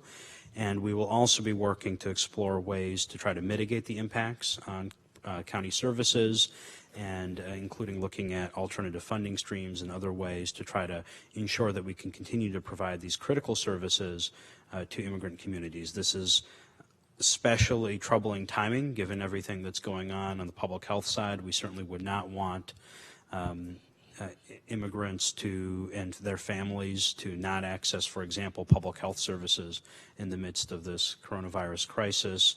It just shows how short-sighted this public charge rule is, because discouraging folks from accessing county services has a detrimental impact on everyone, and it's not like the virus is going to confine its transmission to only people with certain visas and not people with other types of visas, or people who are U.S. citizens or not citizens. And that just shows kind of how misguided this entire approach taken by the Trump administration is. But we will do our best to provide good, timely advice to try to mitigate the impacts, but we also should not be fooled that there are real-world consequences to the policy decisions and court decisions coming from the federal government that will affect the health and safety and well-being of our community.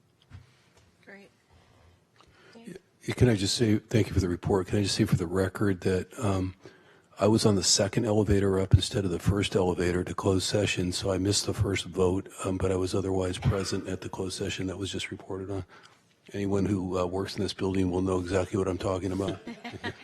You were not on the express.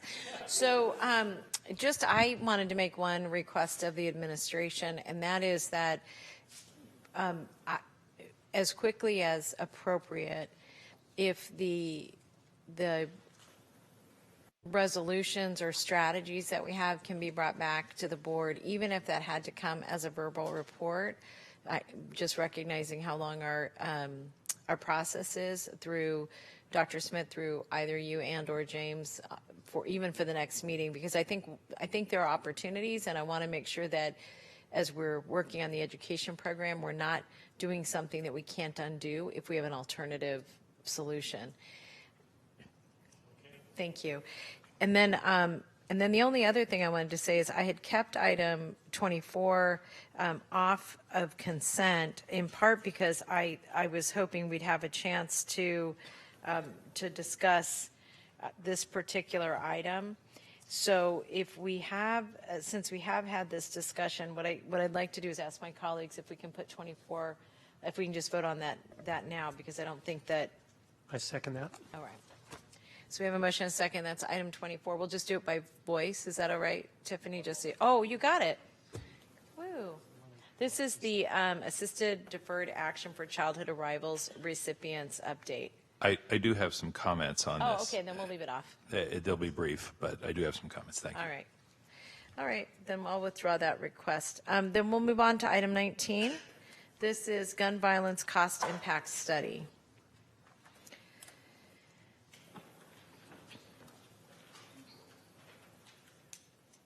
Now, I wanted to just for welcome, I wanted just to remind my colleagues that this is something that I think Supervisor Cortese, that you and I have asked for, in part because we were really wanting to better understand the impacts and costs and the risks to the county of gun violence, and also really interested in looking at what kinds of responses and opportunities there were to respond. And the other thing is that the Mayor's Gang Task Force we have a lot of partners out there that I think could help us, and I also want to make sure we're engaging the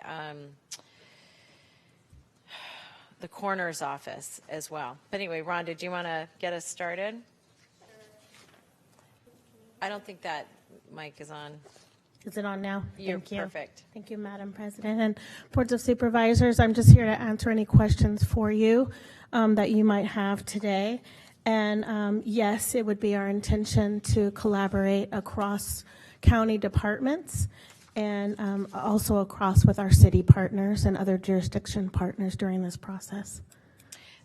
The one other thing I wanted to add, and then I'll go to my colleagues, is that the reason I'm particularly interested in making sure that we're engaging the I keep wanting to say the morgue, but our coroner is that some years ago my staff pulled all of the gun deaths, and I have to say how overwhelmed I was with the number that were suicide.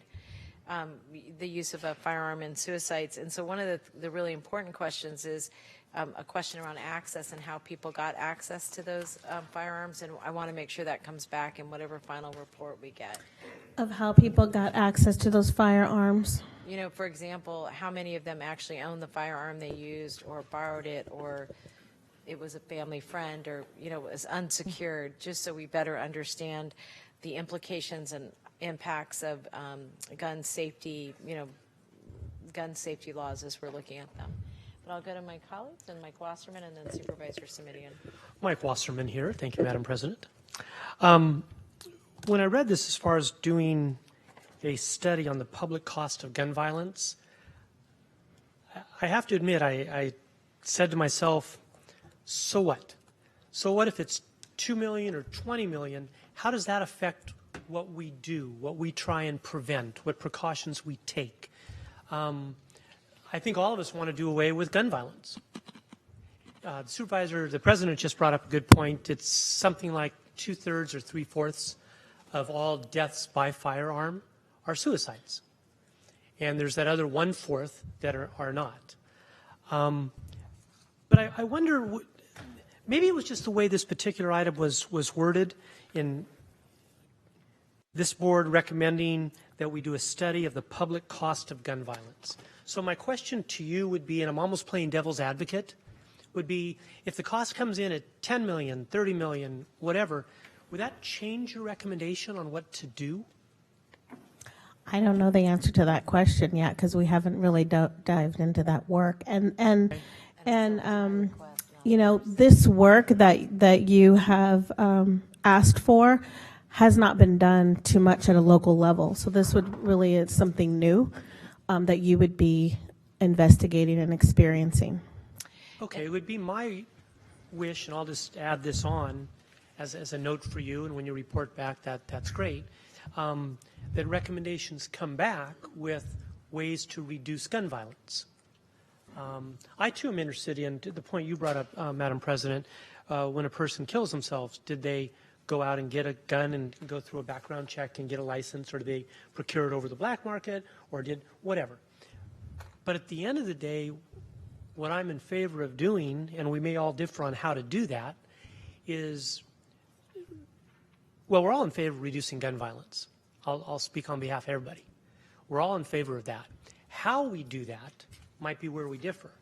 The cost to this county of gun violence, to me personally, as one supervisor, doesn't change the fact that I want to reduce gun violence. Does that make sense? It does. And okay, also, thank you very much. Let me Thank just you, say, Madam Chair. this because it wasn't Rhonda's request, it was mine. That she can't answer a question that really I requested the information on. And I'll just say, for myself, there were a few reasons that I was interested in understanding the costs. I was interested in understanding this because at a national level, as you may know, the CDC and other organizations have been prohibited from doing a significant level of research on this item, in part because there are some legislators who think it's not worthy of research. And so because of that, there's a lot of information that we are really we're looking at statistical analysis instead of actual research. I was interested in understanding what is the actual impact for us here. That's number one. Number two, you may recall that about 2 years ago, maybe 3 years ago now, we invested in a program called Trauma to Triumph. And that program takes social workers who are in the hospital and pairs them up when we have somebody who's been injured in a violent incident, most often I forgot what they call it, either gang affiliated or gang close to being affiliated, and this is an opportunity for us to pull people out of that lifestyle. Again, those have significant costs to the county. One question I have is, how do we spread that cost so it's not just a public cost, but are there opportunities to share that cost either with the private sector, or whoever else's responsibility is? So that's an example. And then third, let me just make this point, is that I genuinely believe that because of the lack of research, that a lot of the reason that we're reaching for policies is that we don't really know how to protect people given just the broad prevalence of guns. And for me, understanding the cost implications is one very core component of even prioritizing what we might be invest in, what we might be willing to risk legally, dare I say, before the council jumps on me. So that's why I requested this the way that I did. Dave, did you have a comment? I just wanted to say how important it is. You spoke briefly but poignantly about the self-inflicted violence by way of firearm is the way I kind of refer to it. I looked at some of those numbers also that were shared at the time, I think kind of circulated for information by your office. I haven't looked at them very recently, but in September during the previous year when we did the summit on firearms, one of the things that all sides were able to agree to, whether they seemed to be self-identified as Second Amendment advocates or NRA members or public health folks, was that this is an area where we should all agree that we can focus on it. It has nothing to do so much with regulating as it does with dealing with a public health issue. So I'm glad that the board's pursuing it, that you're pursuing it, and I'm happy to second the motion. Thank you. Susan? Just want to briefly. I'm sorry, Joe. Oh. Go ahead. Thank you, Susan. Share an observation. Mike, I agree with you that of course, regardless of the cost, we want to reduce the incidence of gun violence and know how to do that well. But to me, there's also a little bit of a parallel to how our county truly started to address the extent of homelessness came as a result of the study that showed the economic costs of homelessness and that it was truly more beneficial to more, just from a purely economic perspective, more efficient to get people into housing. And I wonder if the numbers, and I have no idea what they'll turn out to be, on the costs of gun violence could perhaps lead to policies that shake people up in a way that other arguments haven't yet been compelling. That's my thought. Sorry, Supervisor Simonian. No worries.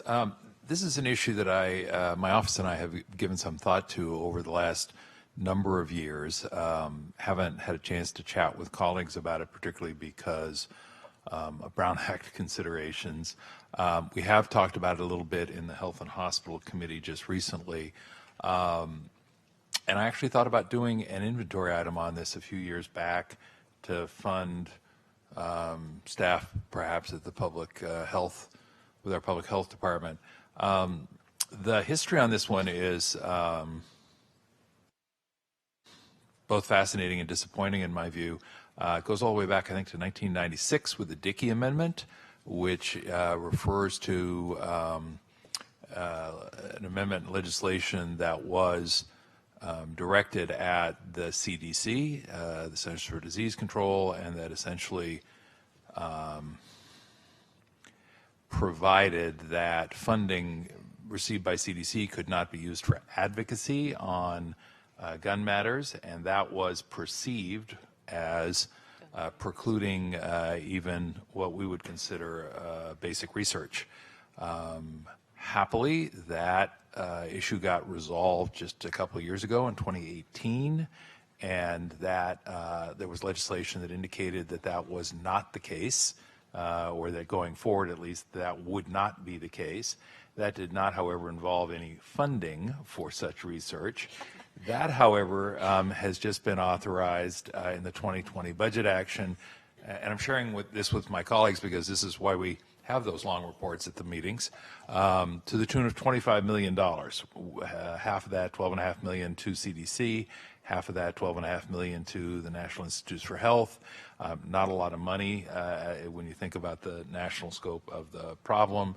And that long preface was by way of saying that I wanted to ask the Public Health Department, as it goes about doing this work, to sort of be thinking about their work in the context of this new environment, meaning that what we do might draw on work that is being done at the CDC or the National Institutes for Health, but also meaning that we might want to actually share our information.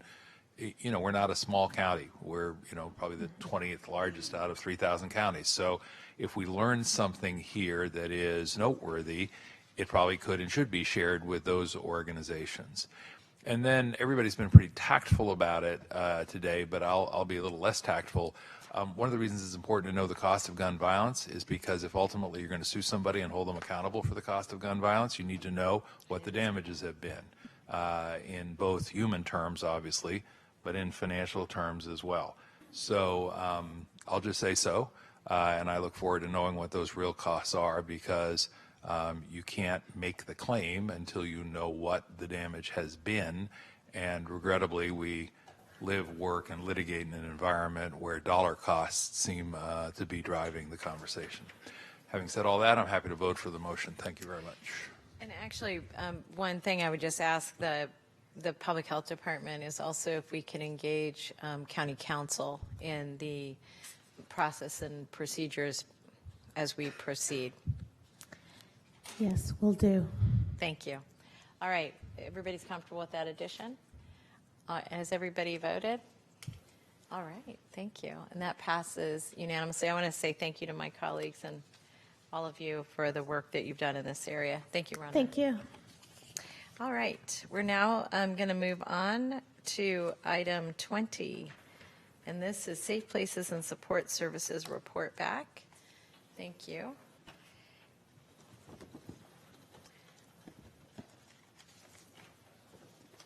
I'm going to welcome our staff, and I believe our staff has a presentation to make. Is that correct?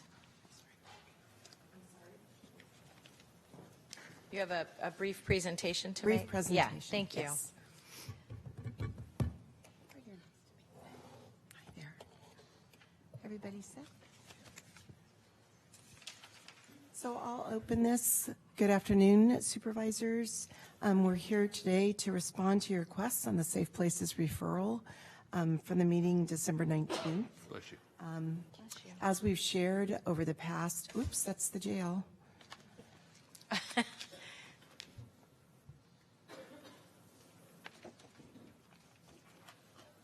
Who's setting that up?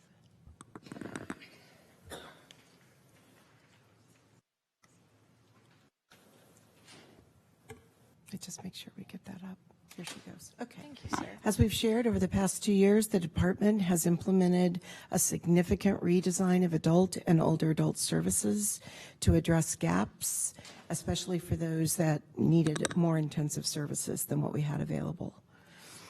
I want to comment that 2 weeks ago, the state's external quality review came here to our Department of Mental Health, conducted the annual 3-day review of our system, and the reviewers applauded the county's significant service expansion and our focus on programs designed for our cultural and ethnic communities. My colleagues here to my right can each introduce themselves, but mostly you'll hear from Todd Landreneau and Margaret Obelower on our side. Keeley, Director, Office of Supportive Housing. Margaret Obelow, Division Director for Older Adult Services. Todd Landreneau, Director for Adult and Older Adult Services. Is it up? Getting there. Okay, just one moment. We're getting our slide ready. Thank you, and we are going to take a minute to get those slides up because this is a big issue and lots of moving parts to it.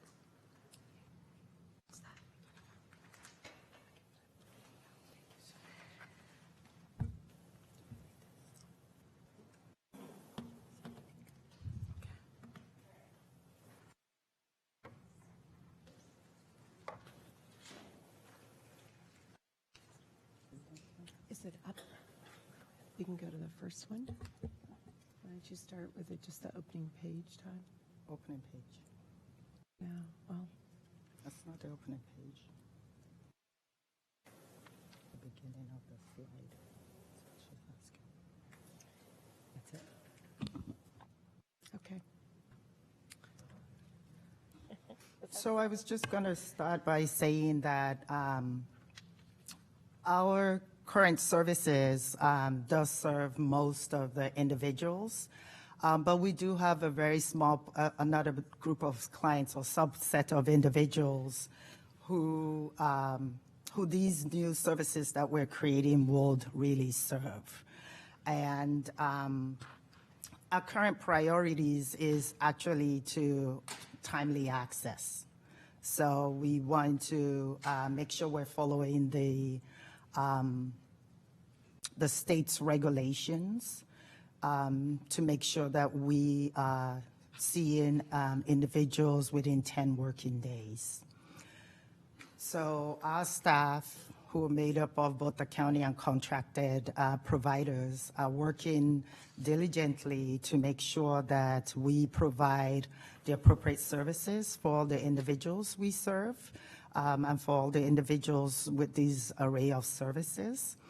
We're also working on making sure that we're paying attention to the individual's location and also the language that their language needs in order to make this transition smoothly and to provide access to individuals who require behavioral health services. I just want to interrupt quickly with a procedural question. Are there printed copies of this available to the public? Because I'm guessing that I'm not the only one that can't read from up there. I have it on my screen, but does the public have access to these charts? Yes, And if so not, these are actually available as attachments. on the agenda, are they in the room is the question, and if not, They're not in the room. get some copies of them as we're talking. Thanks. This page is part of the, it looks like the agenda packet, so that would be in the back. I have it. I was just wanting to make There's sure a it was here. binder with Okay, great. the packet Thank in you. the back. So thank you, Margaret, and thank you, Board of Supervisors. So next, I'd like to showcase a bit for you some of the services and specifically the programs that the adult system has been working on over the past 2 years. So again, acknowledging that the font is rather small, these are available as attachments for the public if they would like to have copies of these. This first table, actually the next 3 pages, are tables of different components within our adult system of care. We've basically broken these out as outpatient and specialty services. And the one thing that I'd like to highlight here for your review is that we created a column just so you have a sense as to whether or not we have clients waiting for services. And as Margaret alluded to earlier, we do have a requirement now to adhere to less than 10 days for access as part of our network adequacy. And so, as you can see from here, if a program is not up in the ramp-up status, there should not be any waiting for services.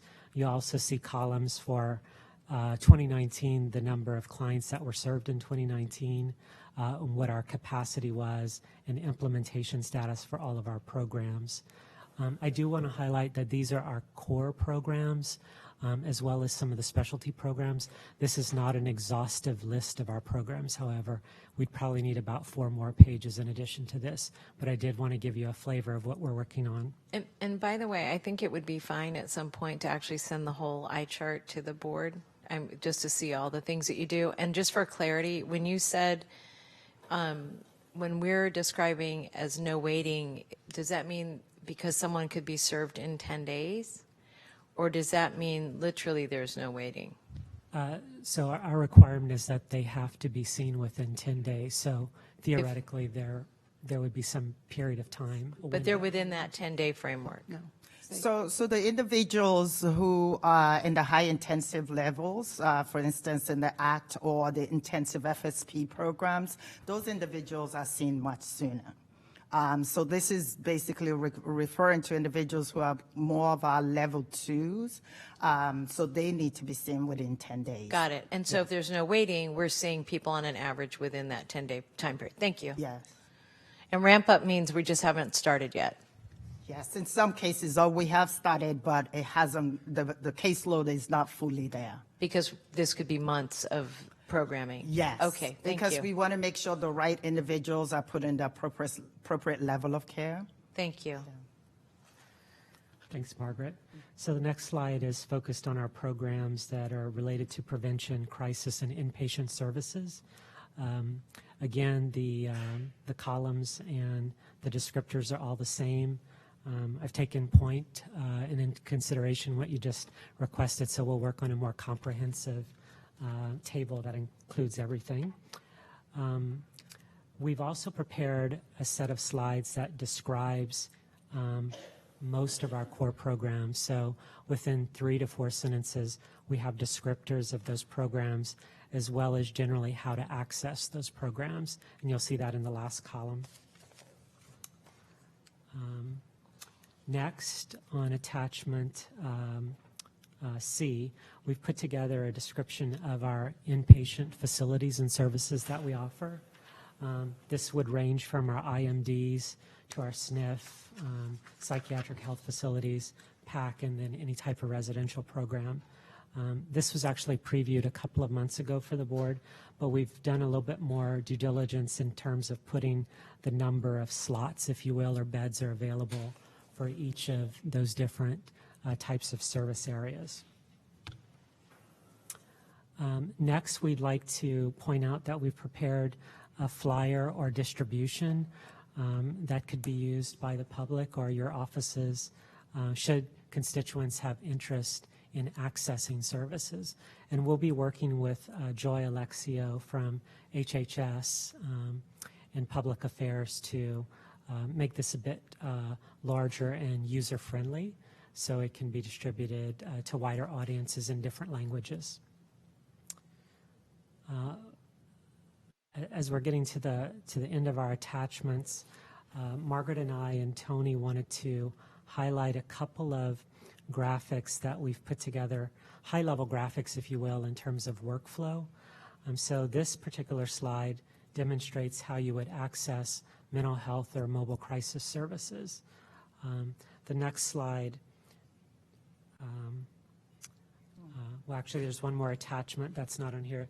The next slide is similar, and it describes how you would access the ACT and intensive FSP services. And our goal with the last slide was to demonstrate that with the FSP intensive and the ACT services, if these services are all put into place, our expectation is that the IMDs would have more capacity to take additional individuals in the future. So we'd be basically expanding and opening up different levels of care for appropriate treatment of our clients and patients. I'll turn it over now to Key. I'm going to make a couple of comments. When we talk about the Institutes of Mental Disease, these are for individuals who are in involuntary services, and a number of individuals have been in the IMDs because we haven't had a step-down place for them to go.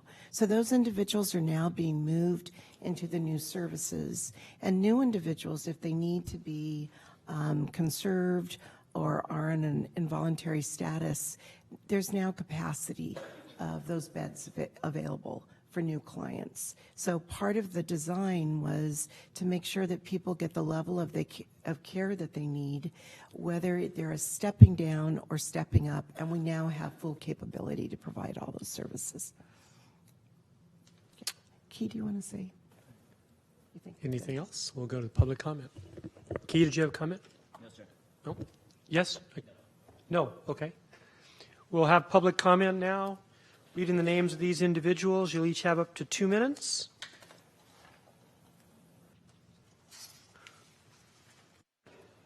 Lorraine Zeller, who we started this morning with, poor thing, I don't know if she's still here. Oh, maybe it was Jennifer Jones.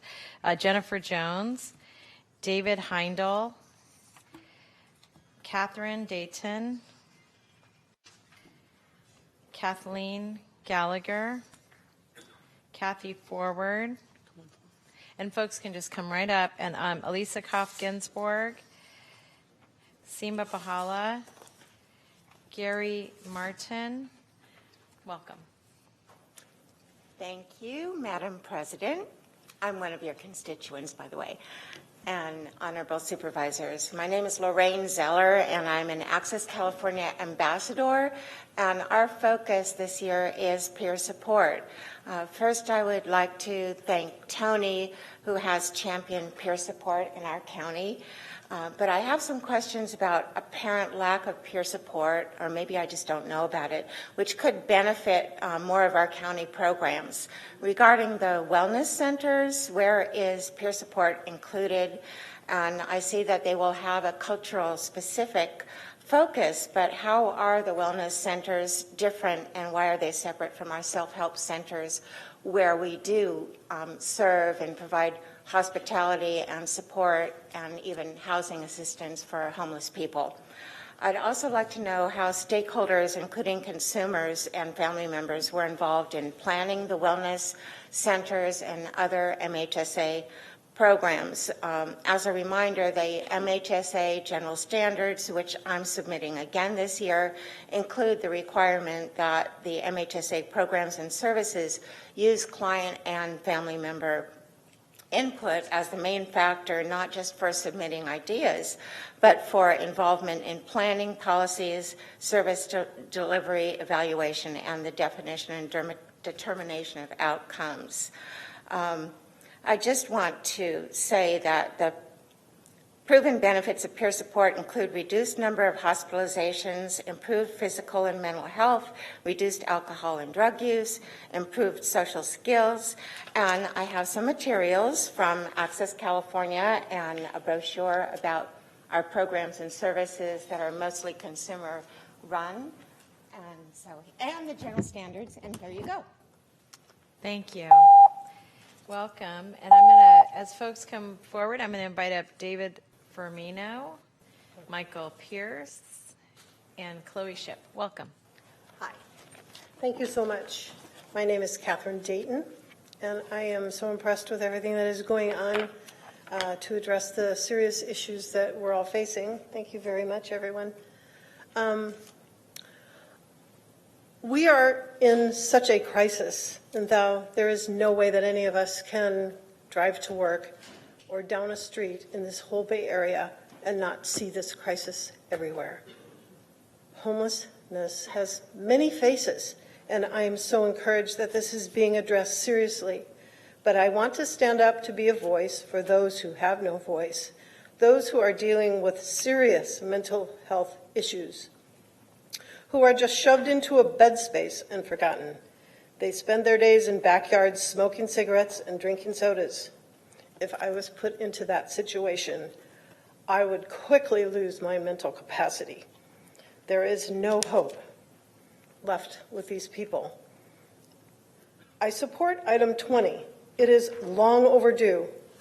But I also support the CLC, the Community Living Coalition, which was formed in 2011, which provides rules of responsibilities for those in charge to provide actual food and a safe bed for those who need it most, along with help for them with services, food, and even maintenance help. In other words, the support for the boarding care homes. Which brings me to my second statement, to ask for support with the peer support that Lorraine just spoke of. I've heard it so often mentioned that this peer support effort is the thing that makes the difference with these clients. It is so needed. And my third statement is just, I would like to raise this issue up. I would like EPS to be seriously investigated. Thank you very much. Thank you.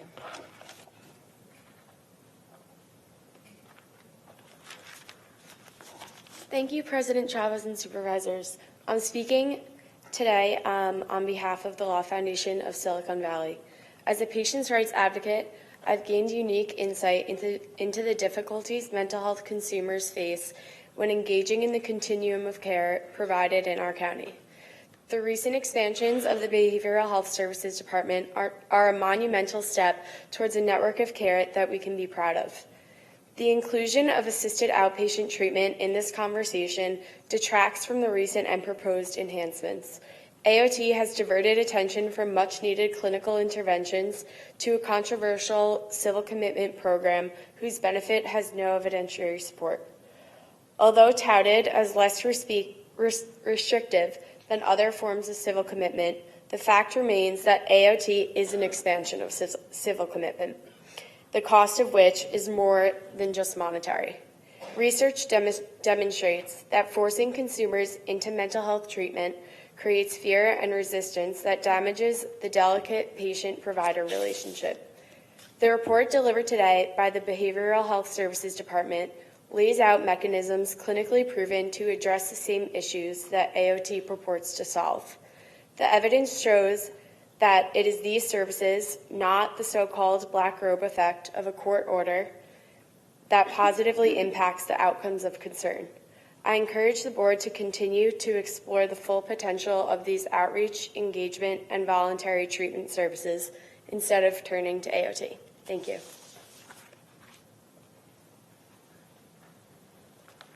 Good afternoon. I'm Kathy Ford from NAMI, National Alliance on Mental Illness, Santa Clara County. And I brought a handout today for everyone. There's extra copies in the back. This is a personal testimony from someone who works in the county as a therapist at the Behavioral Health Department and is a family member. She wishes to remain anonymous. But this is her personal story of her mother starting in the 1980s, who developed schizoaffective disorder, became homeless, in and out of jails, hospitals, etc. And she ended up in Montana, where she lived the last 10 years of her life, and she passed away last year. When I heard this person talk about what happened when she went up to Montana, because that's where her mother wanted to remain, and the outreach that she got, when she described it to me, I said, that sounds like assertive community treatment. She didn't know what that was, and so I said, well, you should look into it. And I asked her, I know she was grieving, but to please tell me, put her story in writing, because I think it's very impactful about what assertive community treatment is. And so I beg you to please take some time to read this. It's too long to go over. But, it's assertive community treatment. I think there's a lot of pressure being put on the Behavioral Health Department to solve this problem. And this is a bigger problem. We should be engaging social services, public health, the jails, the police department. There should be a collaborative effort for us to think about assistive, this type of treatment, because the Behavioral Health Department is not going to solve it on their own.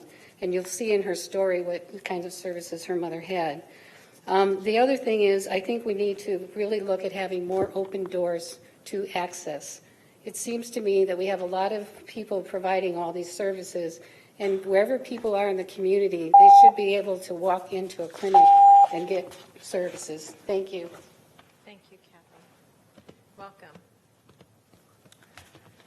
Good afternoon, President Chavez and honorable supervisors. I'm going to keep this pretty brief. I am speaking against Laura's Law, otherwise known as AOT. I know that advocates have stressed that Laura's Law is simply one tool in our toolkit to addressing homelessness and mental health. There might be this belief that there's no harm in having as many tools as possible at our disposal, but I think that's a frightening assumption to make. I really urge you guys to be thoughtful when deciding which of these tools are actually appropriate. Laura's Law is a maladaptive response to these issues. It carries more negative consequences than benefits, and there are better approaches at your disposal, such as assertive community treatment, peer support, engaged and compassionate care. These have been outlined several times at length for your consideration, so I won't go into great detail right now, but I ask that you be critical as you make this decision and carefully weigh the pros and cons as you consider each part of the proposal. Thank you. Seema, I just want to make sure that was you as I'm going through my cards. Welcome, sir. Good afternoon, and thank you for this opportunity to address you. I'm Gary Martin, a client at the Sunnyvale Emergency Shelter. I have no experience with Laura's Law, but I observed or viewed the last session on the 17th of December where this was considered here. And what I was hearing from the protesters did not jive with what I did know about it. So I made a concerted effort to educate myself over the past month. And what I'm reading and seeing with massive amounts of information online from large jurisdictions like New York, Los Angeles, New Orleans, San Antonio, San Diego, and San Francisco is that Laura's Law works. And it works pretty well. It's not a panacea. It's not a catastrophe. But it is working in those jurisdictions. But, ironically, I'm here to speak against it today because we're not in those jurisdictions. The question is it appropriate at this time for Santa Clara County? Of all the protests that I've heard, I could sit here and wax eloquently defeat those with statistics that I've read. But there's one objection that was raised last time by advocate Sean Cartwright, which I think is spot on. And that is, until everyone in the county who's seeking treatment can get treatment, then dragging somebody into court and saying, thou shalt get treatment you've been trying to get but can't, doesn't make any sense. So if you have a pot of cash you want to spend, it's burning a hole in your pocket, please augment the services that these fine folks have going on, ACT, the mobile mental health services and whatnot, and make sure that everyone that's seeking treatment is treated, and then we can talk. Thank you. Thank you, sir. Welcome. Good afternoon, Madam President and members of the board. My name is Michael Pierce. I'm with the Office of Councilmember Maya Esparza, City of San Jose. I believe you should all have in front of you a letter from Mayor Liccardo and Councilmember Esparza. I've been asked to read that letter today. Dear Santa Clara County Board of Supervisors, we appreciate the county's attention today to the growing crises of mental health and substance abuse that afflict our communities. Despite much of the discussion in the media about opioids and the robust debate over responses such as conservatorship, we believe that street-level methamphetamine use, which is too often overlooked, amounts to the single greatest scourge in the neighborhoods that we serve. This challenge deserves our full focus, and we are confident that the city and county can work together to better reduce the violence and other harm that result from untreated methamphetamine addiction. As we schedule a city-county meeting in the months ahead, we seek to make this issue the priority of our work together and hope that all of us will embrace the need for joint action. Thank you.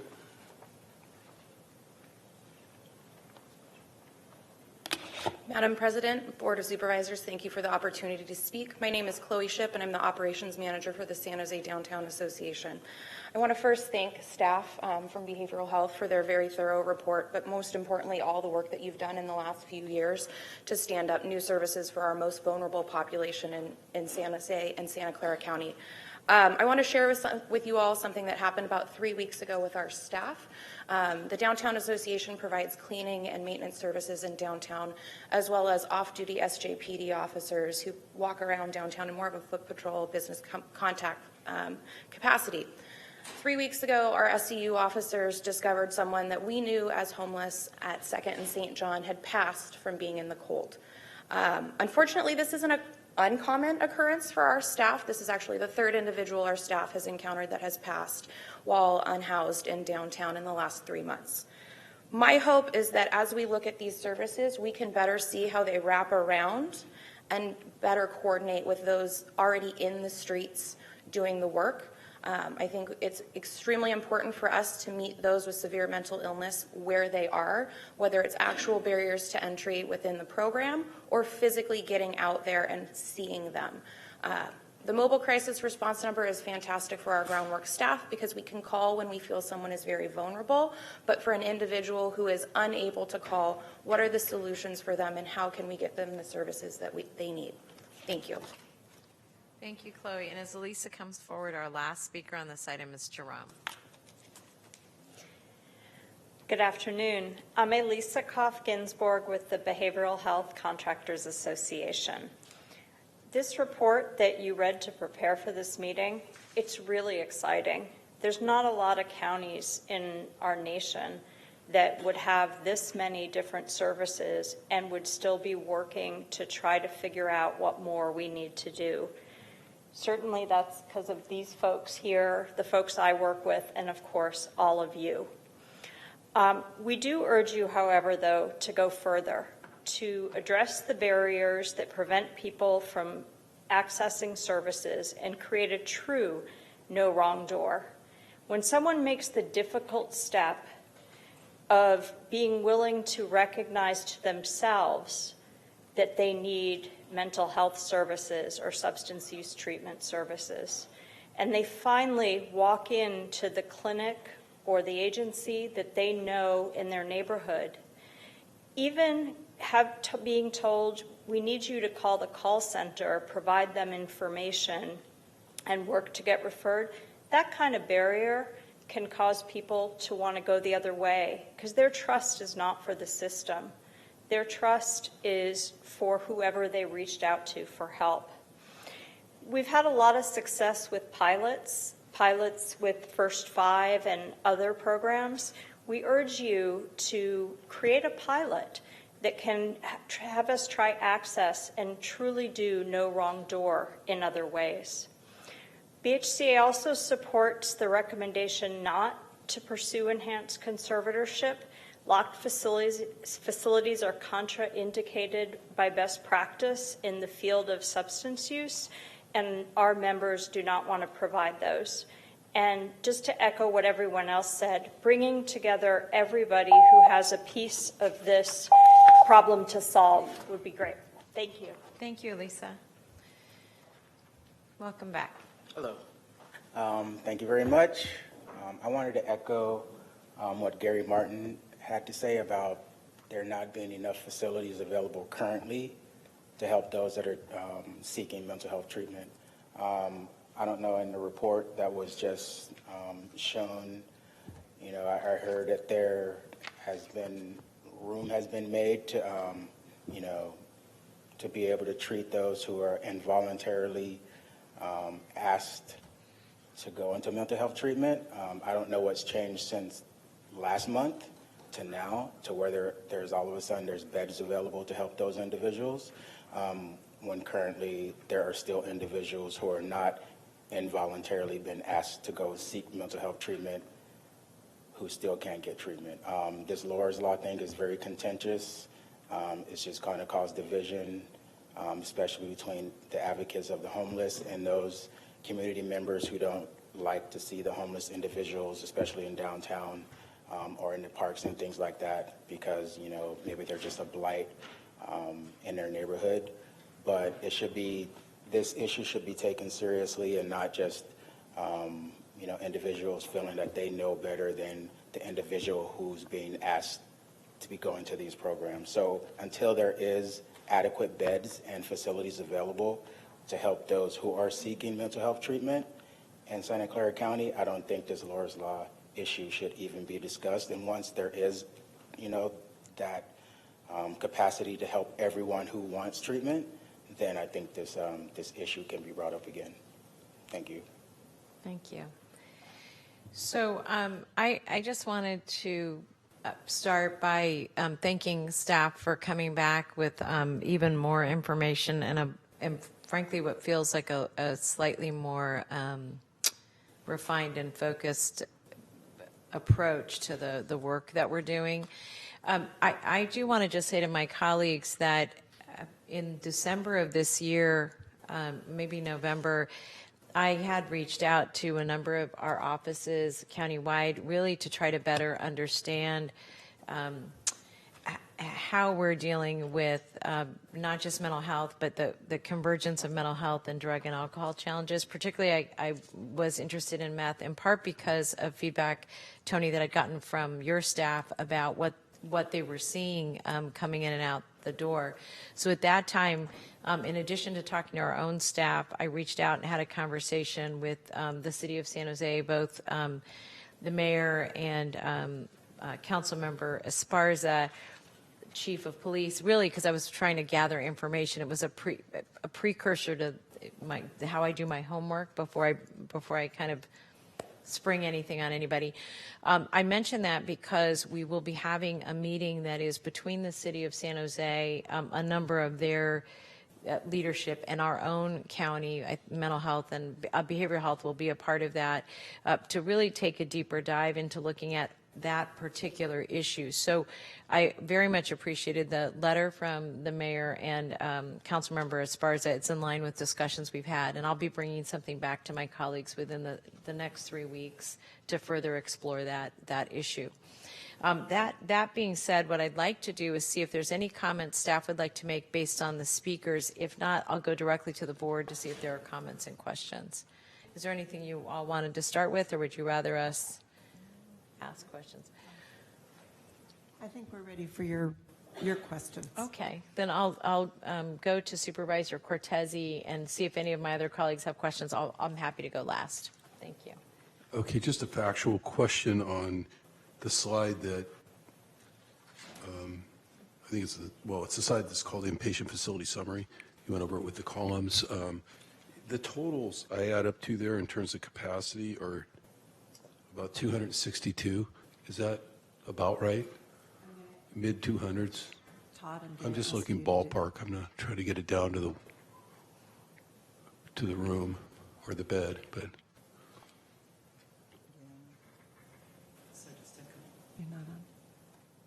So to confirm, your question is the total across the continuum is the bed count 262? Yeah, that's what I was counting.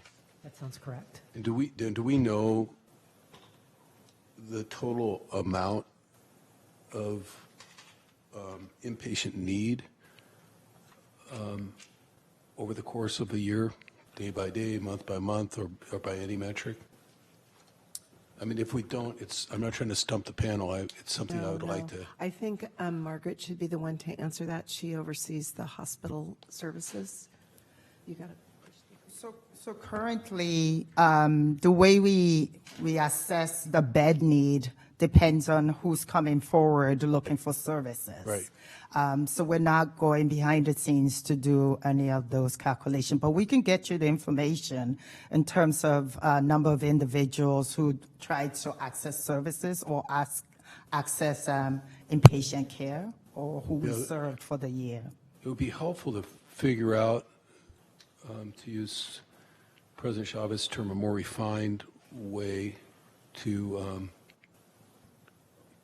keep that inventory, to keep that tally. It's more of a tally, because I understand if one way that's well within our means, one piece of it would be to just say how many people come into EPS and then how much of a struggle did we have placing them within 24 hours, kind of like the whole rate conversation, right? But then there's a lot of folks who aren't coming into the EPS, or they're trying to walk into an emergency room, or they're trying to figure things out on their own, or whatever. So there's some kind of an aggregate number of people at any given time that want to seek help or have another adult trying to get them into help. That I don't know if it exceeds 262 per day ongoing. Right, there's a little complexity, right? You talked about people rotating in and out of bed. So I'm just asking if we can work on that going forward. Thank you. Supervisor Cortese, we'll put that together and we'll combine it with Valley Medical Center's EPS so that we can give you data from the EPS as well as the number of people that we're serving in the different hospitals. And please do it with a lens toward seeking resources or responding to somebody who would like to make persuasive arguments up here that if there's a delta there, that it's up to us to provide the resources to close that gap. It's not a blame thing. It's not how could you run a system that doesn't have enough beds. You have what you have, and you have what you have because that's what we've funded over the years, or that's what people in just across the county line in Alameda County, for example, that we borrow upon have funded. So thank you for that. I don't even want to give you a deadline or anything, but as soon as you could start producing some of those results, I think it would help inform further discussions up here about Supervisor Cortese, would an off agenda with that data be sufficient to the board? Yes, okay. yes. So we'll try to get that done in the next couple of weeks. An off agenda report that's intended to be public, meaning that's intended to be available if someone wants to disseminate some of that information. So obviously without any name, rank, or serial number, or any legal opinions involved or anything like that. I just would like, it's just factual data, much like we get with our housing dashboard, for example. And the other question I have, I asked the last time you were here, and I don't know if I misunderstood the question or if there's just radical misunderstanding in general, but on the AOT, so-called Laura's Law, the 2002 statute, as I understand it, enables assisted outpatient treatment. And I think you helped answer that question for me the last time, or helped clarify that for me. And certainly my research, not that I was questioning you, but I'm trying to further distinguish in my mind what may have happened since 2002 that would cause people to say, why aren't you using the statute to do long-term conservatorships? I did run across, in my research, something that indicates there's perhaps 3 counties in California more recently that have enabling legislation to do sort of an augmented version of Laura's Law that's inpatient, not just outpatient. Is that true? Or am I misreading that? And again, just help me, because all I'm really trying to understand is, why do we have people like city council members walking up here? It seems like they're talking about a football game and we're on the baseball field here. You know, we're talking about outpatient treatment, and we have people repeatedly saying, I've done my homework, and you should be, you know, you should be using this 2002 law to do essentially mandated inpatient treatment. Right. So if somebody needs hospital care, they need hospital care. It's not really related to an AOT assignment. If somebody needs to be in a psychiatric facility and they meet the criteria, they would be admitted to a hospital. They would be admitted, and we also have other statutes like 5150 and 5152. Right. It's all part of the involuntary statutes that we use. So I think assisted outpatient treatment is actually outpatient treatment, community-based treatment. And what we're seeing across California is that those counties that have enacted assisted outpatient treatment have implemented assertive community treatment, and that's where the majority of people in California are receiving their services. A very small number of individuals in California are being court-ordered. The majority of people in current AOT programs are simply using the same services that we're standing up here in Santa Clara County. Right. But also in Santa Clara County, the courts here, without any jurisdiction by the Board of Supervisors or asserted by the Board of Supervisors or the county administration or the Behavioral Health Department, have developed what we sometimes for short call drug courts, but which are essentially courts that were criminal cases. And it seems like let me just parenthetically say, a lot of this critique seems to be coming from get people who have criminal tendencies off the streets, or people who might hurt themselves off the streets, so therefore conserve them, or therefore use AOT. Again, correct me if I'm wrong, but I've not only observed this with my own eyes, what I'm going to say, in Judge Manley's court, and prior to that in other courts, that low-level offenders are pre-adjudicated, so to speak, or referred to Judge Manley's court, for example, where unless I'm missing something and missed a whole piece of my legal training, what he's doing there right before your eyes is saying, there's a caseworker here provided by the county, there's a doctor, there's behavioral help provided by the county attached to my court. We're paying for that part out of our general fund. But he's mandating you visit them.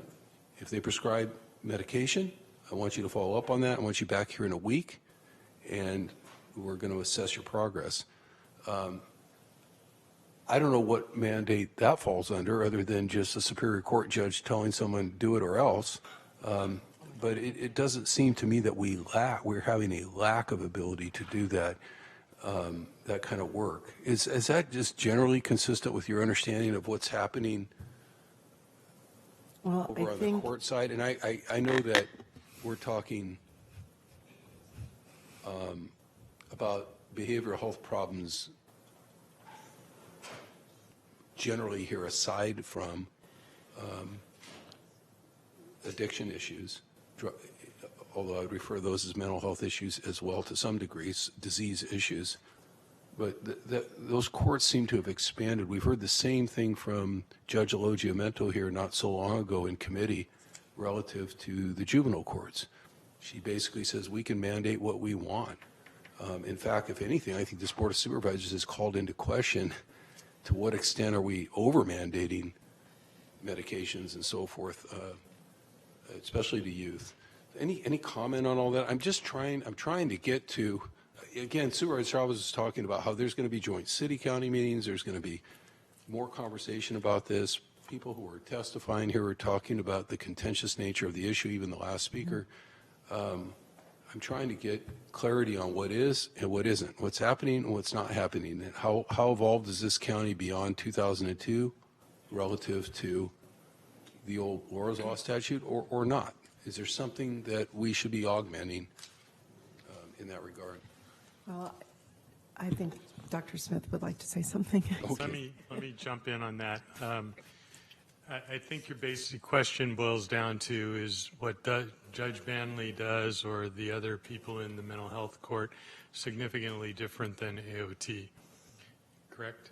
Generally speaking, yes, that's my question. Yeah, it's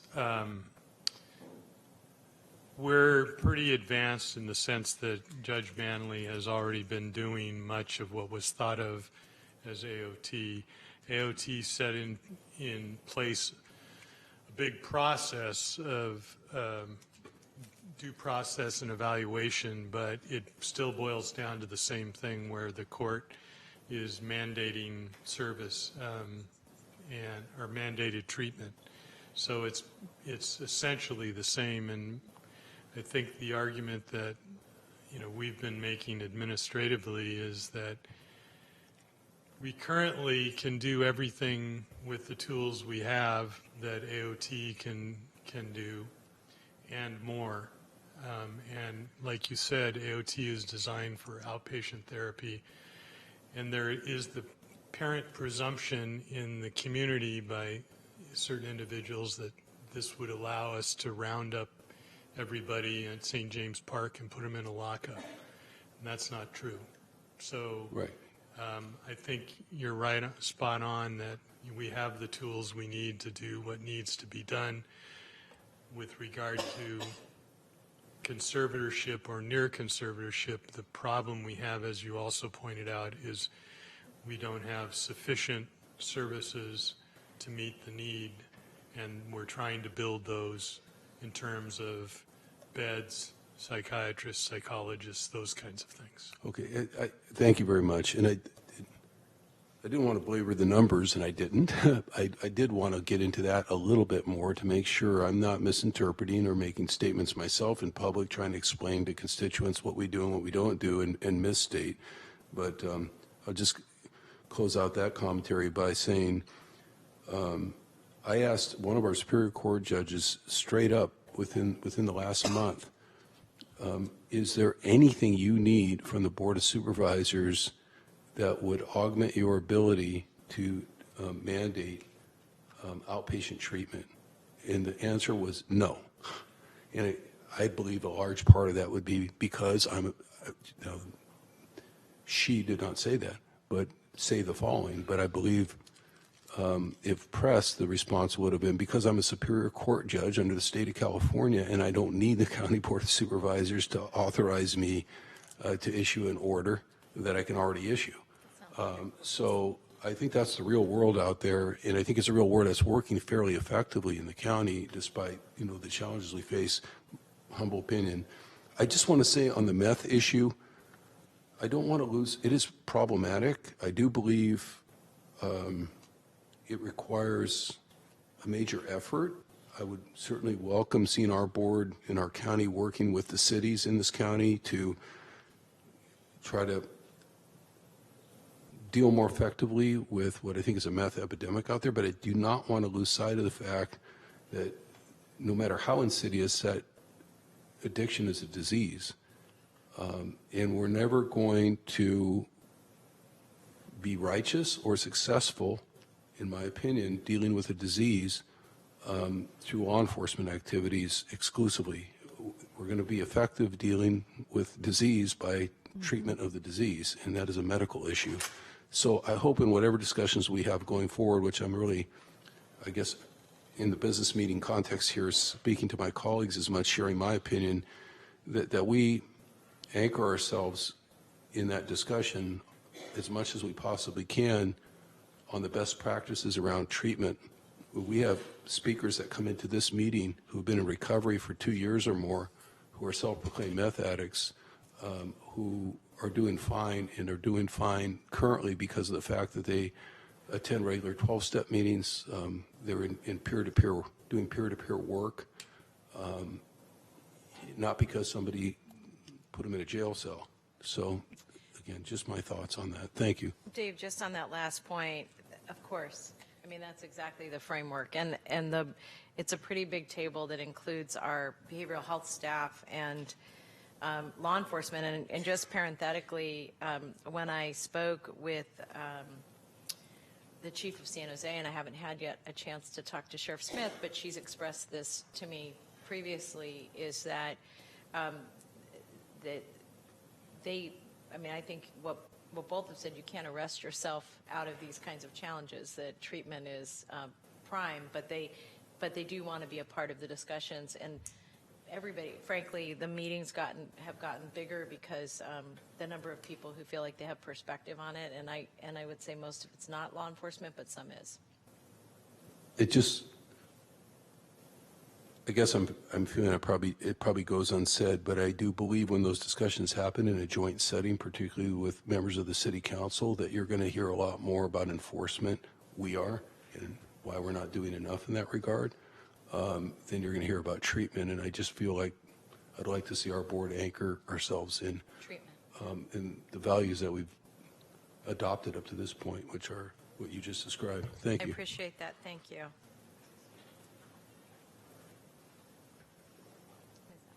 Thank you. Thank you very much for the detailed and thorough report.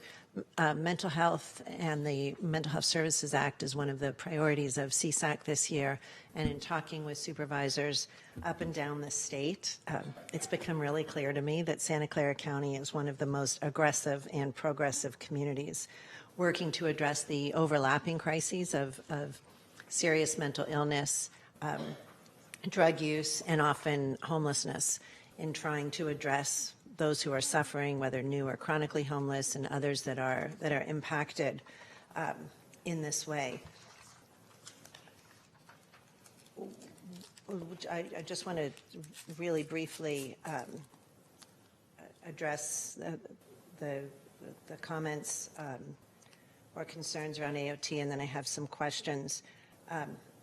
From all of the reading and learning that I have done, and I'm comfortable that all of the medical advice and evidence that supports voluntary participation in treatment is really the most effective. And of course, we know that access to stable housing is a critical component of that. And Key, you weren't part of the presentation, but it's very significant that you are there.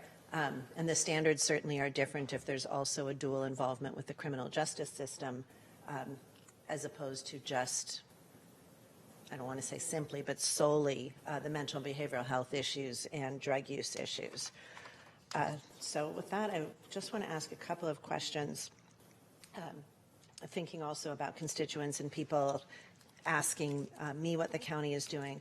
On page 10, the report notes the potential for a new central phone number for the public to call when they see a need distinct from the mobile crisis team. And a resource like that would be incredibly helpful to residents that want to be able to call someone other than law enforcement to respond and help, but might not be able to gauge the right type of behavioral health or other service needed. I think that maybe goes to addressing part of Elisa's comment about no wrong door.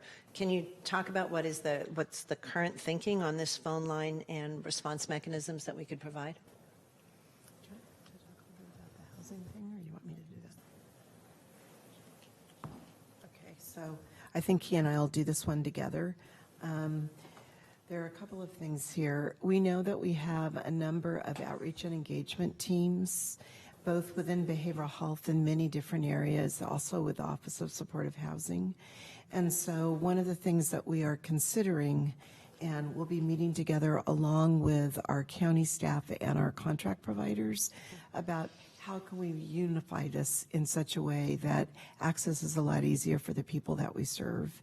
And in terms of a phone number for the public, the idea that we want to explore is, would it make sense for us to have a single phone line that would be for the community related to outreach and engagement and housing? One of the pages of your slides showed a flyer with multiple phone numbers. Right, right. It would be immensely more accessible and user-friendly if there was one outward-facing number, and then whoever is All those answering other it numbers, triages yes. to the other places. And we have heard that loud and clear, Supervisor, and are working with the Public Information Officer to develop something that makes it really easy for the public.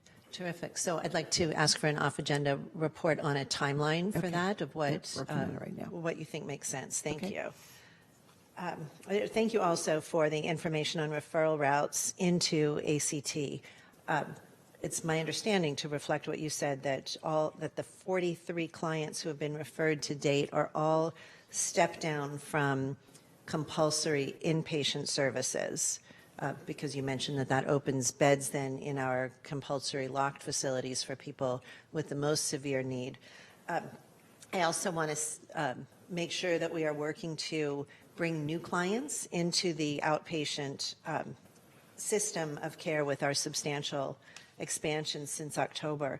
What are some of the steps that you're taking or your team is taking to get as many people as possible into the right level of care, including extending or coordinating case-finding activities among the myriad health providers?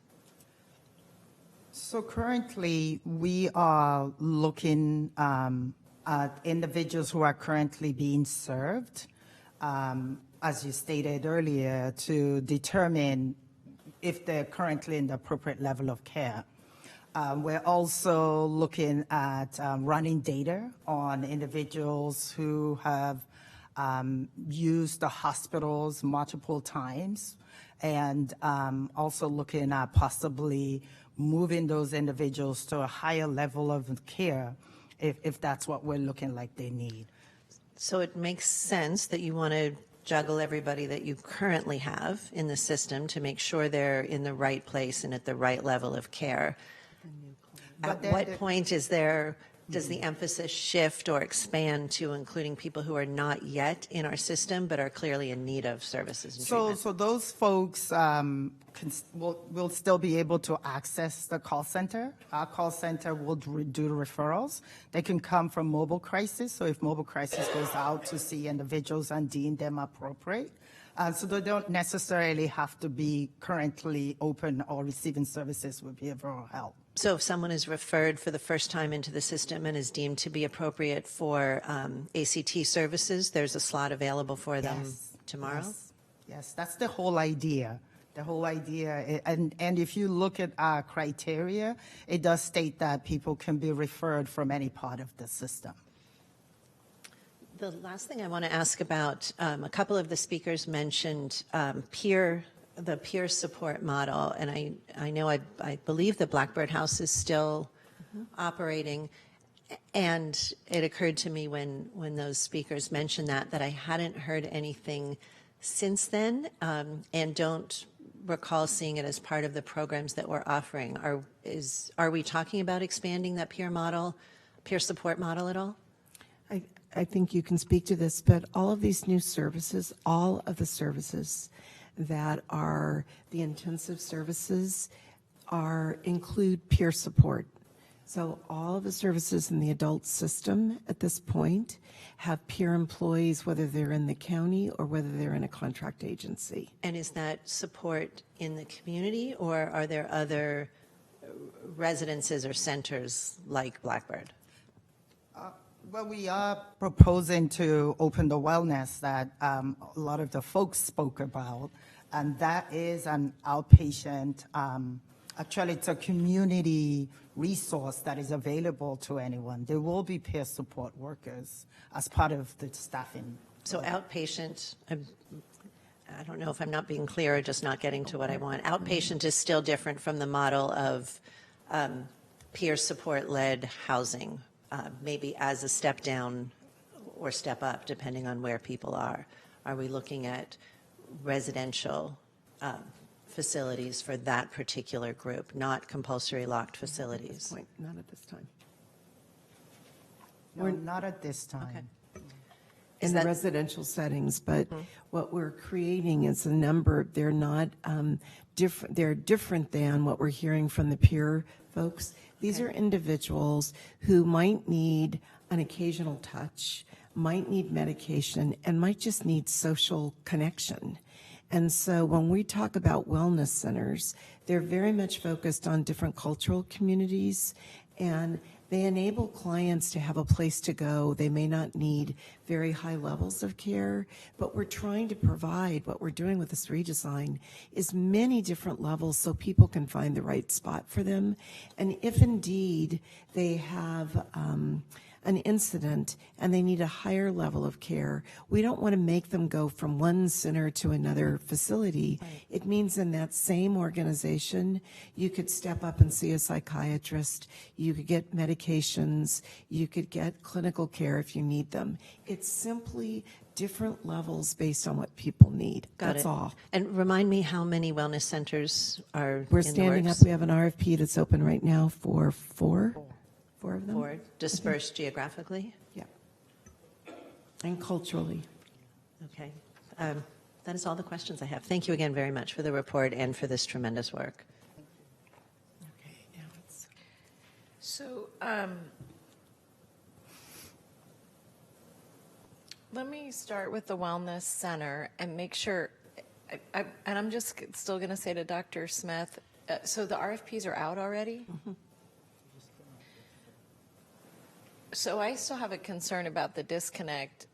At least, I mean, it doesn't seem like there's been enough discussion between two of our own departments around the wellness centers, and I'm a little concerned about it. In part because I guess I don't understand the difference between the VH, what the Valley Health Plan is referring to, what you're referring to, and frankly, what our subcommittee talked about, 3 years ago relative to the rejuvenation centers. And I'm also wondering how this connects, for example, to perhaps the VASC or the Roots Clinic in terms of having, culturally competent staff and frankly in locations today or will have locations. Could you maybe describe, maybe Tony, you can answer that, or Jeff? Well, I think we should probably come back to you with a either off-agenda or on-agenda follow-up, because there's a lot of details that I don't think we're aware of right now on the other side. But if you have an RFP, was it an RFQ or an actual RFP? It's an RFP. It's been in the MHSA plan. It's part of the redesign. I think they're two separate things, but I think an off-agenda would be useful. That's what I would say.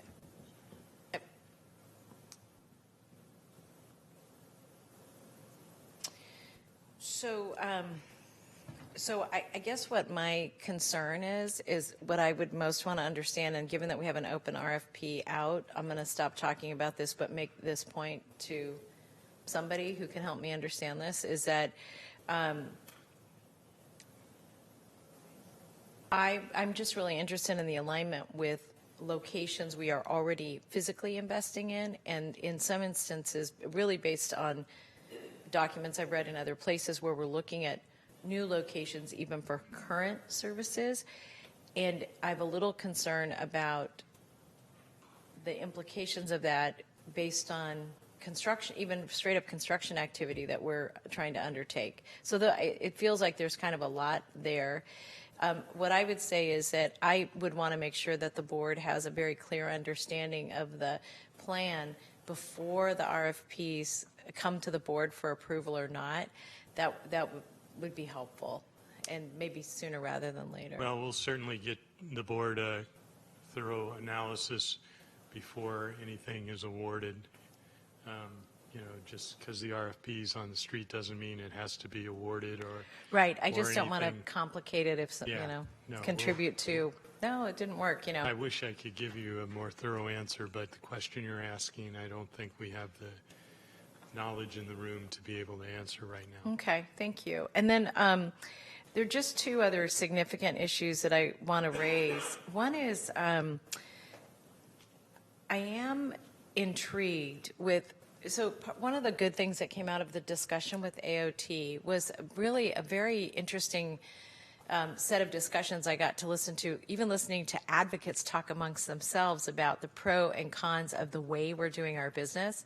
And one piece of feedback that we got was that the way we structure our RFPs or our contracts with some of our partners is that we're very focused, and this makes some sense to me, on how we're processing, using VDAP, SPDAT as our backbone in terms of services for housing as an example. And there's an interpretation from some of our nonprofit partners that we're asking them to focus in on a very specific group of people versus having conversations with people who are on the streets right now who they believe we could, through conversation, persuade them to get services or go into a wellness center or take these other avenues. And to tell you the truth, I don't think I'd really heard the nonprofits say, no, you're wrong. Because what I said is, look, these are folks who I don't have any idea how anybody would communicate with them. I mean, some of them live near where I live, and their mental health is pretty gone. Like they really need help. But their challenge to me was, no, you're just not funding us to really reach out to these significantly hard to serve folks, absent us looking for someone specifically to follow up on a mental health, because they're a client, or to follow up on a medical claim, or to get them into housing. My question is, do we have contracts for broad engagement of significantly mentally ill people who live on the streets? And if so, who are those contracts with? And in broad, to use broad terms, like how much are we spending on that body of work?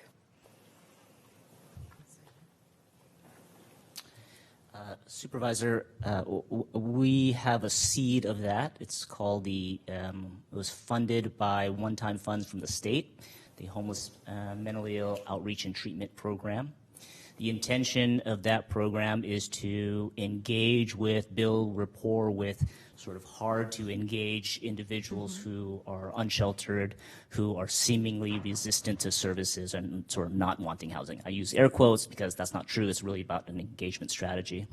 The funding was about $3 million over about a 2-year period, so about $1.5 million a year. It's a combination of outreach workers from Abode Services coupled with clinicians from the Behavioral Health Department.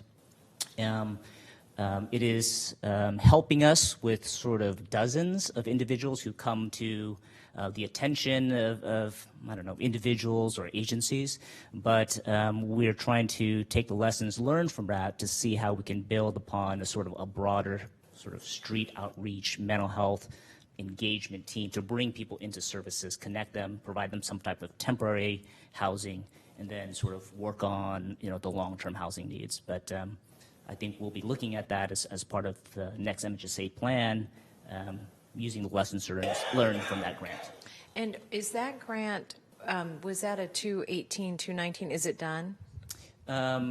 It was implemented last fiscal year, so I'd have to confirm, but I think it ends June 30th of 2020.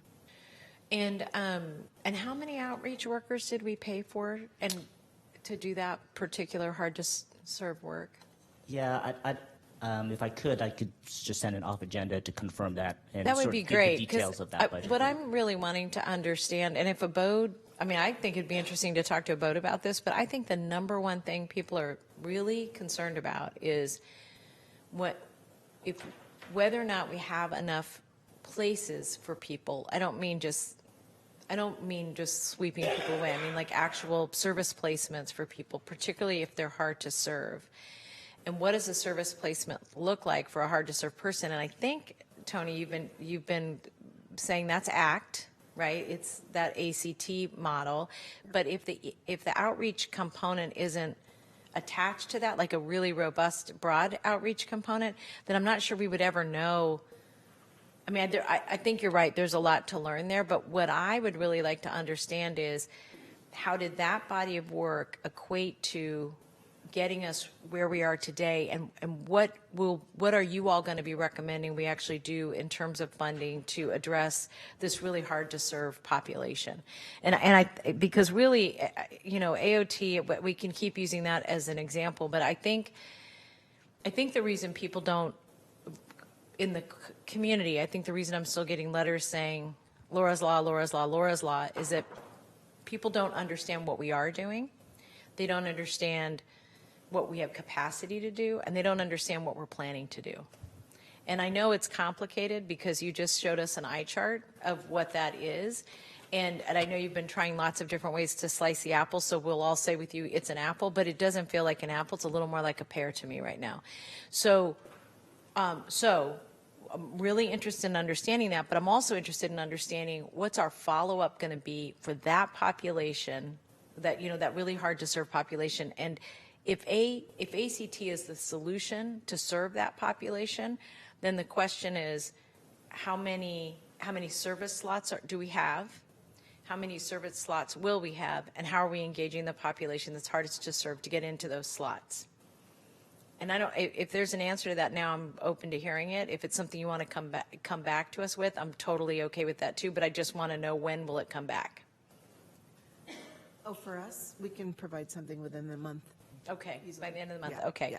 And then also good, and then the last thing I just wanted to ask about. Let me just look at my notes. I apologize. You know, this issue about access, I think, is so critical, and I cannot say enough how important it is that we have. I actually would be okay with us having two numbers. One is a triage for everybody, that anybody can pick up the phone and that we're able to triage them. I think the only phone number that we need to have separate is a suicide hotline prevention number. I don't want to, if we can, I don't want to mix that up with another number, in part because you guys have done a phenomenal job of getting that out and people are really responding to it, and clearly there's a ton of evidence that the work you've done is really helping. And I just want to say thank you for that, and it's such a sincere thanks for that. That's an amazing body of work. Please share that with your staffs as well. So I don't want to combine those numbers, but I cannot tell you enough how important it is that we have one. And I really appreciate Susan raising it, because I think that goes into just the confusion that the back of house needs to be our responsibility, not the public's, not someone who's mentally ill. And the only way we're going to get there is if we have one ingress, one access point. And that includes even one place that we can email. Like if you have someone who needs help, or one number you can text, it's got to be one, with us doing the back of house work. So in any case, I think that those really respond to my questions. Thank you very much for the body of work. I want to just, if it's okay with my colleagues, I want to do something that when we were on the city council, we used to call the universal thank you, because everybody would say thank you, thank you, thank you. But I do want to make this point. I know it is hard to hear people come forward as if nothing's happened and as if you're doing nothing. And I know you feel that way even with us, because it's like, look, I've given it to you in writing. I think, so I want to just be very sincere in saying to all of you and to your staffs, thank you. I think the reason you're feeling getting so much pressure from us is that the combination of between our housing crisis and our mental health crisis and our drug crisis, and it's just one crisis after another, that everybody's trying to figure out how to fix it, right? And you end up being on the front end of that. And so for that, I realize that's an awful lot of pressure on all of you. And we're anxious for solutions too, and that's not necessarily always really conducive to getting a good night's sleep. So I do want to say thank you. I recognize that you're working really hard, and I think what you're hearing from us is, let us help you get to the next level, because this is a priority for, I think, every member of the board, and the cleaner you can tell us how to do that, the better, or clearer. So thank you for that. All right, so can we get all of my colleagues to vote to receive the report? And I'm going to ask that the staff respond back with the list of requests so we can track them. I'm asking my staff the same thing. Thank you. All right.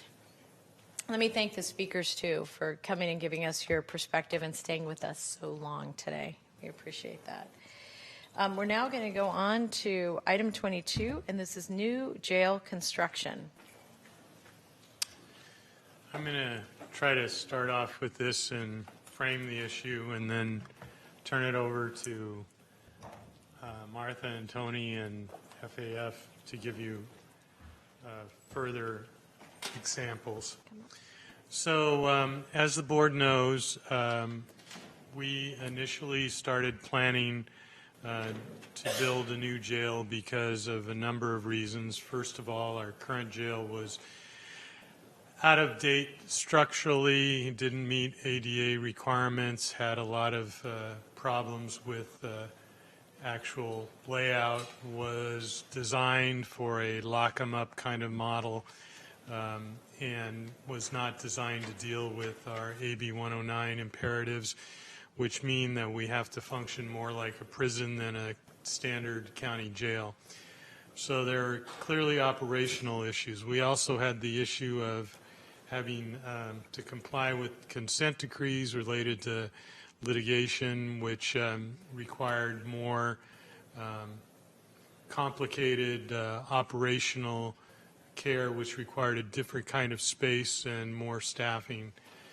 We also had a feeling on the board's part and administration's part that we needed to bring the operational functions of the jail into the 20th century so that we weren't just locking people up, but we were providing them an opportunity for reentry and rehabilitation and providing extensive mental health services, because as we're all aware, based on current laws, the jail is the only place where there's guaranteed access to mental health care, which is sad. The process we embarked upon included applying to the state for supplemental funding in the tune of $80 million.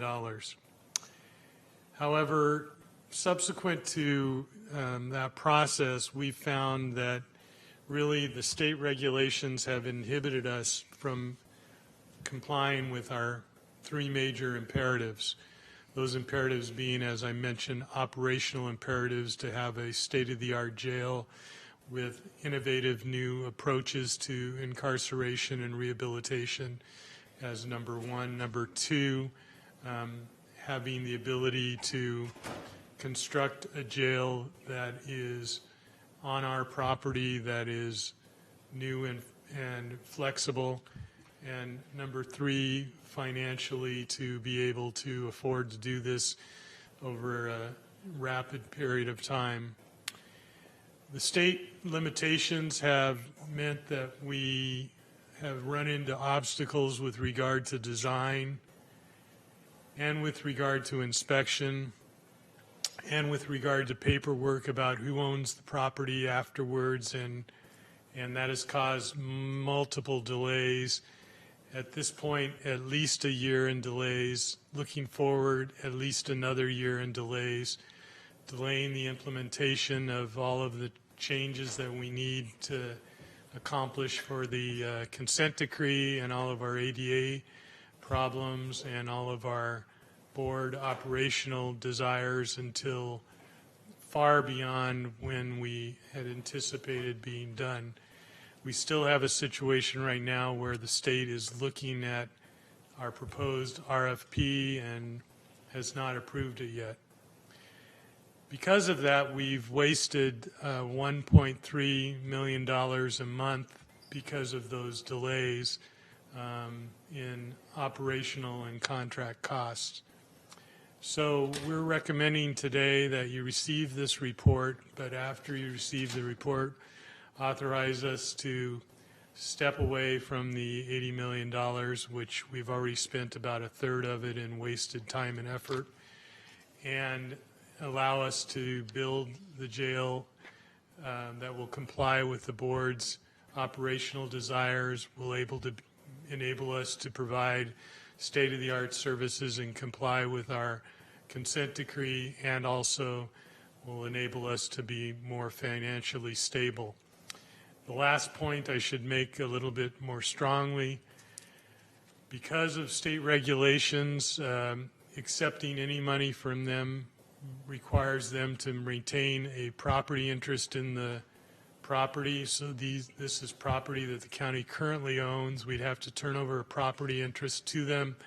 So that means that property would no longer be available as collateral for us to do lease revenue bonds, which means that we would have the risk in these downturn times of cash loss, because we'd have to bond against the additional costs for this jail using other properties as collateral, and that would cause cash flow problems.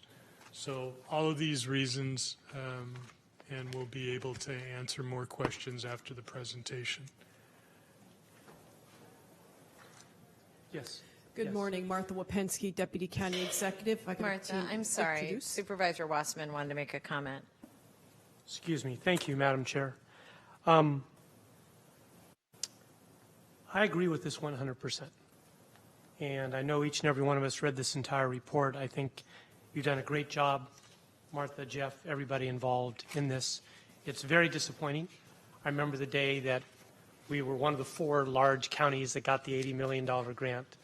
And now I see the list of all the other people giving the money back because the string's attached. So you don't want the report? I don't need a report. Okay. I will make a motion to receive Well, let me to authorize. Okay, so let me just remind you that as we were going through the consent calendar, Supervisor Simidian let us know that he wanted to ask questions, but then he was going to defer or refer this. And so if you don't need a presentation from staff, I think what I'll do is open it up to comments and questions from the board. And Supervisor Simidian, you had your light on, and then I'll go to Supervisor Allenberg. Sure. Thank you very much. And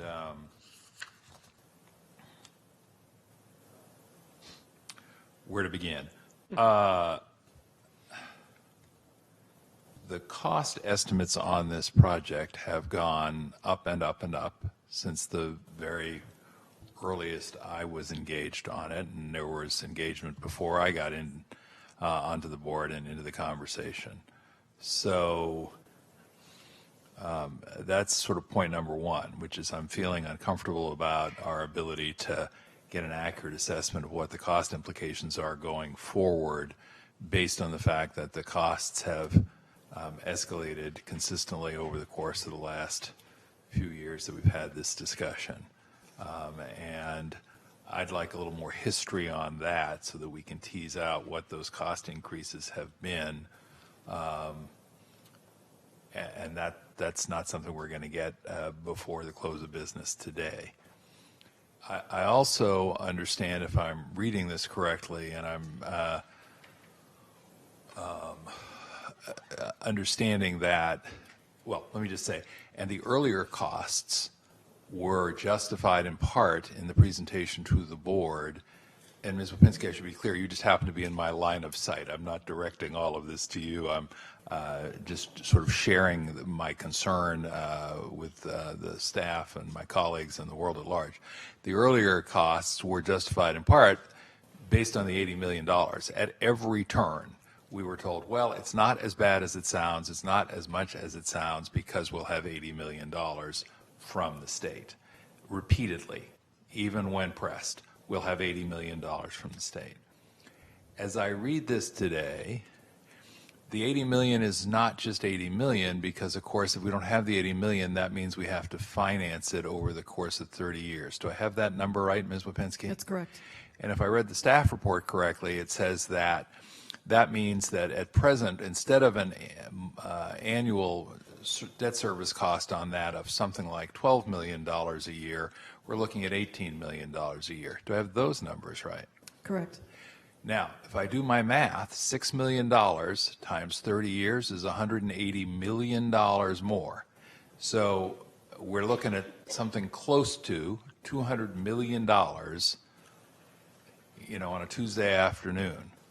Now, this item first surfaced, as far as I know, Wednesday or Thursday of last week when it was posted on the agenda, yes? I'm sorry, I don't understand your question. Well, let me take it out of the form of a question then and express my concern and the reason for my recommendation. As far as I know, the general public has had 2 or 3 business days to process the fact that a jail we've been talking about for a decade is about to cost $200 million more than they ever were told it was. I don't say that like there's any ill intent. I just say in terms of transparency and Brown Act and open and public participation, to sort of say, oh, by the way, it's another $200 million on 2 or 3 business days worth of notice on an item that, as far as I know, Supervisor Ellenberg has not been to the Public Safety and Justice Committee. Am I right about that? That's correct. That's right. Okay. So, as a general rule, I think that whenever we have an item like this, it's one of the reasons I think our committee system is important. It's because on an item like this, it should go to committee. The committee members, including the chair, should be able to ask hard questions. And then when the item comes to our board, it's not only been vetted with a lot of these important questions already raised, but it's also been sunshined for the public so that they know what's going on. Let me ask another question. So I saw that CSAC got involved, if I remember the report correctly. Did I get that right? Yes. Have we had conversations with any of the half dozen members of our legislative delegation who might have helped us with a state agency that is, according to your report, a little slow to respond, more than a little slow to respond? So my team can kind of fill in the blanks, but we did work with the State Sheriff's Association as well as CSAC to approach the governor's office over issues that both our county and other counties were experiencing. Yeah, and I'm just sitting here thinking, well, we've got Senator Bell, who I think is or has been on the budget committee, if I remember correctly, and may even be on the proper budget subcommittee. I think having a communication with him or his office, but we've also got Senator Hill, who represents a significant portion of Santa Clara County. We've got 4 different assembly members who might have engaged through the budget process. My colleague, Mr. Wasserman, is reminding me that Senator Monning has a little piece of South County that. So when things get stuck, having a member of the legislature pick up the phone and call and say, hey, what's the problem, particularly if it's a member of the legislature who's on the budget committee, is a tactic, a strategy that I think is important not to get overlooked. But I'm going to circle back to the $200 million and say, maybe we're losing $1.5 million a month by virtue of delay. I think, frankly, it's hard to know if it's more than that or less than that. I think it's kind of speculative, but you got to go a long ways before you capture $200 million worth of added value by saying we're not going to take the state money. So Madam Chair, I don't know where things stand with Supervisor Wasserman's initial inclination to move forward, and I respect the fact that we may see this one differently, but I can't be an aye vote on this today. I won't be an aye vote on this today, and so my motion would be to refer to committee and ask the item to come back. And before anybody leans in and says, "Gee, we're concerned about the delay," I would only say, "Really?" Because another couple of weeks or a month, given $200 million on the line, strikes me as time that should be well spent. And if we're going to take this step, which, as I say, I can't take today, we're going to need to have a better set of answers than I think we do. And I heard what the county executive said about the state taking an interest in our property. It's what you expect when you've got essentially a lender who's got an interest, or in this case, a grantor who's got an interest. But I'm going to lean forward and see if we can muster a majority to support referral to committee and then a report back to the board out of committee. And I'll ask for a second and a majority. But I think, Madam Chair, at this point, I should probably ask the chair of the Public Safety and Justice Committee, since I've just suggested we send this big hairball of an issue to her committee, what she thinks about it. Yes, that would be nice. And Supervisors Committee, and I am glad to second your motion, and I'll flesh this out a little bit too. I did have an update from the group that's sitting in front of us last week. That's very different from a public meeting, a public committee hearing. And I'll say also that the emphasis of that meeting was really on the substance of what the new jail was going to look like. We talked about rooms and sub-day rooms and murals and other pieces that were very specific to the structure. And I don't feel that that we gave proper attention to the issue of the $80 million. And I want to point out that there are two levels of questions here. The first is, why have there been problems getting the money? Is it the case that with some legislative involvement we could get it? The second piece, though, which was raised today, which was a new one, was, do we want it? Presumably this board at some point in some permutation did want this because it was approved. So I'm looking to understand better what has changed in the interim other than the delay of time. The ability to bond against a new jail is an issue we talked about, where debt would collateralize if we did take the 80 million, if we didn't take the 80 million. There's certainly concerns ahead if we are entering an economic downturn period as to whether we should be taking on more debt. So what I would like to propose is that this very narrow question of the $80 million comes to PSJC, not the whole jail, new jail update. I thought that report was terrific. People can log in and look at that. But this is a question that I think I would agree with my colleague really does need to be sunshined more, and that we should be able to hear a more detailed report that looks at the pros and cons of accepting the money, accepting the $80 million from the state. You're looking very perplexed, Dr. Smith. No, I was just going to try to answer your question, although, totally we'll bring it back to subcommittee.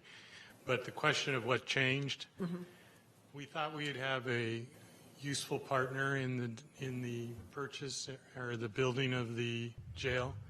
Turns out we don't have a willing partner. And the administration. You're talking about the state as the partner? Right. And the administration has changed and changed priorities. And this has become a very low priority for them. And just like the other counties, they found that working with the state on this issue not only limits their scope and limits their local discretion, but also wastes a lot of time and delay and causes a problem with the regulations related to funding. But we can go through a whole lot more detail in subcommittee. I don't mean that to answer all your questions. Right. I'm just trying to. I think the detail is important, and I certainly think it's relevant that other counties have reached the same conclusion. I think we just need to be certain that we are doing what's right for Santa Clara County with our funding, with our specific situation, before we make that decision. And I would like to have the PSJC committee bring back a recommendation to this board for the next. I have to think about the timing. It would be the we have to first- be after. It after would be the next first meeting PSJC in March. The first meeting in March. Let me just ask if I could. We have a number of lights on, and I think that the major question before us right now, if this isn't the case for folks, speak up. But we have a motion on the floor, and the motion is to refer this to Public Safety and Justice Committee for review so that it can come back to the full board and really so it can get a deeper dive into whether or not we do or don't take the $80 million. So with that being our topic, I'm going to go to Mike, I'm going to go back to Joe, and then to Supervisor Cortese based on how your lights came on. Thank you. I understand the concerns. I certainly respect my colleague. If that's the majority of the vote of the board, then happy to do so. We'll get it on the agenda, Madam Chair. We'll hear it. We'll bring it back here. Couple of thoughts that I have. You know, I look at these sheets as far as other counties that have given up their money. I trust they did some work. No other counties as good as us, but they came to their conclusion for whatever reason they came to their conclusions. Certainly, anybody who owns a home, you know, what your mortgage is and what you pay back over 30 years is 3 times what your mortgage is. That's just compounding interest goes. The things that scared me the most in the staff report was preventing the possible loss of the tax-exempt status of the county's bonds. We have the highest credit rating of any county in the state of California, and our ability to borrow, and I have no idea what the future borrowing needs will be, is the very lowest rate. We have the lowest cost of money of any county in the state of California, and tax-exempt status is a unique instrument that's desirable from investors. So the fear of losing that, if you lose demand, that can often affect the price.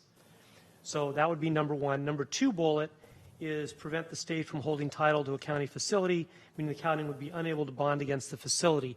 Since I've been here, this is my 10th year now, we have had to do, I believe they're called lease revenue bonds. Yes.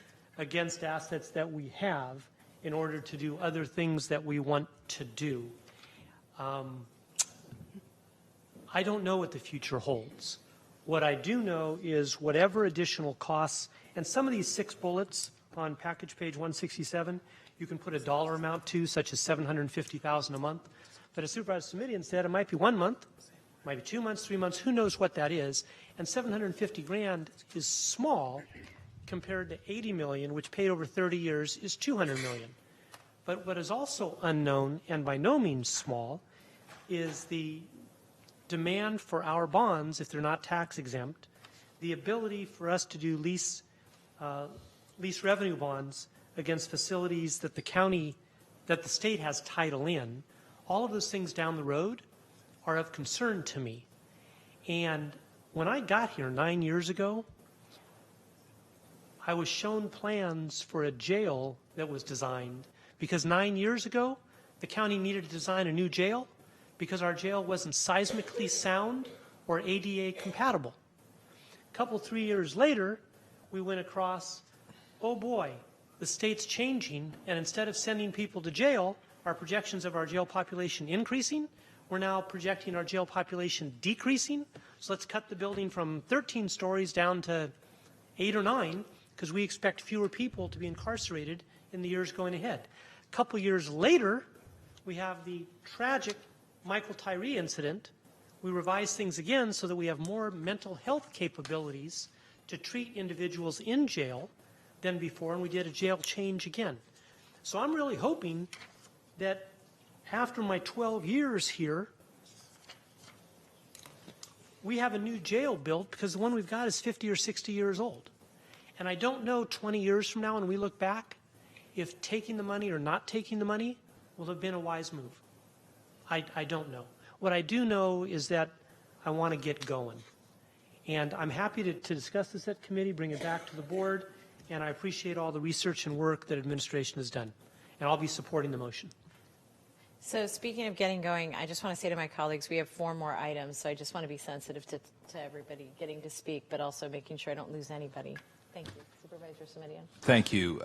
Supervisor Ellenberg referenced a desire to focus any conversation of public safety and justice on the narrow issue of the $80 million. And I certainly don't have any problem with that, except to say I'm not sure that it's as narrow an issue as it might first appear.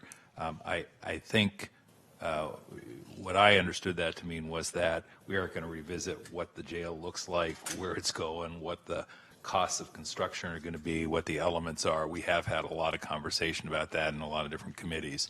But, you know, there are a number of issues that I am going to ask the committee to look at in connection with the $80 million. For example, if the issue of tax exempt status is driving this concern, because as I understand it from the staff memo, essentially if we fail to expend funds within a 3-year period, that puts our tax exempt status in mind. Well, then the question is, can the bonds be issued later, and can they also be staggered so that there's 2 tranches of bond issuances? I don't know the answer to that question today, but it's certainly something that bears looking at if that is in fact one of the key drivers. As to the other counties, I think that sort of a more finely grained look at what really drove the other counties, because in the staff report, we're talking about Lake County and Shasta County, which with all due respect are not exactly what I'd call comps for the 20th largest county in the country out of 3,000 counties. And we're talking about San Francisco that just made essentially a policy judgment they didn't want to be building a new jail. And we're talking about San Mateo County that didn't want to do the seismic work. So that's very different than, gee, we just can't get these folks to move it along. So I think we do need to have some other understanding of whether or not, bluntly, the ability to move it along is really the issue here, or whether there are other factors at play. I think we ought to be asking in the committee, or at least I hope the committee will, is there the ability to get some help or engagement from our legislative delegation? And, you know, the other thing I think it's important to look at is,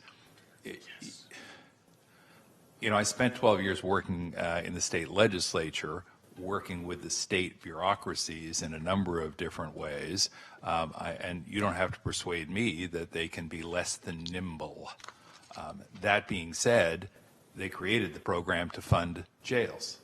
They didn't create the program to not fund jails. So, you know, you got to ask yourself, well, you know, it's not like we're at cross purposes here. They want to fund jails, we want to fund jails. So, you know, what's the problem there? I think that's a conversation that I hope the committee will have as well. And Madam Chair, I'll just close by saying that I think in order to help make sure that the questions I have get addressed, I'm looking to my staff now, Mr. Pascal, who's sitting in the audience, so that he knows that we'll be drafting a letter to send to the committee chair raising these questions. And then hopefully that means that by the time the item comes back to our board, we'll have answers, and maybe we'll like them, maybe we won't, but at least I'll feel fully informed at the time. Thank you for that second bite of the apple. Yeah, I just want to ask for an additional referral to the FGOC committee, given that the Public Safety Committee will be looking at the $80 million a little more narrowly. And for the FGOC side of it, I just want to put on the agenda and have a report ready on how construction progress dashboards can be provided monthly to the Board of Supervisors on all projects over a certain threshold. And I'm not sure what that is, but I've been here long enough to know that we need that. And I don't even know that with the demolition project immediately south of us here at the parking lot right now where we are relative to budget or change orders or anything else. And some of these projects, of course, obviously are getting into some pretty serious numbers. I'd much rather find out about delays caused by the state $1.6 million in rather than $60 million in, so we can have a discussion about how much further we're willing to continue. And I just think as much as that puts the charge on us, if a dashboard's hitting our desk, one of us is going to need to speak up. I still think it is probably better than the alternative. Thank we you. could talk more about that at so committee. That would be as part of the motion, but both you're requesting the maker of the motion and the seconder to have the oversight methodology considered by FGOC. Yeah, as we defer Thank it. you. As we defer it. I support the And deferral. and that's the maker and the seconder? Is that okay? Yes, okay. Mr. Wasserman. Thank you. Through the chair to the CEO, just for the record and make sure I'm understanding these correctly. And I agree, Shasta County is not Santa Clara County, and they don't have a football team either. But it's my understanding that San Mateo County, Monterey County, Orange County, and Los Angeles County also all relinquished their awards. And excuse me, through the chair, and the question is, for what reasons? You know what, if I could just let them finish the exchange, and then if you want to jump in again, Supervisor Simitian, you're more than welcome to. All right. I do have a list of those that relinquished the awards, and all those counties are on that list. Okay, thank you. And then Supervisor Simitian, you wanted to And pipe my in? point is that if that's an issue that's going to be discussed at the committee, then I think we're going to need to understand what the reasons are. And when my office interacted with staff, we were told that staff, understandably, was struggling to get a clear understanding of what the reasons for the declining of state funds would be. So what I don't want is I don't want a list that in some cases is rather clearly a list of people who, or counties that made the judgment not to take the funds for very different reasons to be used as a justification for saying we're not taking the money because the state's too slow. And I don't want the inference to be incorrectly drawn, if it is incorrect, that that's what other counties did. They may have walked away for reasons that are wholly different than and not relevant to our circumstance. And that's what I want to, that's why I think having a little more time to dig into this is worthwhile. All righty then. Are we all, everybody? President, so just a point of order, just to ask, the members of the Public Safety Committee, Wasserman and Simitian? No, it's Susan. Ellenberg. That's why he was so So you want elegant. to keep that scope the way it is. I was going to suggest if you want to take up my issue in one committee, along with the rest of it, since you have a case study in front of you, that's fine with me, but it's, You know what, when, we'll just leave it the way it is. yeah, and what I was going to say, Supervisor Cortese, the benefit of that is that you may recall that after the last really large construction project we had at the hospital, that we did get some feedback about some steps that we could take to improve it, and I do think that goes under FGOC. No, And frankly, it's not just that, it's the hub, it's VASC, it's a whole bunch of other things. I that we could agree, look at. it's a broader issue that I'm bringing up, and So we'll FGOC just- is proper. I just didn't want to take it away from a committee that's already looking at a case study, unless, I think you're asking a different question, which I think is very critical. fine, leave it as is. Welcome to it. I think that is properly under the scope of operations. Yeah. Welcome to it. That's right. Dave, you just got it back. You got that homework right back. But we should address it. All right. Just to be clear, the motion is for it to go to both committees, Madam Chair, yes? That's different pieces. That's correct. Thank you. Great. All right. With that, we're going to make sure everybody's had a chance to vote. And we're going to send that off to 2 committees unanimously. Thank you very much. Thank you, staff. We'll look forward to much more vigorous debate. Vigorous and rigorous. Outstanding. All right. So next we are on to minimum security uniforms, item 23. And I want to just acknowledge the sheriff is here, and if you feel at any point you want to, I was looking over at you, but if you want to jump in, you let us know. And I'm not sure who's reporting on this.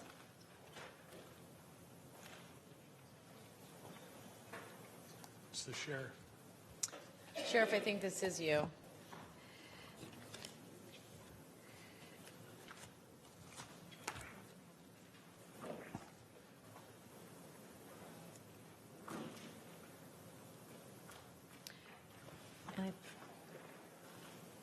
Okay, so if you want to start it off or head it off or whatever you want to do.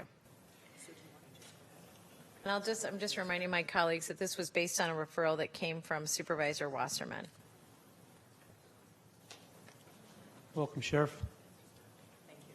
Appreciate your being here. And the original and referral, Susan and I, yes, we were joint referralees. And it was originally for the women, the 93 women. And then at the time it was said, well, sure, how much more are we talking about for the men? And I appreciate the report back on page 3, package page 181, table 2 says the estimated inventory cost, uniform outwear replacement. That top line where it says average item unit per cost, it says jackets, tops, bottoms, shorts, total cost. I did my math thing, and I came out to that being roughly $40 per all 4 pieces. So kudos to you on your shopping. How many men are there at the men's facility, roughly? So I'll have Assistant Sheriff Davis. He has the numbers in front of him. Thank you. I see 93 women and how many men? You have approximately 684 today. Oh, it's even better than, excuse me, when I say better, I mean it's even a lower cost per outfit, ensemble, if you will. That number reflects just the minimum security men who are wearing the black and white stripes, or is that total men? That's correct. It's total minimum males. Minimum security. Thank you. Okay, so overall, there's about 780 jackets, tops, bottom, shorts, et cetera, and it seems to me in this, Sheriff, that you've agreed, as far as, assuming we figure out the funding source, that you'll be able to take on this project, acquire these uniforms, clothing, outerwear replacements, and be able to wear, wash, and store in the existing facilities that you have, the warehouse. Yes, because we'll be discontinuing The other use one, of which will the make others. room for the new. And That's kind of we like do- my wife. When I buy a new pair of tennis shoes, an old one have to go. Yeah. So I get that. Yes, we do Okay. that. I don't do that at home. Okay. And we need to correct a couple of numbers that Assistant Sheriff Davis mentioned. Sure. So when initially submitted, the numbers were about 93 or more. At this time, we have 172 female minimum inmates. So the number is now 856 total, male and female. However, the population hasn't changed much. It just means that we are downclassing more, essentially. We have approximately 430 female inmates. September of last year, we had approximately 430 in particular months, particular weeks. So again, the numbers are fairly consistent within, give or take 2030, but the population for the minimums has increased. Thank you. And I'll just close with this comment, Madam Chair, and then look for a motion or look for further information. Again, on table 2, I looked at it. I saw jackets $20.83, top $6.40, bottom $7.23, shorts $7.84. I came out with a total of about $42 per outfit per person. I know you have to. I'm looking at the numbers and I'm going, oh my God, there's over 10,000 pieces of clothing. And then I'm thinking, well, sure, you need small, medium, large, extra large, and then whatever a person wears, you're wearing one, goes into laundry one day, they put on another pair. So you've got to have 2 or 3 of each for each person that you have. And you could have a person come in that's an XL, and he or she goes out, and a person that comes in that's a small. So you've got quite a department store quandary going on. But I appreciate you bringing back this detailed information, and I'm looking forward to this moving forward. I will, yes, thank you. I will make a motion approving the recommended action. And the only question I have, and I believe that's left in the county execs, if I recall correctly when I read this. The only question I have is where the funding is going to be agreed upon to come from for this approximately $113,000 item. We'll have to figure it out during budget. Okay, thank you. So yes, I will make that motion to move forward, and I think it'll be a nice thing for families when they come to visit, and self-esteem. And that was the young lady I was looking for right there. I forgot your name. I'm sorry. Amanda. Amanda, thank you for bringing this idea forward, and hopefully we can get it done, and hopefully it'll make the difference that we're intending. Before I second the motion, I want to turn to Dr. Smith and ask, just given the relatively small number of dollars that are at issue, do we really need to wait until the June budget season, or is there not a fund or funds available to be able to put this in place sooner? They'll take it out of their Object 2 initially, but what I mean is we'll have to pay back their budget in order to make up for the loss. Does that work from the sheriff's end? Do you have that Object 2? I'm not sure I understood the process. If you could repeat it one more time. Take it out of our object. Just like we do every time, clear up your budget after you've overspent it. No, it does not work for us. That does not work for you? No, that's the way the budget works. She buys it out of her Object 2, and then we pay it back. That's the only way we do it. Yes. Yes. Right. Okay. And with Well, that, wait I a will- minute. Now, just so I'm clear, it's 100 and, how much did you say it was? 100 and, oh, I have 112,000, but let's say round up, it's 115K.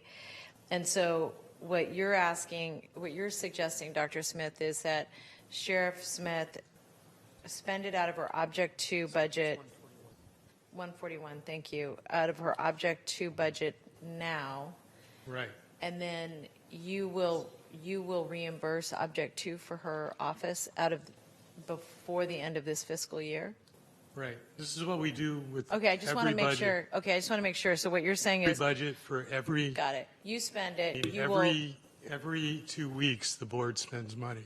No, yeah, we got it. Yeah. So that's the whole reason why we have Object 2, is so that actually we spend it then and then you reimburse it. it. Okay. Right. So so that then essentially we're moving this forward with a request from the board for the sheriff to spend it out of Object 2 and then for it to be replenished by the executive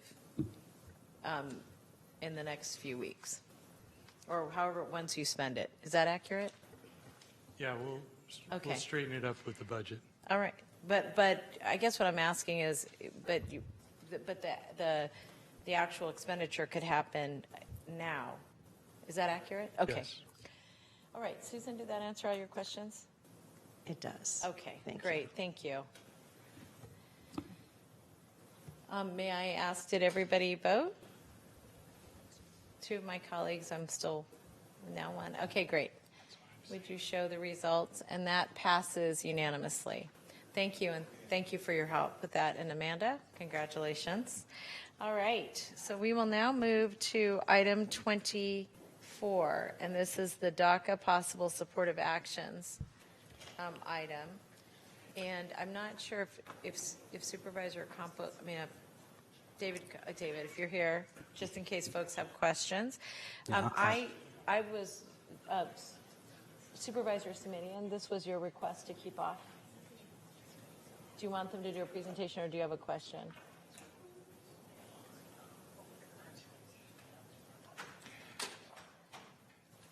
I think I can make this pretty quick. It's a request, and if you like, I can fold it into a direction, Madam President. And here's what it is: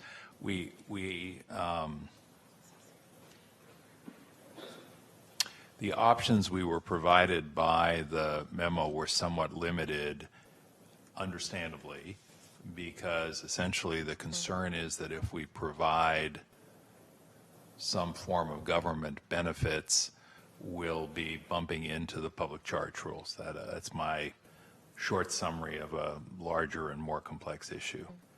And what I want the staff to think about and come back to us with additional information on as we continue to deal with this issue. And Supervisor Cortese, this was your referral originally, was it not, sir? Yes. Yeah, I want to respect and reflect that. But it does seem to me that one approach, it's not a perfect approach, far from it, is to say, all right, are there nonprofits we work with who we could send folks to if they lose their jobs and they lose their livelihoods and they need help? If so, who are those nonprofits? Because those nonprofits would presumably not present the same kind of public charge issues.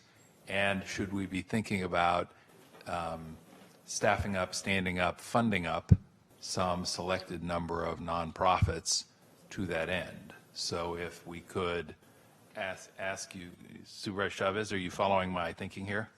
I am, but there's a little challenge with the way you're laying it out that I'm sure staff will jump in, because I actually had a discussion with them on this as well. I just want to say this, and because I think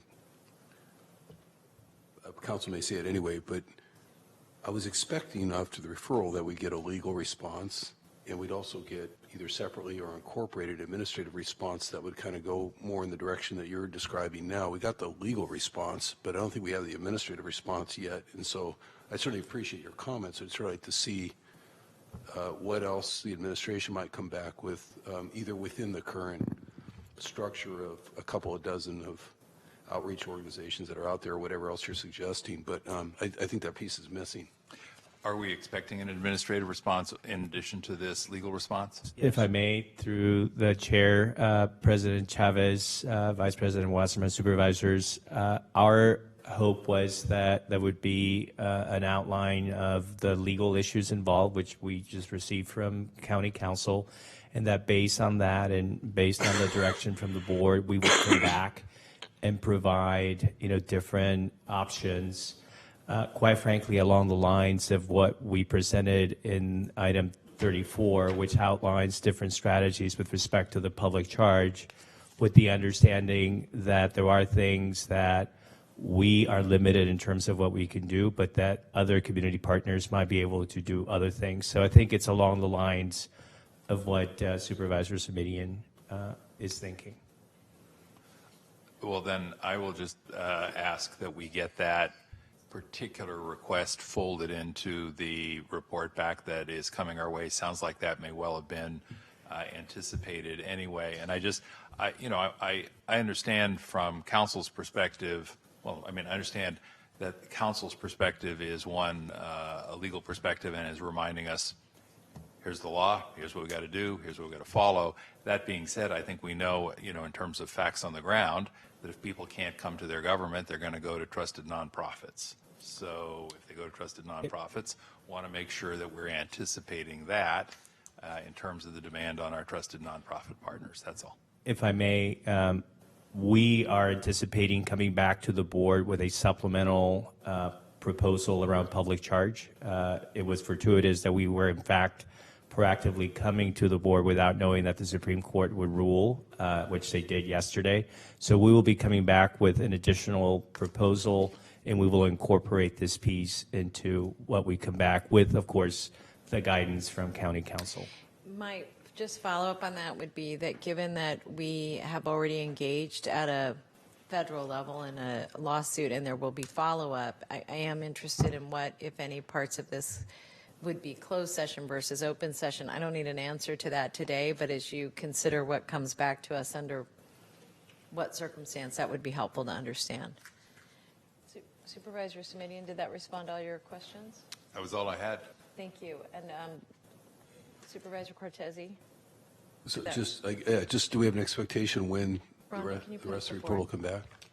I don't know if we should expect it in a month or a couple weeks. I would defer to County Council. Our understanding is it'll be coming back in February. Great, thank you. And I think you all know we need it fast, and so no need in saying it again. All right. Can we get a motion then to approve with recommended requests for additional information coming back within 2 weeks? I have a motion, a second. If I could get all my colleagues to vote. All votes have been cast. Thank you, and that passes unanimously. We're going to now move to item 27, the Williamson Act parcel non-renewal process. Welcome.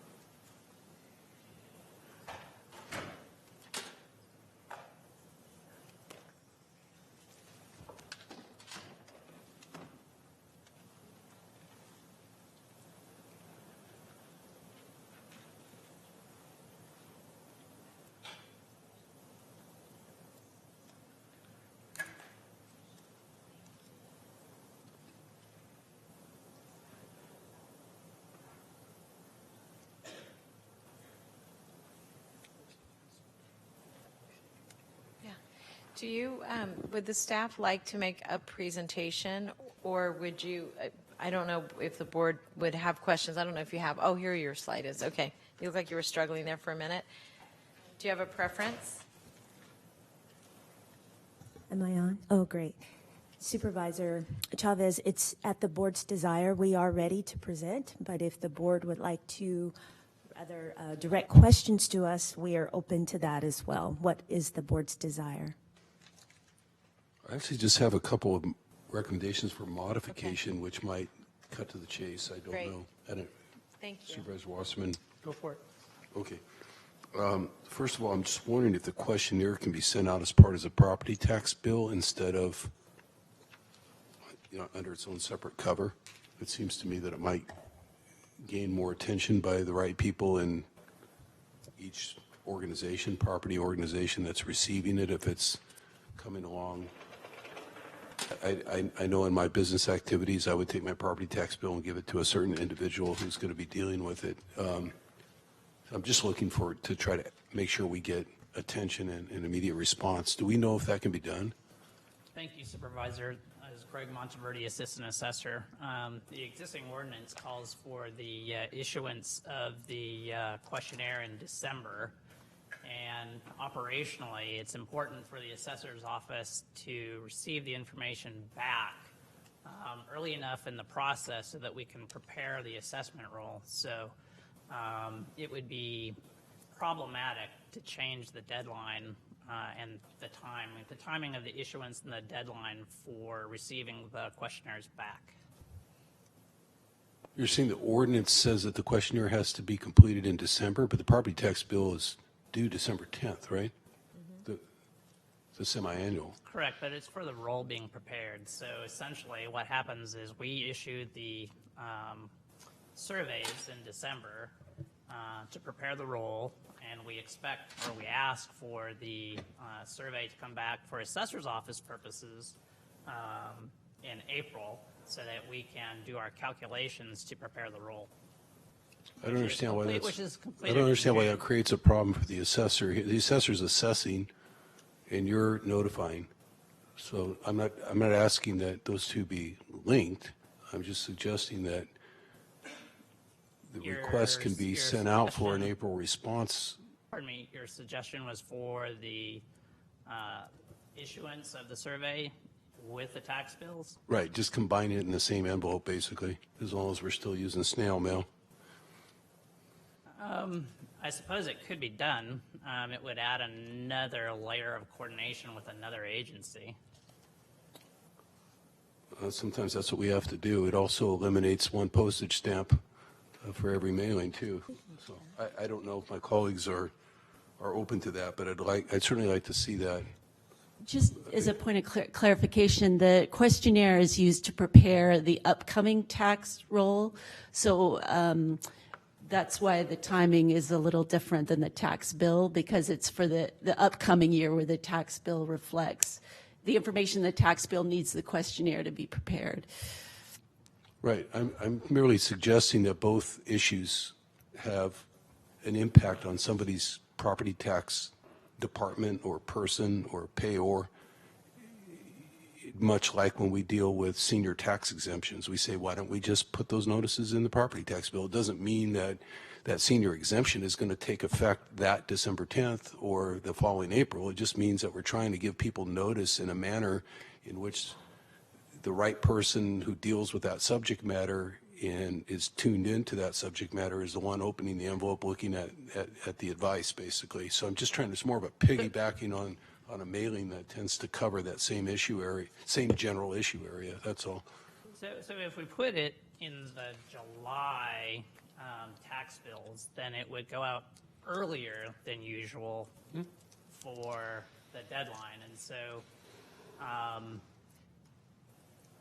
operationally, we would prefer that the issuance of the survey occurs closer to the deadline. It would be, I think, easier for constituents to understand that way. And frankly, I think a lot of the constituents are used to the annual cycle that's been in place for many, many years. Well, we're having problems, so used to it or not, it feels like we're here today because of breakdowns in communication or something along those lines. Some of it's communication. It's always a broad way to attribute breakdowns. So I'd like to see that implemented, but if it's too complex to answer today, I'd like to see it brought back to us as an option or not. I think that can go to we'd be happy to go to the further FGOC clarify committee. We'd be happy to further clarify our response in a written response, if that makes sense. Yeah, I'd like to see it actually live at an FGOC committee, just brought forward as an issue in and of itself, because we're dealing there in combination with CSFC on senior tax exemptions and other things that are at least similar in nature. The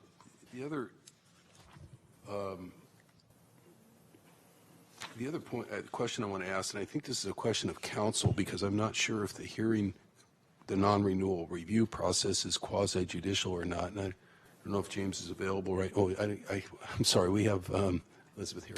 I didn't mean to elevate the issue to James Williams or anything like that.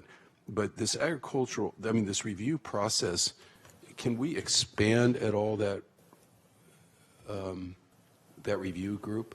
For example, I would like to see if it's possible to have somebody from the Open Space Authority and somebody from the Farm Bureau part of that review. And part of the reason for that is because, it's for awareness purposes and also, frankly, for balance. If I may, through the chair, through the president, I'm sorry, Chavez, if I may. Yep. This review committee, we might come back to you relative to a more inclusive review committee of what you're speaking to.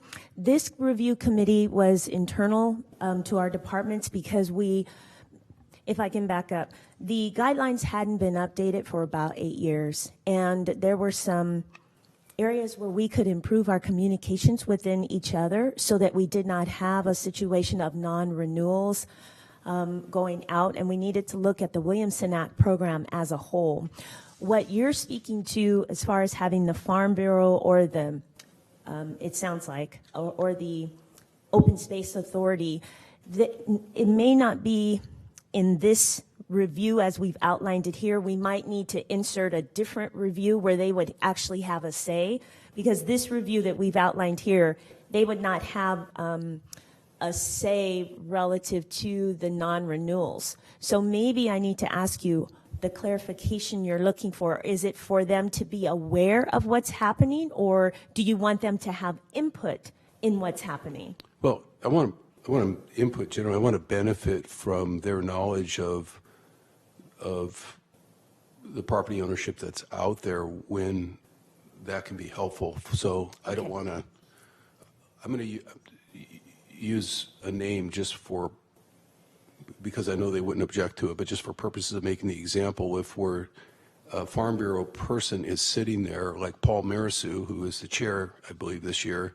and he sees Bill Kiala's property show up in the review process, a non-renewal, I think he's going to say, if there's been a lack of response, I know who that is.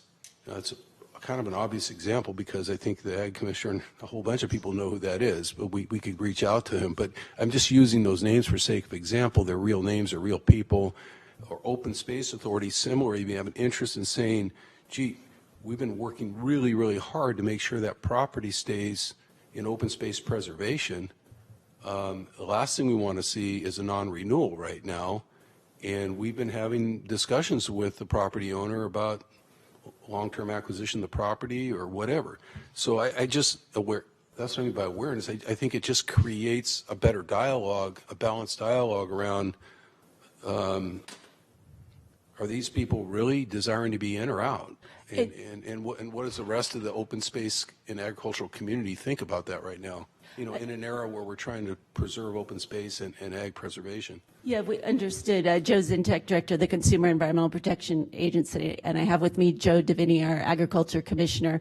But the guidelines as written provide a 3 to 4 month period for the Ag Commissioner to do just what you said, engage to get any information. If the person doesn't turn in a questionnaire, provides the Ag Commissioner with broad authority to get any information available, including engaging with other Farm Bureau members or anyone who knows anything about the property, so that the time period in the revised guidelines allows to do that, and he specifically has that authority in the guidelines to use whatever means necessary to confirm, are available to confirm whether ag is happening on the property as required by the ordinance. So this would accommodate doing that very thing. Yeah. I'm not sure if you're agreeing or disagreeing when you say this can accommodate that very thing, but why don't we just ask for that issue to come back to FGOC separately? I mean, I was trying to cut to the chase. I'm fine with receiving the report today as outlined, subject to any modifications Supervisor Wasserman's thinking about or wants, but I'd like to see those two issues come back to a standing committee of the board. In this case, I'm fine having it come into FGOC unless somebody wants to go to Hewlett, but so that we can look at notification around the tax bill to see if that's feasible, and also look at how we can leverage the involvement of the Open Space Authority and the Farm Bureau in terms of the review process. Other than that, I'm good to go for today. Thank you. I'll be very brief. And FGOC is welcome to them. Hewlett doesn't need them. So enjoy those at FGOC, absolutely. I think on his original point, what I understood the supervisor to be saying is people in general pay more attention to their tax bill when it comes in the mail. It just gets their attention more. And I know that the issue that we're dealing with today and have been dealing with for a while represent a very, very, very small percentage of the people involved in the Williamson Act. Individuals that either didn't get their bill or responded back. There was something lost in the mail. I don't know exactly what it was. No system is perfect. I do know at the end of the day that we're all in favor of farmers and agriculture and people who do what's required under the Williamson Act to get the tax credit that the county basically subsidizes now because of the change in state law. We want them to get it. We want the people who are entitled to it to get it. We also have an expectation that they need to prove they're doing what's necessary to receive the discount, because that would be unfair to all the other taxpayers that aren't getting a discount. So I totally get that. The two ideas that he brought up, I'm looking forward to hearing back when you go to FGOC with the possibilities or the problems you're saying as far as timing. There's certain things you need to arrive at a certain time of the year, and information you're getting back is based on, you want to know that they are valid in the Williamson Act prior to your assessing their tax value based on the Williamson Act. Correct. And that can't happen concurrently. So your idea of bringing up perhaps July, okay, might be enough time to do that. But again, there's a system that probably 98, 99% of the people are used to what time of the year they get their Williamson Act survey. And I know in talking with farmers and Farm Bureau members that most of them do what's expected of them in a timely basis.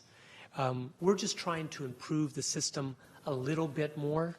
But in just my time here, I know that we've had opportunities where we've sent things to people and sent things, oh, it was on weed abatement. Okay? Oh, we didn't get any notice. We didn't get any notice. So we sent it again. Oh, we didn't get any notice. So then it was hand delivered into their mailbox. The only thing we didn't do was signature required. I think that's the only way that we didn't send it out. And then we send out a person to weed whack around the property, and they're stunned what in the world's going on, didn't know about this. So I can see right here with the two of you especially nodding your heads. So what we're trying to do is make the system more foolproof and as best we can. And I think a couple of ideas that Supervisor Cortese has raised are worth looking into and responding back. And then let's get this thing done and moving forward. And hopefully we'll have a much higher, can't have a much higher success and participation rate than we already have, because it was about 4 or 5 years ago, Supervisor Cortese, when they brought this forward to us about how long it had been since people had been audited and found all those individuals that were no longer doing what the Williamson Act called for. And then the state pulled back a lot of their funding, reimbursement of us. So I think where we are is much better than where we were, but I'm not saying that we can't get a little bit better. So thank you for that, and I look forward to your suggestions. Do we have a second?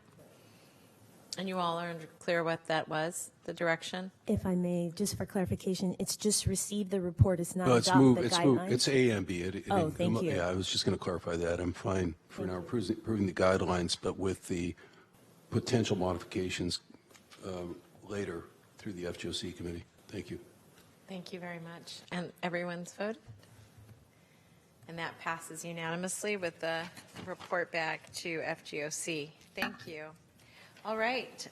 I believe that brings us to one last item on our agenda, and that is item 81. Madam Chair, my notes indicate that my request was to simply refer that item to committee. To Hewlett, did I call an audible and not follow my own notes earlier in the day? It's been so long, candidly, I can't remember. I think we had it as something to be considered now, but if you'd like to defer that item or refer that item to Hewlett. Okay. Well, maybe just very, very briefly, let me express the concern so that in the referral to Hewlett, if staff wants to either ask any questions about the questions or make any comments about the comments, that's fine. But as I got to believe you recall, I have been trying for 7 years to get some traction on including Caltrain in our efforts. There are more than 1.5 million people immediately to the north in San Mateo and San Francisco counties who might climb on Caltrain and come to Diridon Station and work with and for us if that were in some way incentivized. Similarly, we have a significant number of folks in the South County who might make their way here if they had that opportunity. And of course, that's not just a question of financial incentives, it's also a question of the level of service, and I know that's a conversation that's been ongoing. But, we had this item before us, Supervisor, I can't remember when, a few months back in a different form, or actually we didn't have this item before us. We had decisions to make about funding, and I was frustrated that we didn't have this item at the time. Now we have the item, and still no traction in my judgment on the Caltrain issues. I do see the $50 a month allowance. I'm wondering if that's the number that is the right number and provides enough of an incentive to be meaningful. I don't know whether an increase in that number, Dr. Smith, would require a meet and confer, or whether if we got to yes on a larger number, we could simply do that by action of our board. But I'd like that issue to be teased out and brought to Hewlett, and I'd particularly like to know, what are other jurisdictions providing in the way of incentives and subsidies for that? Because we've got, I know for, depends on where you live and where you work, given 18 different county locations, but also given 3.5 million residents in the 3 counties I just mentioned. If you're in one part of the county, you think Caltrain's an essential element. If you're in another, you think it's irrelevant to your transportation needs. But I'd like to see if we can't find a way to pull it in, even understanding that their structure as it exists doesn't lend itself to our county. So without objection, I hope I'm going to move that we refer to Hewlett. So it's a referral to Hewlett. I wanted to ask Dr. Smith if the other issue related to Express Bus 121, instead of going to Hewlett, would just come straight to the board in a couple of weeks. Yes, we've gotten a letter from the VTA expressing how much money they think they need in order to continue working it, and our intention from the board's discussion last time was to merely bring it back with an F-85 to allocate it. Thank you. All right. So with that, all votes being cast, I think. Oh, I think Dave's away. So with that, it'll passes on a 4-1 away vote, and we are adjourned until tomorrow night at 5:30. Thank you, everyone. Recessed. Oh, I'm sorry. We are recessed until tomorrow at 5:30. Thank you.